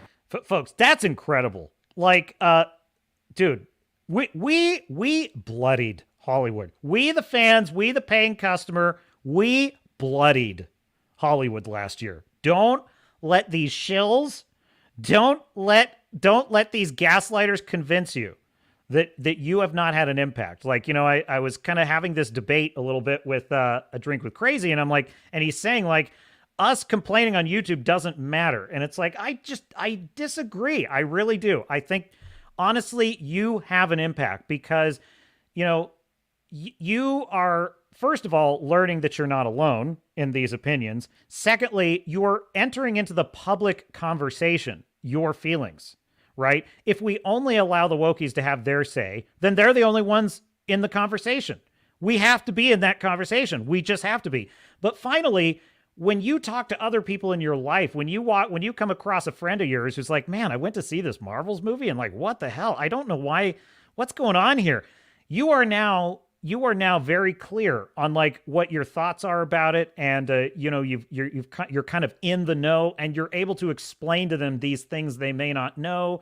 oh, really? You think they're doing this because they're pushing this message crap? And you're like, yeah, because this happened and that happened and this happened. And then you've just influenced someone. That person then talks to other people, right? I am telling you, I am 100% confident that Friday Night Tights, The Critical Drinker, it's a ripple effect. It's a butterfly effect that has slowly, and the proof of it too is, I don't have the clip, but there was a clip they played on Friday Night Tights where a translator who is translating a press stream, it's like a stream with Alakwa Cox, and she's doing an interview about Echo, and the translator accidentally almost said msheu. That is proof positive, folks, that it does matter. So anyway, rant over. Roll tape. I don't know. Does anyone want me to do it again? No. But if you can possibly imagine, it gets worse. It could have been worse in the theaters, apparently, because a deleted scene is making the rounds as they're doing some promotion. Oh, hey, get this thing from Miss Marvel. Go get this thing from the Marvels movie. They're revealing some deleted scenes, and they're creepy as fuck. Here's how the media is talking about them. The Marvels deleted scene features Valkyrie and may confirm Captain Marvel's sexuality. The Marvels deleted scene sees Valkyrie jump to a hilarious conclusion regarding Carol and Kamala's relationship. So you might be asking yourself, what the fuck does that mean? That seems kind of weird. Kamala Khan's supposed to be, canonically 16 years old right now in the Marvel Cinematic Universe. What are you talking about sexuality for? Dude, and Grizzy made this really interesting point on one of his shill videos. He said all of these shills in that great deadpan voice of his, all of these shills are these, especially the male ones, they just get obsessed with Kamala Khan, and it's creeping me out. Like, what is the deal with that? And it's like, dude, there is a weird obsession the wokies have with this character, and it's making me uncomfortable. Then I see this from Gary. In this deleted scene from the Marvels, Valkyrie thinks the 16-year-old Miss Marvel is married to Captain Marvel. Hold up. Seems on brand for Disney. Wait a minute. And if you could imagine, that's not the worst part about this. The worst part is not Valkyrie assuming that a 16-year-old is married to Brie Larson's Captain Marvel. Comes after it. Hello? Oh, Captain, my captain. Oh, you're not my captain. Captain Marvel Resonance, this is Miss Marvel speaking. How can... You're Valkyrie! Tis I. Wait, Mrs. Marvel. She got married again, and no invite again. Something ain't right. Jesus Christ. Little strange, Jeremy, little weird to have that in there. But then when you have the lesbian or bisexual, whatever they're going to define. Dude, it's so creepy. And it's like, obviously the devil's advocate argument would be the character of Valkyrie does not know her age and is assuming.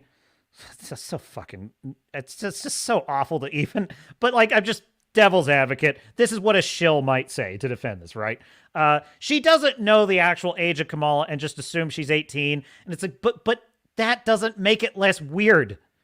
Who thought this was funny? This isn't, first of all, it's not funny. It's not a funny joke. It just isn't. This reminds me of the stupid holes joke in Ant-Man and the Wasp: Quantum Nausea, when he's like, do you have holes? How many holes do you have? And then there's this weird thing of like, you gotta drink the red ooze. And they don't show the daughter having drank the red ooze, but you see that she did. And it suddenly creates this implication. And you're like, wait a minute. What is actually happening in this twisted scene? Now, my point is that it's the fact that the writers have this bizarre headspace. Right now it was deleted, but they put this back out here. And it's evidence, folks, of how they think. I've said this many times. I'm like, how can they write this much garbage? How is it possible? How is it possible to write show after movie after show after movie, and every single one of them circular dialogue, morally twisted characters that never seem to grow, never seem to change, idiotic, absolutely idiotic exposition, which doesn't explain anything in the plot consistently? How is that possible? Well, because this is the kind of things that they think is funny and cute. Her as Valkyrie. She's about to make a joke. It's really, really fucking funny. No! I'm Ms. Marvel. We're not married. That would be... FBI, open up! I'm single. FBI. Okay. 5 seconds to the jump Oh, point. you might want to travel. I mean, tread in. Huh?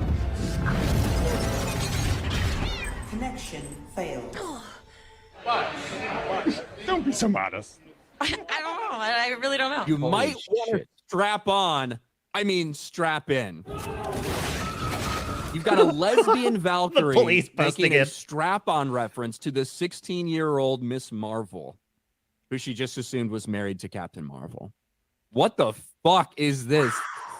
Nia DaCosta, I guess there wasn't enough supervision for Nia DaCosta on set. Someone should have warned her. Maybe don't have lesbians making strap-on jokes to 16-year-old girls. Maybe they're just going for either the authentic Disney experience, the authentic young Muslim girl experience, assuming 16-year-olds married. I don't know, but this is fucking Holy weird, dude. shit. Dude, there was another example of this in a DC film this year I also felt was odd. Just very creepy and odd. And it was in the film Blue Beetle. So in Blue Beetle, now he is, I think, he's supposed to be 18, I think, in the movie. I think he's just become an adult. He's like 18. So it's not like an underage situation. However, there is this scene in which he has just had the Blue Beetle suit on, and the Blue Beetle suit, vanishes. It's stupid nanite technology. Whatever. It disappears. It vanishes.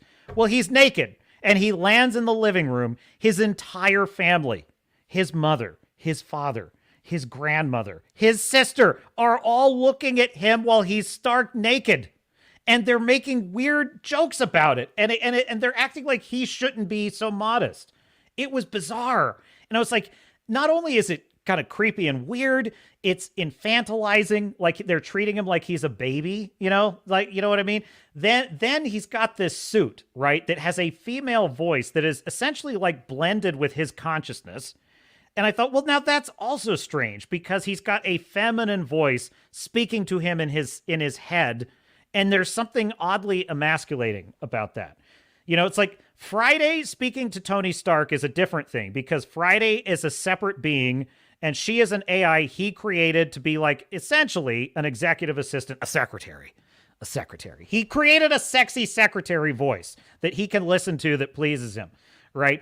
It's a totally different thing when you have this consciousness that is sharing Jaime's consciousness and like literally speaking for him. And it was just bizarre, right? It's bizarre. I'm like, what is this obsession they have with like in a kind of sexual way, humiliating these young characters? I don't understand that. It's very bizarre. What the hell, dude?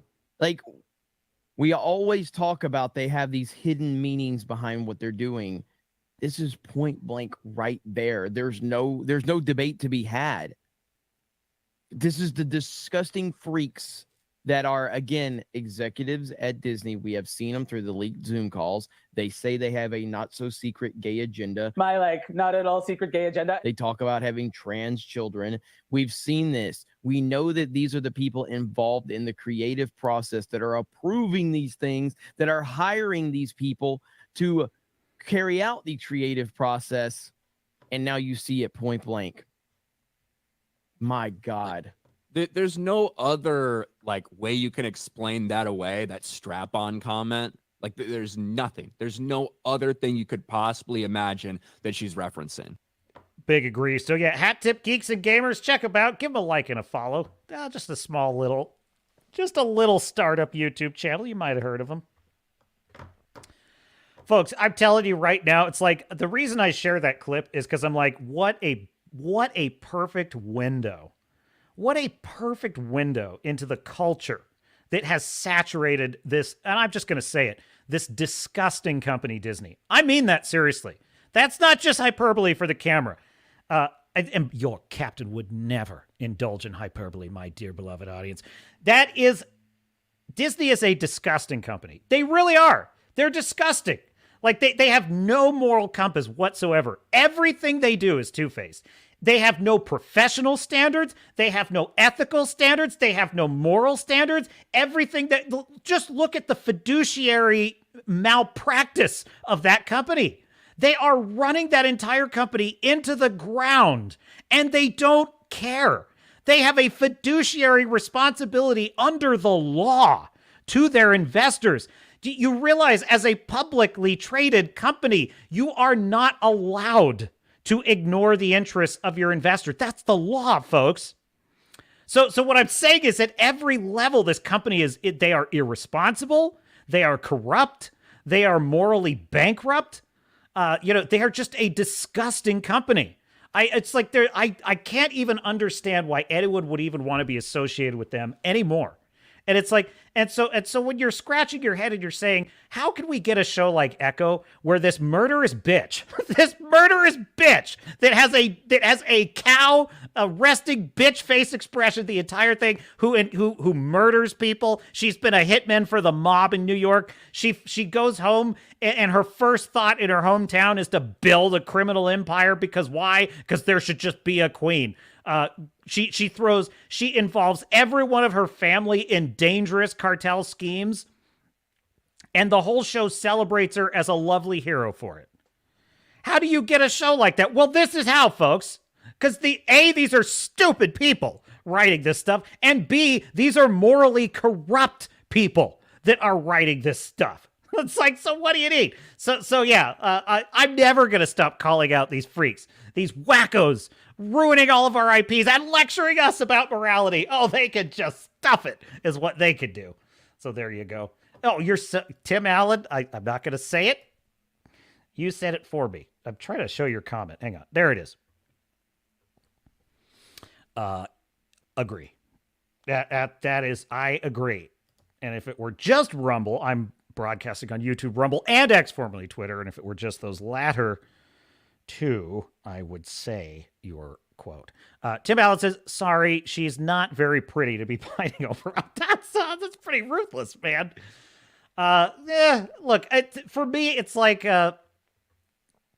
she is a sidekick character, and I think that part of their weird obsession with her is it's the identity. Like, they fetishize identity. Like, that's one aspect of it. It's like, oh, she's a young Pakistani woman, and that's young Pakistani woman representation.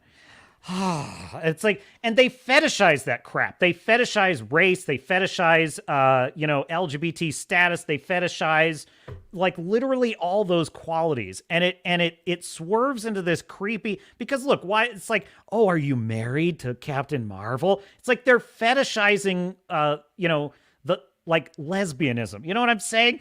And it's like, that's what's so creepy about it, is they obsess over these details. And it's like, it's in everything that these ideologues are writing.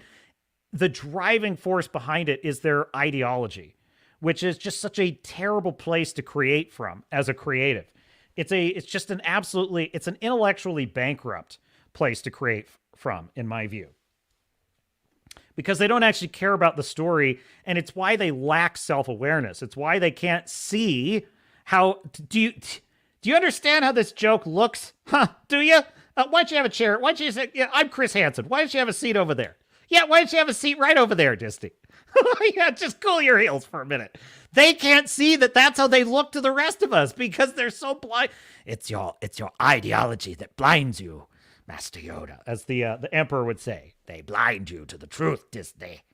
Your arrogance blinds you. Yeah, that's what he says. So anyway. But I think the other part of it with Kamala Khan is she's literally one of the very few likable characters they create that's a girl. Whenever they create a female character, she is an insufferable B.I. itch. Like Captain Marvel, Monica Rambeau, Phoebe Waller-Forehead in Dial of Destiny. It's like Echo. All these characters are just insufferable cows. They are usually morally bankrupt. They range from psychopathic to just bitchy. That's basically it. They range from smug, bitchy, all the way to psychopath. Kamala Khan is one of the few characters that kind of reminds me of Peter Parker. You know, she's got that energy about her. She's she's a young high school hero like Peter Parker is. So in that vein, right? And I think that makes her more likable to the general audience than most of the bitchy characters that they're trying to push on us like Wanda. You know, how they just seem to love that awful character who's trying to steal children from an alternate universe. Why? Because reasons. I want children, don't you? I mean, it's like, so most people are very put off by every female girl boss they come out with. So Kamala Khan is the rare exception to that. And I think that's why they latch onto her so much, because they just think like, oh, ooh, audiences seem to like this one. And she's proof. She's proof that the message is working. And it's like, no, you idiots. No, you idiots. That's not why people like her. And frankly, they don't like her that much. Okay, chill out. Just settle down, Disney. Settle down. Fu Man Blue. Firm handshake. Let's see. Oh, yes. Handshaking the newcomer. The Disney exec, says Tim Allen, said she wanted to put her queerness in everything Disney does now. It's like, oh, God, I'm so tired. I am so tired of the LGBT community cult bullshit. It does not represent LGBT people in any good way. And frankly, it's setting them back a lot of years. And one more point about that that's important to remember is... Sorry, love, you're not a celebrity, you're just gay. That's it. You're not a celebrity. You're just a queen. That's it. That's all it is. Look, be a queen. But you're not a celebrity, darling. You're just... I love how Douglas Murray puts that. Who himself is a gay man. This is a gay man explaining this to the gays. He's like, listen, you're not a celebrity. So, but that's the thing. It's like, oh, I am an indigenous, one-legged prostitute. No, never mind. I'm an indigenous, one-legged, deaf person who is also mentally challenged. I'm pretty sure that's included. And so therefore, I am a celebrity. I am a celebrity because I'm a deaf indigenous person. No, you're not. Like, no, you're not. It's so bizarre too. It's like, it's like if these people had tried to create a blind superhero, like pretend Daredevil doesn't exist, right? If they tried to create a blind superhero, the entire story would be about how he was blind, he could not see anything. So literally he can't actually jump off buildings because he might die if he does. But the whole point of the story would be about how unfair it is for anyone to think he's not powerful anyway. Right? That would be the whole story. It's like if he ever loses a fight, it's just because of unfairness.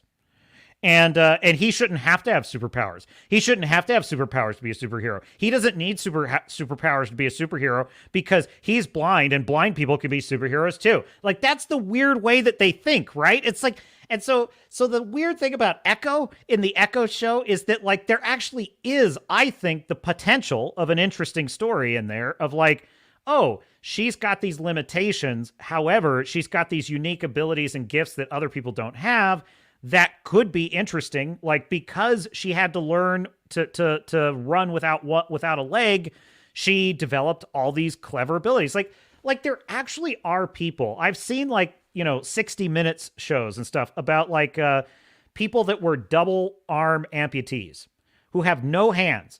And they learn how to do everything they need to do in their daily life with like hooks, literal hooks. And they're brushing their teeth, they're cooking dinner, and it's amazing. And it's inspiring because you're like, wow, if I lost my hand, I would have a pity party. If I lost both my hands, I would think my life was over. How would I ever function again? Then you see someone who does have that problem and they've solved it. But like there's people that there was a girl that she had lost both of her arms. She had no arms, actually, like not even to the shoulder. And she was able to do all of her daily activities with her feet. And she literally became a successful painter by painting with her feet, right? Now, that's a real life story of someone overcoming and developing a skill that no one else has. Now, does that make her a superhero? Well, not exactly. However, with a little bit of creativity, I think you could elevate, you could take inspiration from that and say, okay, here's a character that developed a very unique ability because of this unique experience they had that would have crippled others. But in this case, they thought creatively and they gained this skill that nobody else has. And that could be interesting. But the Echo show doesn't do any of that. The show almost seems to have the attitude that if she ever loses a fight, and she loses many, well, that's just because of unfairness, and you can just overlook that. She's still a superhero. She's still a very superhero. No, she's not. Like, she's not. She's an idiot. She can't even fight. She's like, she loses. Every fight she loses, except to Daredevil. Well, actually, she does lose to Daredevil, but he just runs away for no reason. So it's like, so it's almost as if the plot is like, well, if Daredevil actually, you know, got her arrested by the cops, we couldn't allow that in the plot because that would suggest she's not really a superhero. And deaf people can be superheroes too, you bigot. Okay, fine. She's a superhero. Will you leave me alone now? Tim Allen says, they lost their morals at the turn of the century. Well, there will always be immoral people in society. I actually think what happened was moral people in society stopped speaking for their morals. I think that's what happened. So I think what we're seeing, I think we are seeing a renaissance of morality in Western culture. There's been a kind of bubonic plague of morality in the late, especially in the 20th century and in the early 21st century.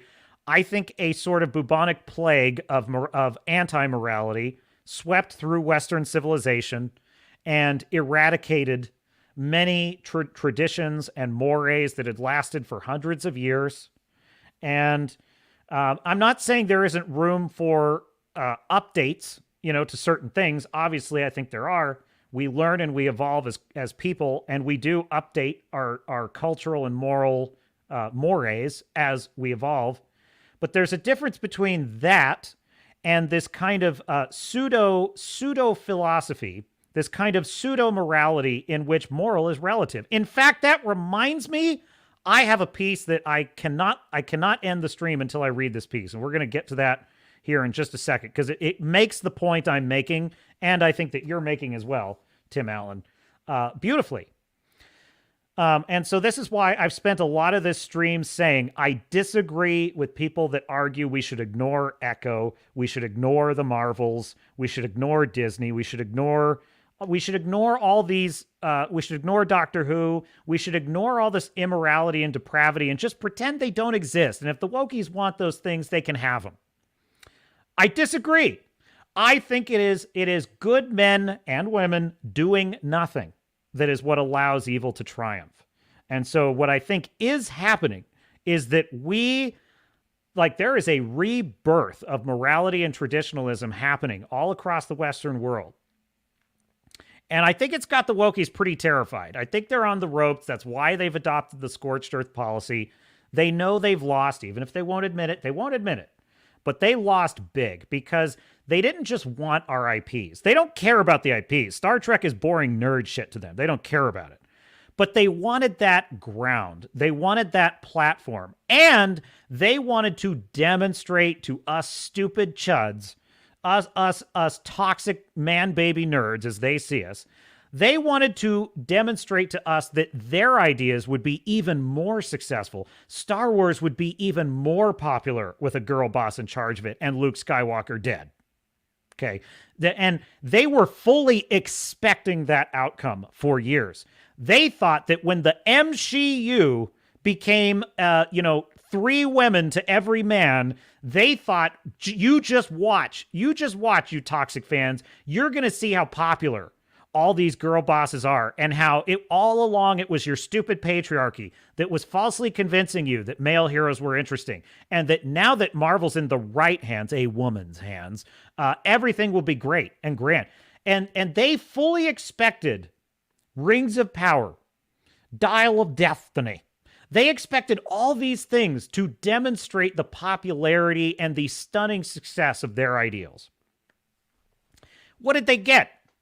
They got billions of dollars lost in the box office. Don't think for a second that that doesn't piss them off, because they pretend it doesn't. But it wasn't, they didn't want the ground just to have it. They wanted the power that came with it, which was all of the success, all of the wealth. They wanted to be able to say, Star Wars Rise of Skywalker made $2 billion because Rey, shut the fuck up, nerd.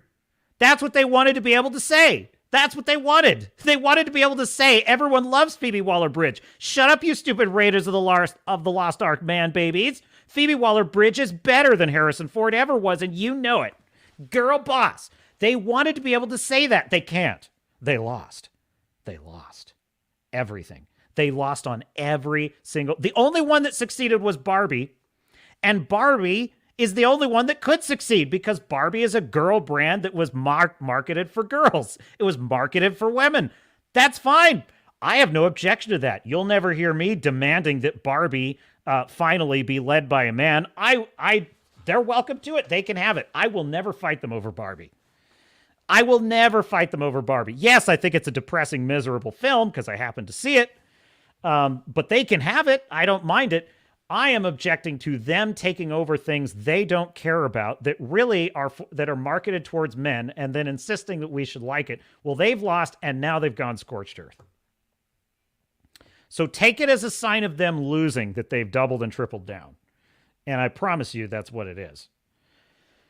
So Tim Allen says, wait till Disney's next Star Wars comes out with Rey self-impregnating to be a mom, replacing the Vader story. I know. And Mahler had this point, and he's so right about this.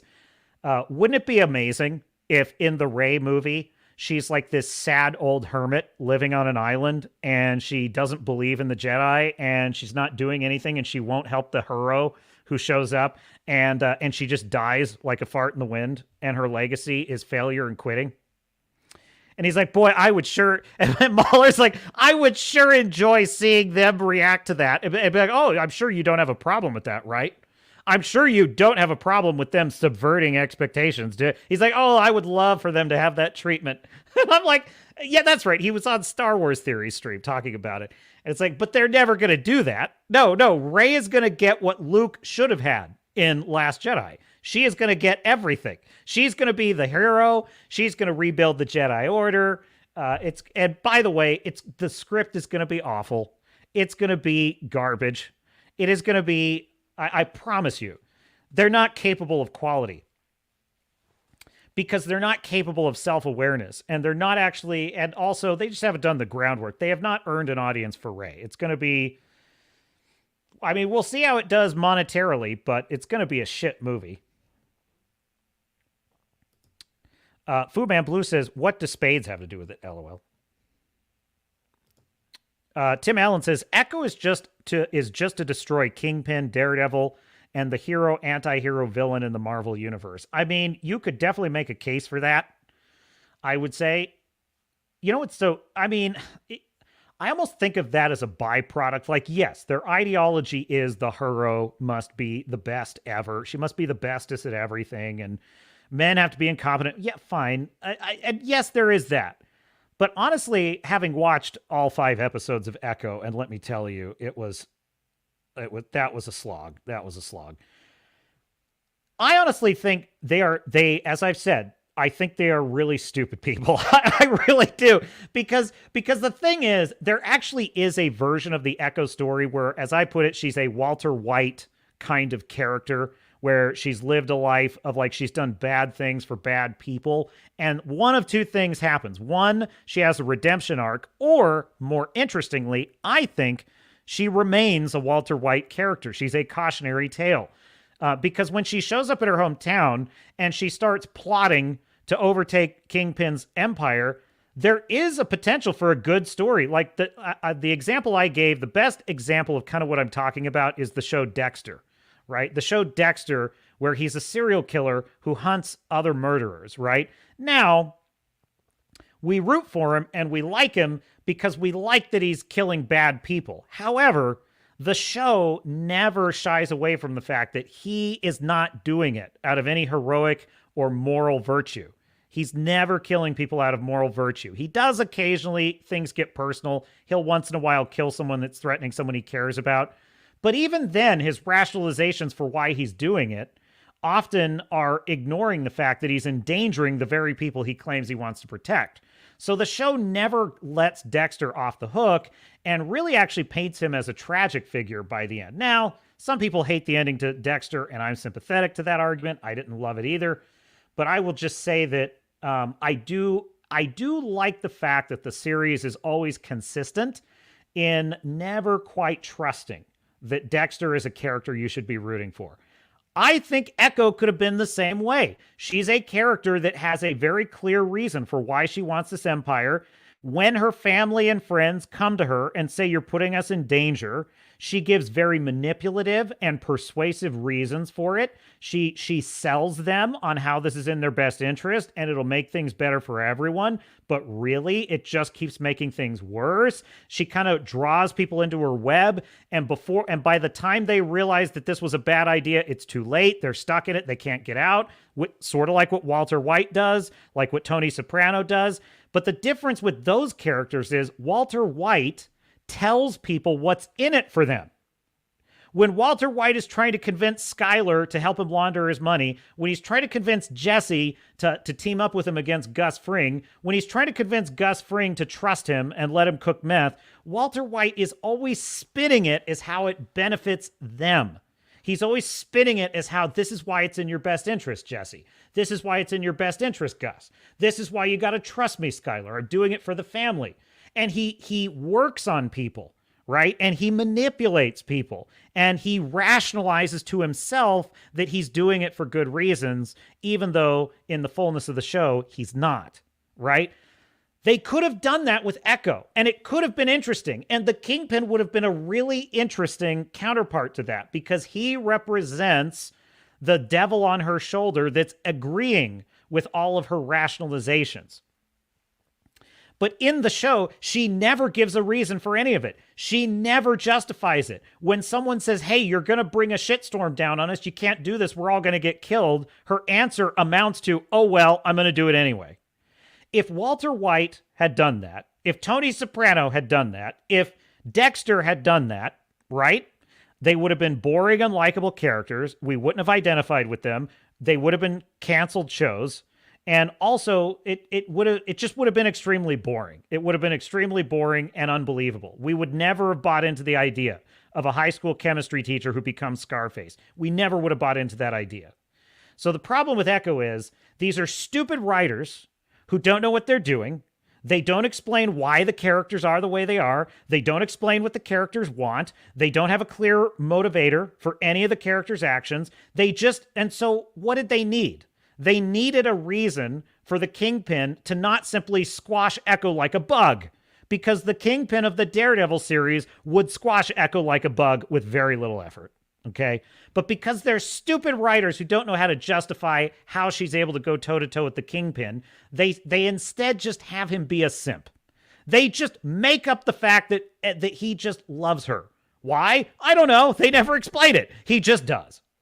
So that's, I guess what I'm trying to say is, yes, they want to assassinate all the male characters, but I actually think, at least in this case, I just think it's because they're really bad. In addition to being woke, they are really bad writers. They don't understand how to do character work, proper plot. They literally one of these writers, to my amazement, wrote on Better Call Saul, therefore worked on a show in which Vince Gilligan was the mentor, was her mentor. How did she not learn how to write the kind of dialogue that sells a character like Echo? I can only surmise that if this person happens to be a good writer who did actually write some good stuff on Better Call Saul, maybe she just got drowned out by all the other idiot writers. Or maybe, maybe she wrote an episode for a anti-hero Echo who really is not supposed to get away with it. But the idiot that wrote the 5th episode says, oh, she's a hero.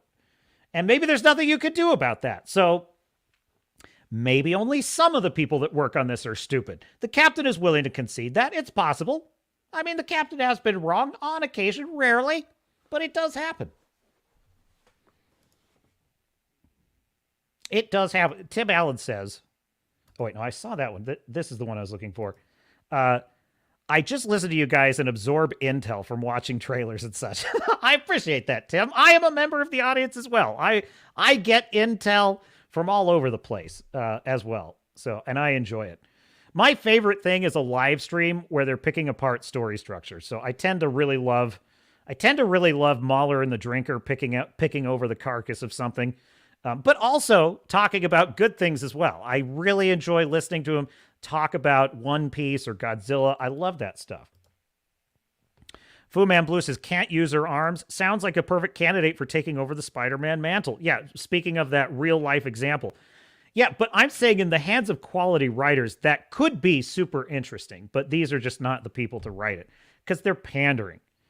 You know how the leftists always lecture us about the magical black person trope, right? There's literally a movie they're making mocking white people, saying, "Oh, you know, because you rely on the magical black person trope." And literally, if you are an author, they will come after you if you write a black person who happens to be like, I don't know, an enchanter or something. Oh, you're writing a magical black person. Well, what's amazing to me is Echo is a magical Native American story. It basically says Native Americans are magical.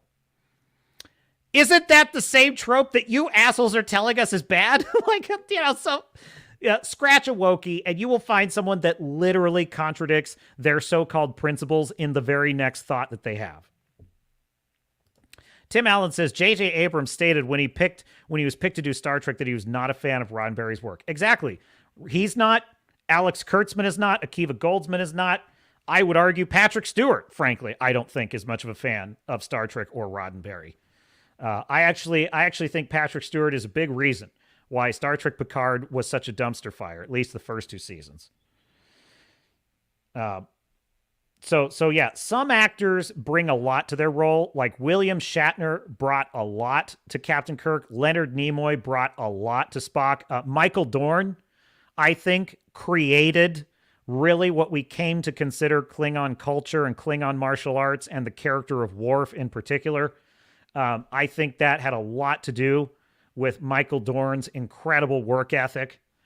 So some actors are a big part of why their characters are so good. Other actors like Patrick Stewart are successful in spite of their harebrained, idiotic ideas about what their character or their show is about. You know. All right, let's close it out, my dear sailors and starnauts, with one final opinion piece, which I thought was really quite brilliant, quite fascinating. Also from Bounding Into Comics. Here we go. Share screen. Hat tip, Bounding Into Comics by Stephen Kent. Stephen Kent. Opinion. How Palpatine's good is a point of view, quote, fooled not only Anakin Skywalker, but also a generation of Star Wars fans. Now, this headline grabbed my attention because I kind of immediately was like, I like where you're going with this. So here we go.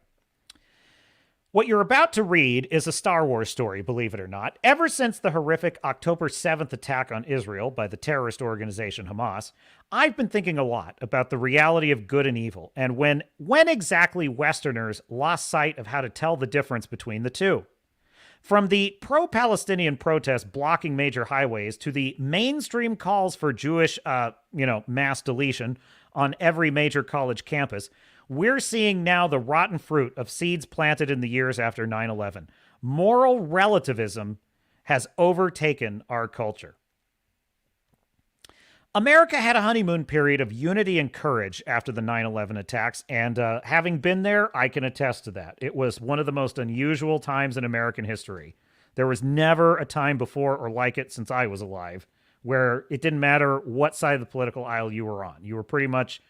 It was weird. It was like America was kumbaya for a few weeks after 9/11. But anyway, there was a sense on the streets, in Washington, in the media, and in our universities, what had to be done after the Twin Towers fell. We'd go after the bad guys in Afghanistan.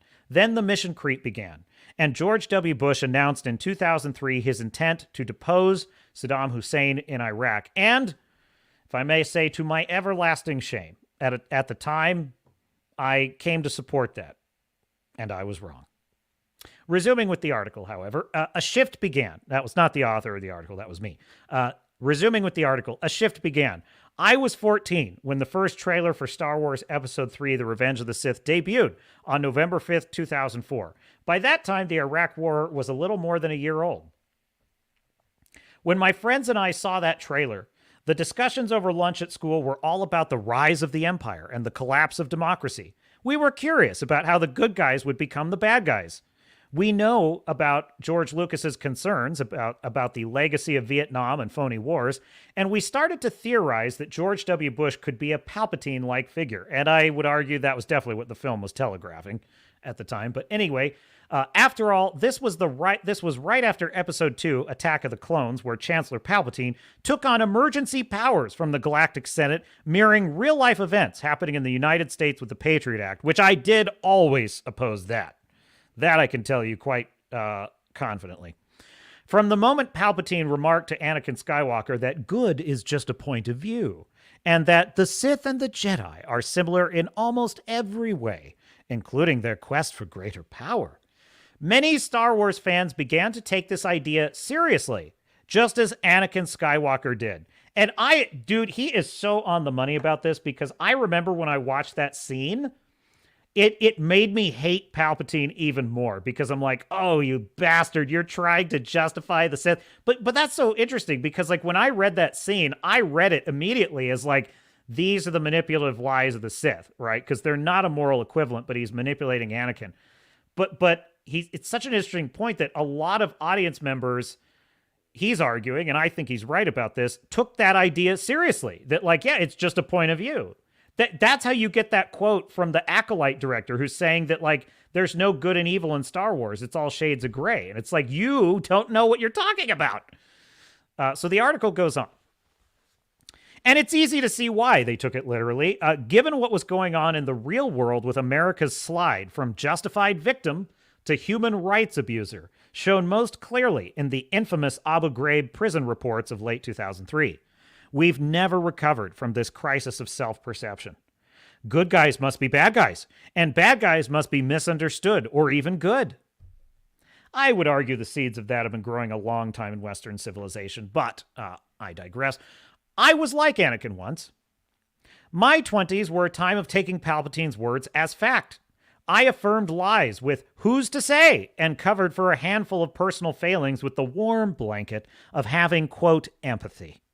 It feels very good to win the battle of who is more open-minded, something that explains much of our disintegrating culture in the West. The smartest people in the room tend to be those who can best explain the case for barbarism, terror, and death. But it's a deception. The same people who take Palpatine at his word don't tend to have nice things to say about what Anakin did to the younglings in the Jedi Temple. They know that was wrong. But for some reason, the fandom narratives about Anakin's fall being justified always go back to the corruption within the Jedi Order. Now, this is very trenchant. This is a very insightful point here, because I have heard this for so many years about how, oh, well, the Jedi became warlike and corrupt, and they were as bad as the Sith. And it's like, I agree with you on the first half of that, not the second. The Jedi were not an evil. They were a mostly noble organization that were starting to do corrupt things. Yes, that is definitely true. But yes, there is no moral equivalence there. So anyway, as if a religious institution being politicized is a straight line to justifying their extermination and the death of innocents. Such a good point there. By, was it Stephen Kent? Yes, Stephen Kent of Bounding Into Comics. Hat tip. So yeah, he's saying, that doesn't justify the extermination of the Jedi. Continuing, years later, in Star Wars Episode 5, The Empire Strikes Back, Luke Skywalker is training with Yoda on Dagobah, and he wants to know about the dark side. He asks first, is the dark side stronger? Yoda answers, no, quicker, easier, more seductive. Luke goes on, how am I to know the good side from the bad? A good question. Yoda is clear in his response. You will know when you are calm, at peace, passive. C.S. Lewis, The Chronicles of Narnia, spoke about this very idea on air during the German air raids over London during World War II. He broadcast a series of talks between 1941 and 1944, which are now collected in the book Mere Christianity, where Lewis works his way through ethical questions about human existence that led him to the belief in God. His first observation is that we human beings know right from wrong innately. He calls this the law of nature, beginning with simple decency, such as, hey, you took my seat, I was sitting there first, and leave that person alone, he isn't doing you any harm. Human beings appeal to one another's sense of what the standards of behaviors should be. We almost expect people to know it. The other man very seldom replies, well, to hell with your standard. And if they do, a special excuse is about to follow. C.S. Lewis continues. Anakin Skywalker knew that murdering Jedi children was wrong. He had a special excuse in what he saw of Mace Windu's attempt to arrest Palpatine, as well as his visions of Padme's untimely death. Leftist Americans know that the mass murder and rape of Israeli civilians attending a music festival is wrong.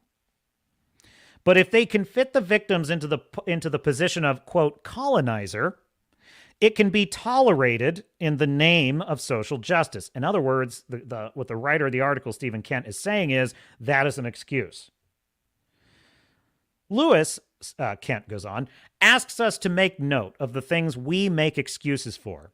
It tends to be that we make excuses for cowardice, anger, revenge, lust, and greed. No one makes excuses for not cheating on their spouse, for not screaming when they're angry, or not attacking an enemy in the streets.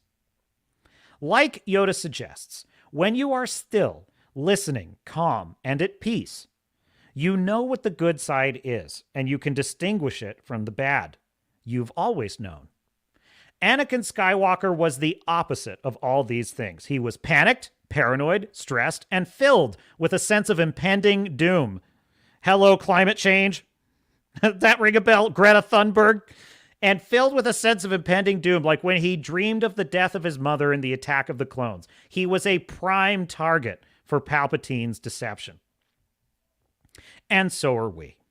All of us living in times of chaos and cultural unraveling, worrying about the future of democracy and self-government, we are gripped in the 24-hour news cycles of terror and anxiety. Our heroes are constantly torn down and recast as villains, and our country has without a doubt gotten worse, not better, in the years since the 9/11 attacks. But this didn't happen because America responded to genuine evil with strength and a sense of righteousness.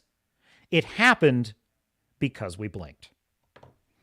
And that would be Stephen Kent of Bounding Into Comics on the morality, or rather the moral relativism, which was not meant to be taken literally in the prequels, but in fact was. And so a hat tip to Stephen Kent, a brilliant opinion piece. I quite enjoyed it.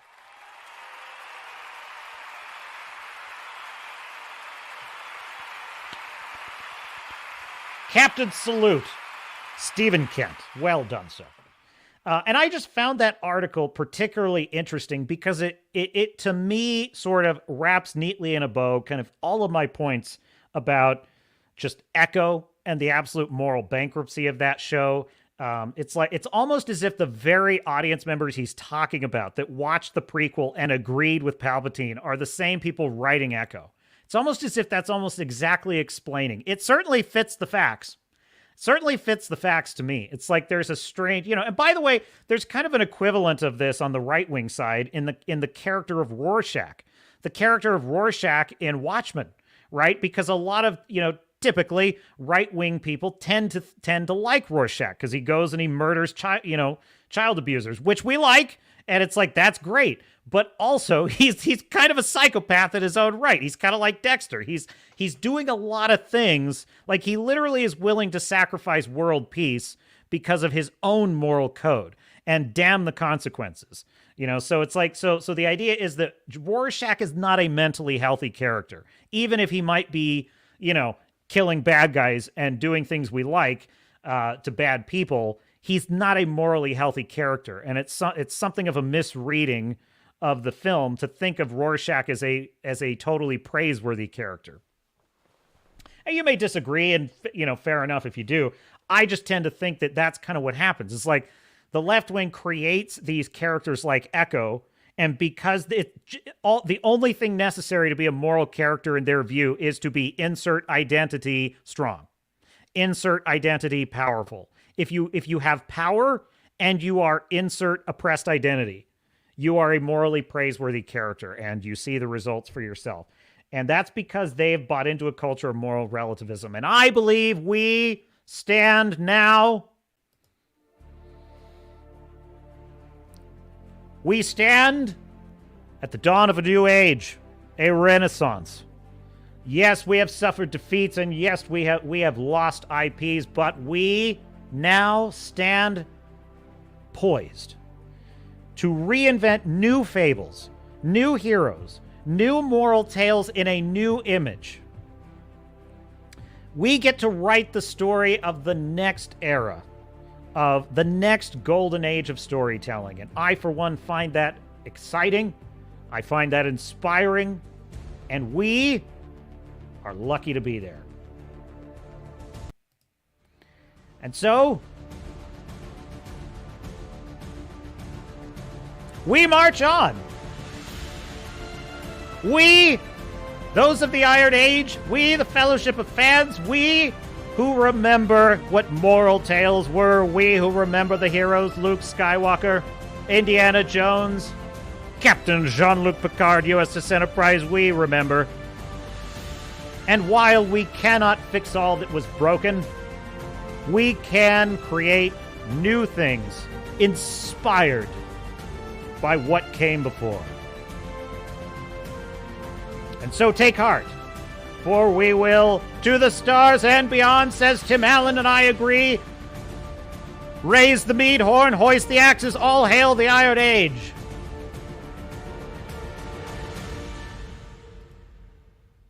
And there you have it.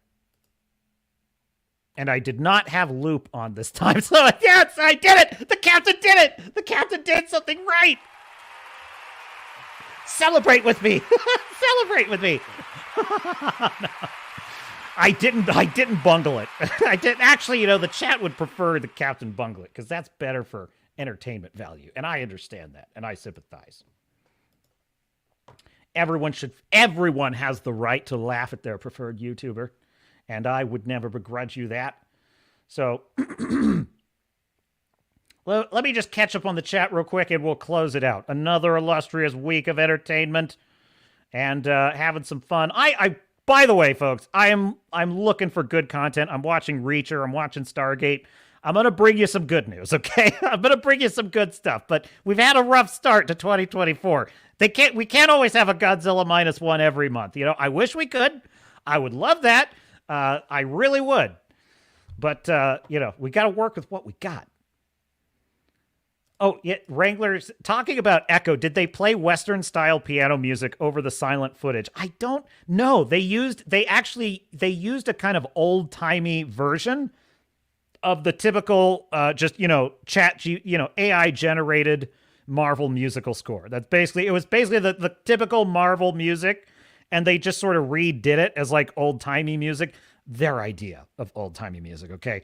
As I mentioned, these are not intelligent people, I mean, what more evidence do you need? They wanted to create a silent film. The silent film has all sound effects are in it, including the cries, like men yelling. What? Doesn't that defeat the purpose of a silent film? It's so stupid. It's so bad. You've got to watch episode 3 of Echo just have a little fun with it. Don't subscribe to Disney for it. I mean, you can if you want, but I'm not going to say it's worth that much. But if you happen to have Disney or Hulu, I think, you can watch episode 3, and it is a laugh a minute, pretty much all the way to the end. A friend of mine used to have, when he was critiquing the performance on multiplayer Halo of the participants, in which all players were putting in a really bad performance, so bad that they couldn't even shoot each other at point blank range, in Halo, he would say, it's like watching two retards try to frack. That's exactly how I would explain episode 3 of Echo. Okay? All right? I'm just going to leave it there for you. So Regler says, the MCU changed from superhero movies to teen dramas set in a world with superpowers. Also, uninteresting superpowers and it's an uninteresting teen drama. I used to like the show Smallville. I would watch Smallville. Smallville is worth watching. Probably The Flash is more worth, the TV show is more worth your time. Or Green Arrow, for example. That's more worth your time than anything they produced in this MCU. So there you go. Oh, let's see. trying to catch up on all the chat. I think I went too high there. I went too high on the chat. I was trying to catch the more recent ones while I was yapping just on and on and on. Let's see. Got that one. Got that one. I think we've almost just about got it. Oh, yeah. Speaking of Michael Dorn, actor who played Worf, he was adept at playing a stoic character that was able to convey emotions even through prosthetics. That's a brilliant point, Fu Man Blue. Yeah, because whenever they try and do a girl boss, like Ahsoka is the perfect example of this. It's like her personality is stoic. Okay, well, that's not a personality. That's not a personality. What was great about Worf is it wasn't that he was, it was that he was part of a martial warrior culture in which you were not supposed to be seen being frivolous, laughing, dancing, doing things like that. And so there was a lot of personality underneath that. Like, I actually thought, like, when he was married to Dax in Deep Space Nine, there were actually a lot of really great scenes with those two where, she would be making a joke that annoyed him, and then he would make a kind of annoying, sarcastic remark back to her. And then she would be like, wait, you're joking, aren't you? And then he would sort of chuckle to himself, revealing that because he's on intimate terms with her, he's willing to show her his comedic side, such as it is. And it revealed the personality that's behind the stoicism. It revealed things that also he had, like personality traits. Like he loved Klingon opera. He had a great shame in his past about being his family being taken out of the aristocracy. The House of Moog had been disgraced and dishonored, and that was a great source of shame, but he had to do it standing on principle. He had a troubled relationship with a son that, was more human than Klingon, and he didn't know how to deal with him because he's so Klingon in his ways. So he had personality underpinning all of the stoicism, right? And so that's why I say, like, these writers are stupid, because they see a character like Worf, and they if they do, to the extent they do, and they learn the wrong lesson from him, So very good point, and I agree. Tim Allen saying, huzzah, and good job. Thank you. Did you miss the... No, Fu Man Blue. There was SG-1 talk. Did you miss it? Oh, man. Well, okay. On the restream, you can just scrub to the part where you see the Stargate banner, and it's right there for you.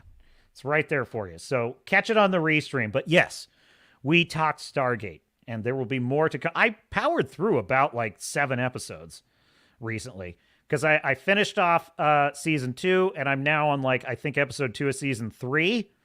I did see the 1969 time travel episode, which is pretty good.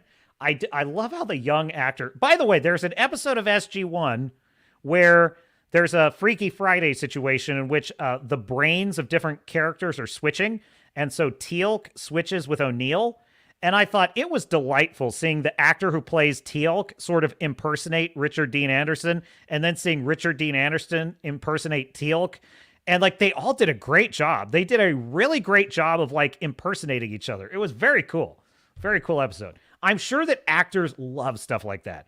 That's the funnest stuff for actors. It's ooh, I get to try out this new, Brent Spiner, who played Data on Star Trek Next Generation. He loved getting to play Lore. He loved getting to play Noonien Singh and other characters in the Star Trek world. That's one thing that actors tend to really love, is when they get to be different personalities. Dude, Jeffrey Combs probably has one of the greatest portfolios of Star Trek characters. He played Brunt, the sort of hated tax collector of the Ferengi. He played Weyoun, who's one of my favorite all-time Star Trek villains ever. I love Weyoun. And he played Shran, the Andorian, the pugilistic Andorian in Star Trek Enterprise. I mean, he played all these great characters on the show, and I just think that's awesome. And then Tim Allen says, you missed Lucille Ball being the boss woman for giving us nerds. Being the boss woman for giving us nerds Star Trek by funding the pilot. I did not know. So Lucille Ball funded the pilot. Lucille Ball she does not fit the Swords and Starships definition of a girl boss for me. Because my definition of a girl boss is a female character who has no character other than that she's a strong woman. And she fits the template of, but she's not an interesting character. What I define as what I think the wokies mean when they say strong woman is what I define as a badass babe, which is a woman who is a character that has strengths and weaknesses, flaws and advantages, and it has limitations they overcome and become an interesting character. And Lucille Ball is a character that has as many flaws as she has features, because she often gets her husband in trouble. She falls to pieces when a situation becomes too stressful. She pulls on his heartstrings when she's upset. So, you couldn't have Lucille Ball in the modern world. Like, that's why I think comedy shows are so bad. The new Frasier show is awful. It's awful because I don't think sitcoms can be funny anymore, because you can't have characters like Lucille Ball, because that would be a female stereotype. And you can't have Archie Bunker, because you can't even laugh at racists. You can't have a racist in a show to laugh at the racist, because that would offend people and trigger them. So anyway, Fu Man Blue says copy on the SG-1 backdrop. Roger that, Fu Man Blue. Tim Allen, she was a sci-fi fanatic. That's awesome. That doesn't surprise me. Very intelligent people love sci-fi. I'm not saying you're dumb if you don't like sci-fi. I'm just saying sci-fi attracts an intelligent crowd. It definitely it attracts a curious crowd. And in fact, I don't even consider intelligence like, oh, I know stuff about physics, or I'm the best at, math or whatever. I consider intelligence is really, in my view, mostly driven by curiosity. I think curiosity equates to intelligence. The more curious you are, I think the more intelligent you tend to be. And curiosity means curious about anything and everything. Why do people think the way they do? Could lead to someone being a great psychologist.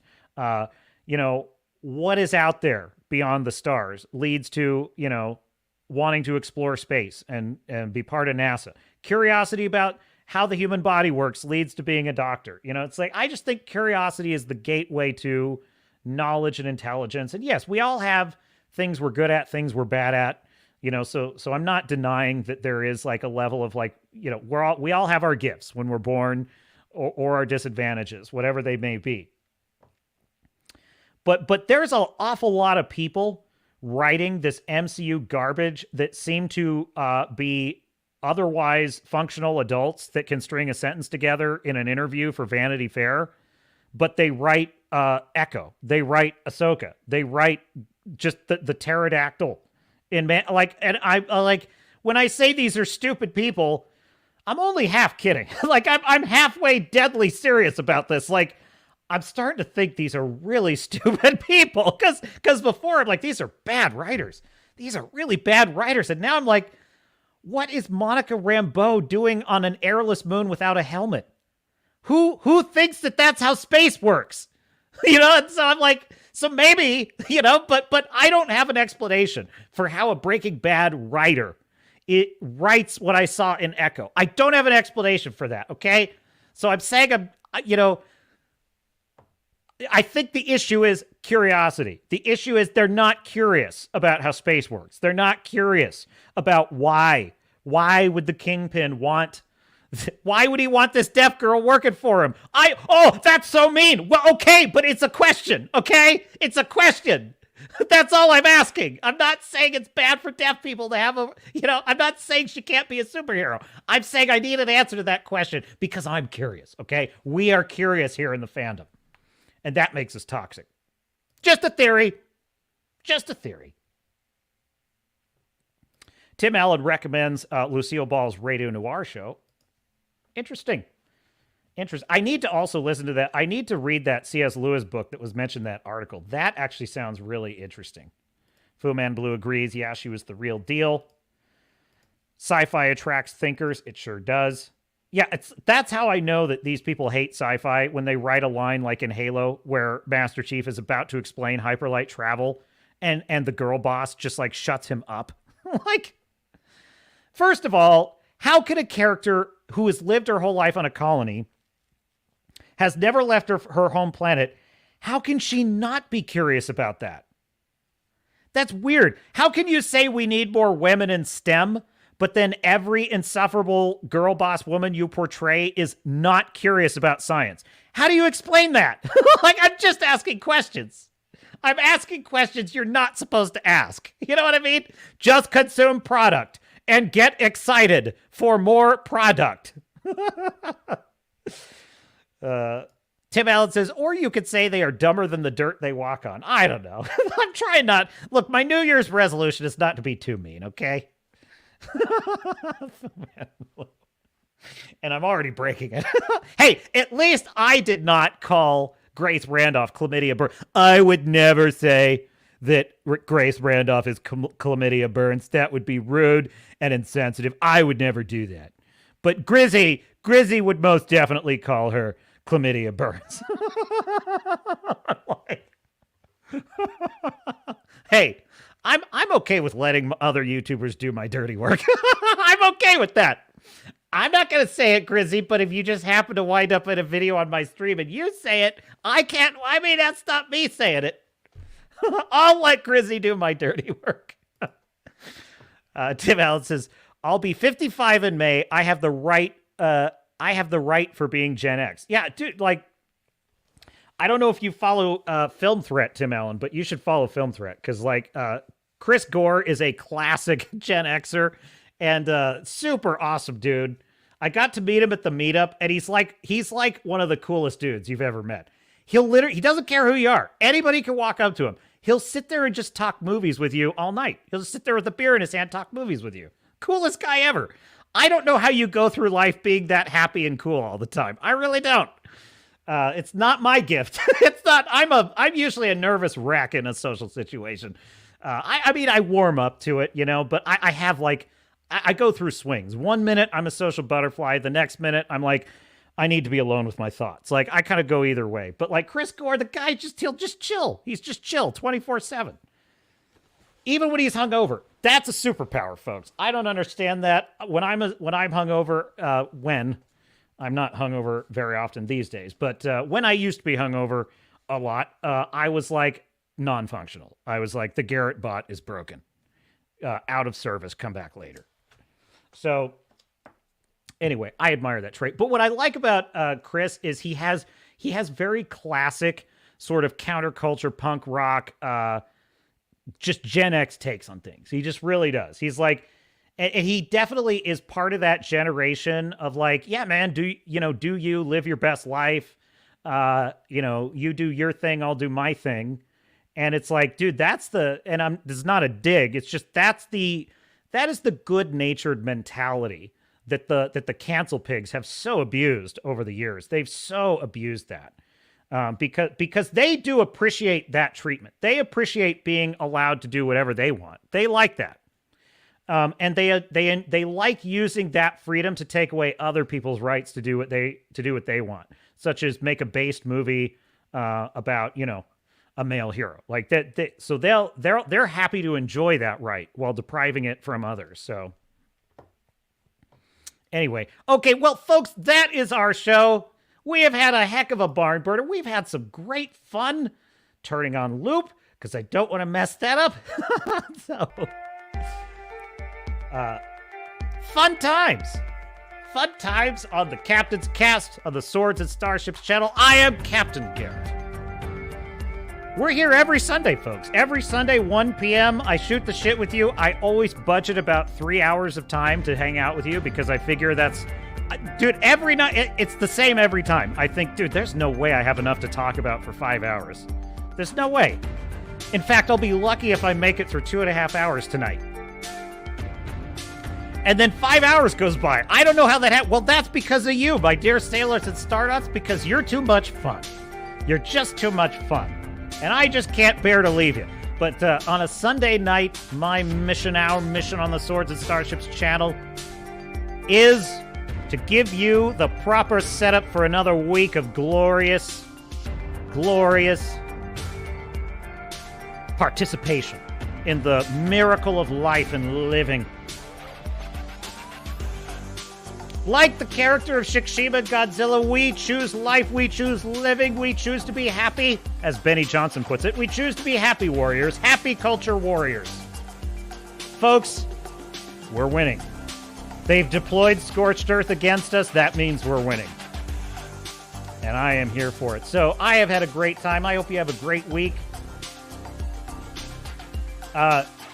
Tim Allen letting the captain know you need to watch all those World War II flicks in the 40s and 50s. I've seen a couple. I've seen a few good ones. I saw a Frank Capra one about men coming back from war. It was good. All right, my dear sailors and star nuts, this is Captain Garrett saying it's been a pleasure hanging out with you. Have a great week. Make good choices. The captain's going to do his best. I'm going to try to make some good choices this week. I hope you do too. And until next time, this is Captain Garrett saying I will see you out there.